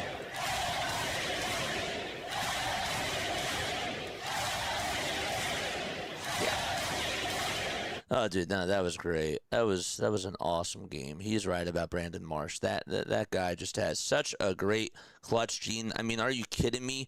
Just what an unbelievable performance from Brandon Marsh again. And that was, I would have to say, like, you know, if we were gonna put together a bunch of highlights for Brandon Marsh this season, like Brandon Marsh really has not even had a moment. And I think, well, I'm not gonna say that. He hasn't really had like a ninth inning moment. I will put it to you that way. That was his moment. That was his moment of the season. That swing just really showed him. It just put everybody else on notice that he is an all-star. And it was just awesome to see. We got 2-5 over on the line. 2-5. I'm all fired up after this game. How you feeling? JJ. Cool J. What's up, Cool J? What's up, man? I don't know how to describe this game. Like, I mean, if I can sum this game in one word, I would say roller coaster. Roller coaster is the best way to put this game. Oh my gosh. This was just, I mean, first of all, again, like Edmundo Sosa, Bryson Stott, and Brandon Marsh. Like, to do it without Kyle Schwarber. And actually, the funny part is like, Bryce Harper didn't even really step up tonight. And yeah, I know that he had that single at the end of the game. But, man, just this whole unit. To put up that amount of runs in the ninth inning, and for them to just steal this game, because they really did. I really thought that they stole this game. But for them to just take it by the horn in the ninth inning with 2 outs, like, I'm still processing things. They really did. Like, a moment we were thinking the Phillies were not going to make it because they were down 5 runs against the Nationals, and then after JT Realmuto hit that line drive over to James Wood and he bumbled the ball, then you know, and he tried calling over to try and catch it, but couldn't. Like, that started to fuel a lot of momentum for the Phillies. The offense started to go on a heater. Yeah, you know, that's a good point. Maybe this could, you know, be a spark plug for them, and maybe this could really try to, you know, help out the offense and try to get them to put up more runs, not just for one game, but also sort of for multiple games in a row. That'd be really nice to see. They're gonna need the bats tomorrow, especially with Aaron Nola pitching. But that's a really good point. Yeah, and you know, you can see that, you know, they had the Nationals had this game back because, you know, you did have some really bad pitching, but the thing was all about, you know, trying to capitalize on, you know, on both ends. Like, you're winning, you got to capitalize on trying, you know, build some more ground. Yep. They could not build any ground. Because of the mistakes they started making, and the bullpen they stunk. So now the Phillies were capitalized on the mistakes that's what we're having, and that's how they were winning this game based on the resilience, the fire to try and, you know, find a way to win. You're right. No, I couldn't say it any better, man. Cool, Jay. Thank you so much for calling on in, as always. I love you so much, buddy. And you know what, man? I want us to take the series lead tomorrow. Take the series lead tomorrow, and then Thursday, just take 3 out of 4. But first, we got a job to do. You know, we tied the series, and now we got to get a win with Aaron Nola out there on the mound tomorrow. Like I said last time, like, if we take 3 or 4 I would not be mad about it. I'll be very happy for sure. That's it. Series, and go up to the next game. Yes, sir. All right, I'll talk to you later, my friend. See you soon. Oh, man. Another one. Another MVP.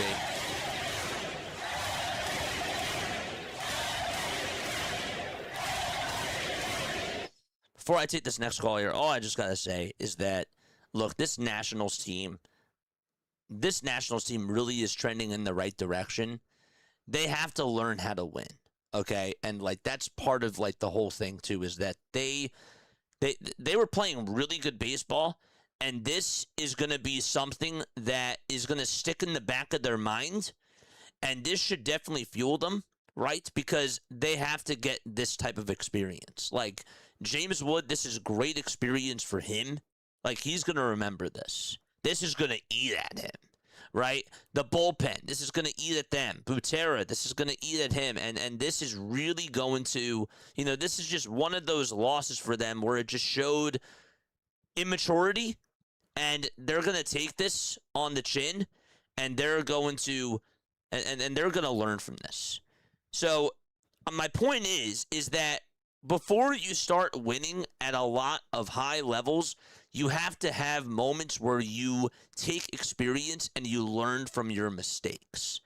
And this was, I really thought tonight, again, for the Nationals, and again, I give the Phillies all the credit in the world, but the Nationals really made a lot of mistakes. The Phillies made mistakes too, but the Nationals made a lot of mistakes tonight. And this is just all a part of the learning experience. 610. Oh, man, we got you on the line right now. I don't know about you, but I'm still on a high just from that ninth inning. I'm still thinking about that JT Realmuto 3-run double and just everything that went down in that eighth inning, and then they just give up the lead, and then you just see what happens in the ninth inning. It's like you were watching a movie out there. But how are you feeling?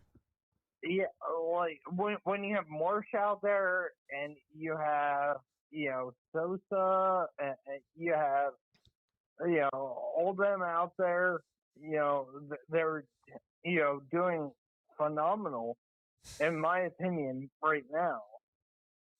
They just got to stay healthy. But we definitely need another starting pitcher. I'm with you. I'm definitely with you there. Yes. I definitely think we need a starting pitcher. But other than that, our offense came today, but is it going to back up Nola tomorrow? Well, they've shown it in the past. For some reason, they love hitting when Aaron Nola's pitching. I don't know what it is, but they just have done that. But I think that the bigger question, though, is, yes, like they had the weekend, like on Saturday and Sunday, where they put up a lot of runs against the New York Mets, 2 days in a row. Can they do that again tomorrow? Because I could see this team getting complacent, and I'm hoping that that's not the case, because they're going to have to take the series lead tomorrow, and they're going to have to put up runs for Nola. I agree with that. Like I hope they don't get complacent. I agree. They Absolutely. have to, they have to go after it. I was talking to my grandma today. We used to,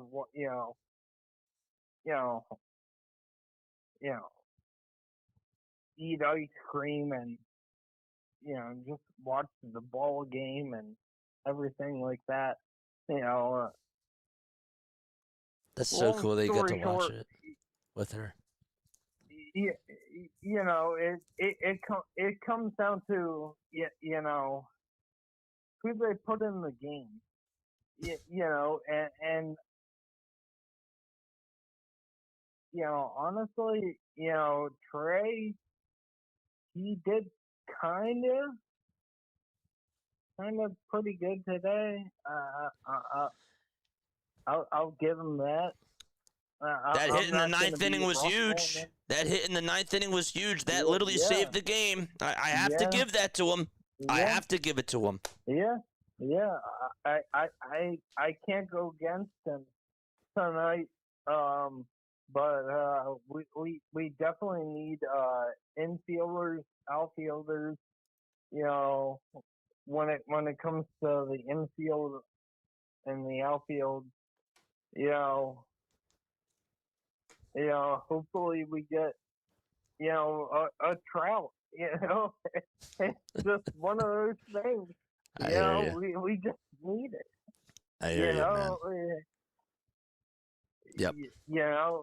I mean, for security. Yeah.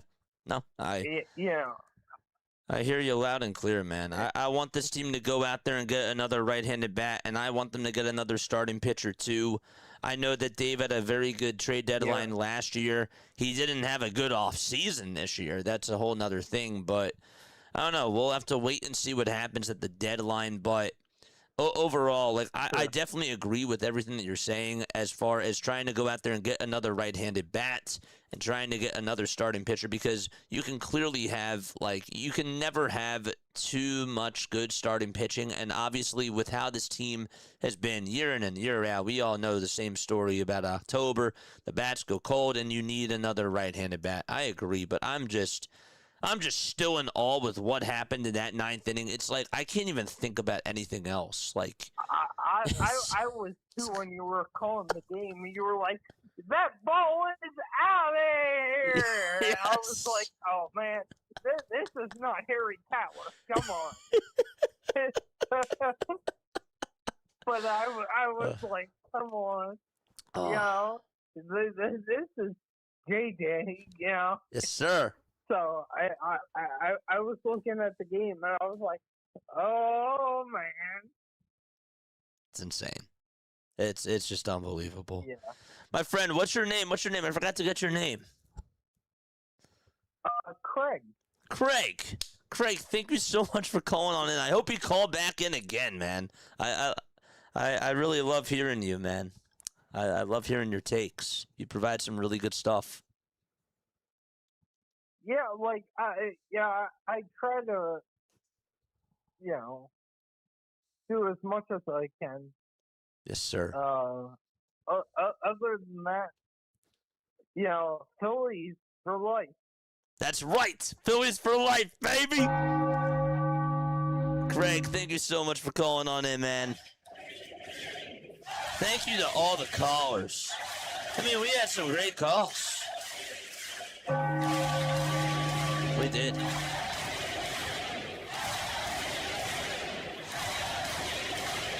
Wow. Yeah. Nah, that was a lot of fun, chat. I wanted to read you a couple of things before I get off here. These were just some things that sort of popped out to me. Okay.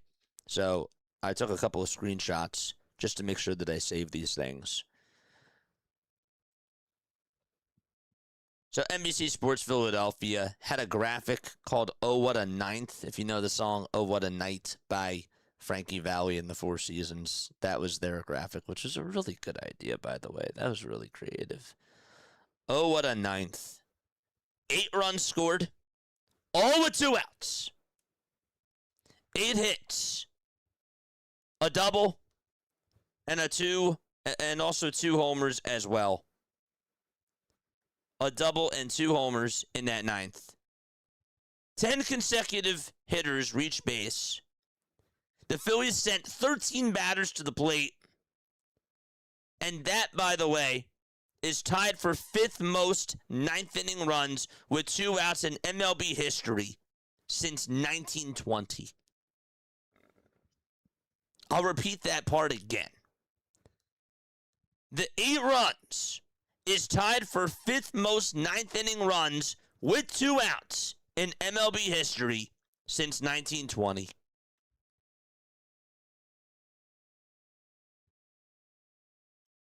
Insane. This is the first time that the Phillies scored 8+ runs or 7+ runs in the 9th inning since September 27th of 2015. Does anybody want to guess who the Philadelphia Phillies were playing on that date? If you thought it was the Nationals, you are correct. That was also the game that Jonathan Papelbon fought Bryce Harper in the Nationals dugout. You go back to September 27th of 2015. That's just it. Baseball. Baseball, man. Baseball is just something special. Phillies were down 8-6 with 2 outs in the ninth and went Turner single, Marsh 2-run homer, Harper single, Hill single, and then at the time, Stott 3-run home run. Just that alone is just insane.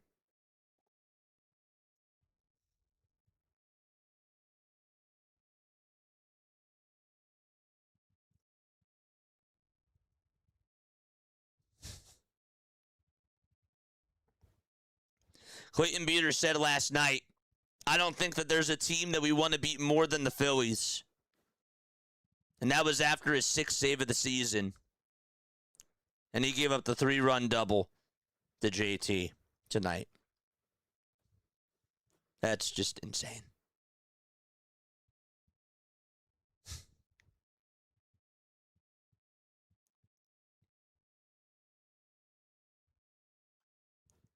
Something else that Just Baseball tweeted about a couple hours ago, and it actually has to do with Jesus Luzardo. The pitchers in the National League with more strikeouts than Luzardo, Miz and Sanchez.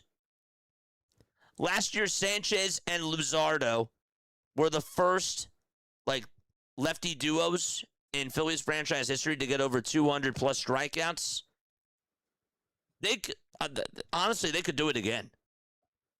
They really could. They could definitely do it again. Which is just insane to really think about it from that sort of perspective.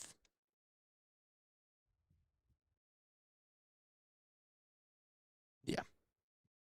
That was...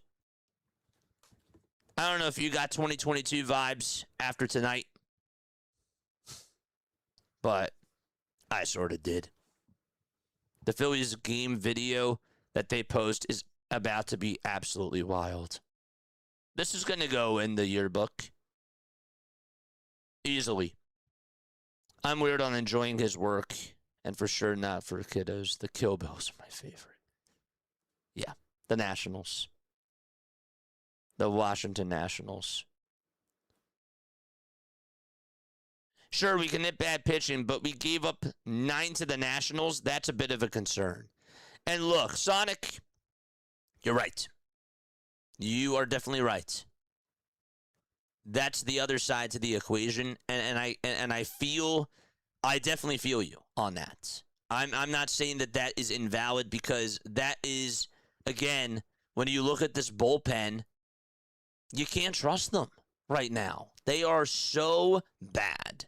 They are so terrible. Like, now, I actually thought that Orion's been having a good year. Orion really hasn't had, he's maybe had like 2 bad outings heading on into this. This was bad. This was bad. And yes, he did get the final 3 outs of the inning, and he settled in, but that's not what you're paying him to do. You're paying him, you put him in the situation where now he's your 8th inning guy, and he has to be able to set up for Duran, and nobody can do that. Nobody can do that right now. And that's what makes this whole thing concerning, too. But I agree with you. I'm not losing track of that. I'm not losing track of that. On this day in Phillies baseball history.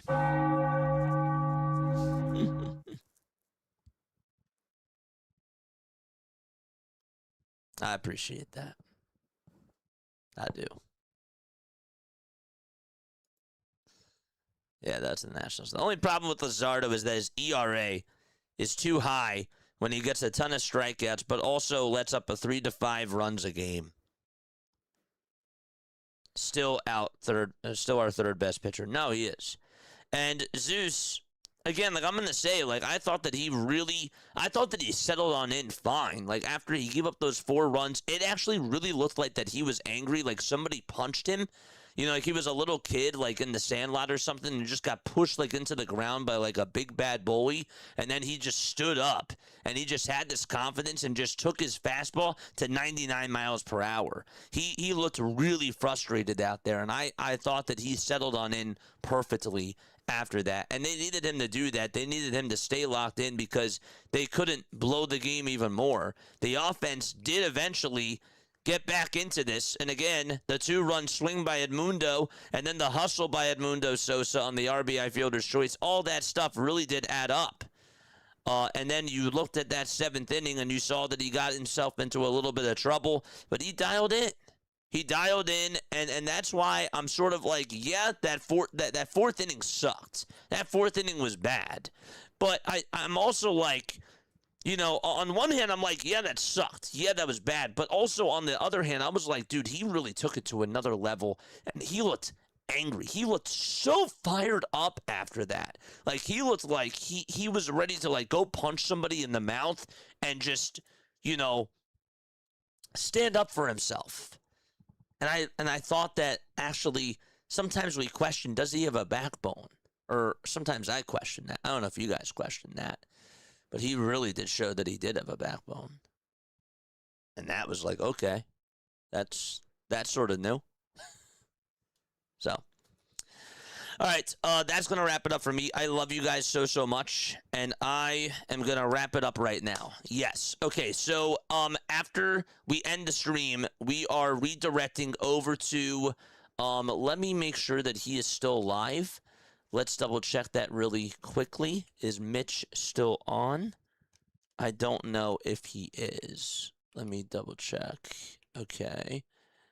Is he still alive?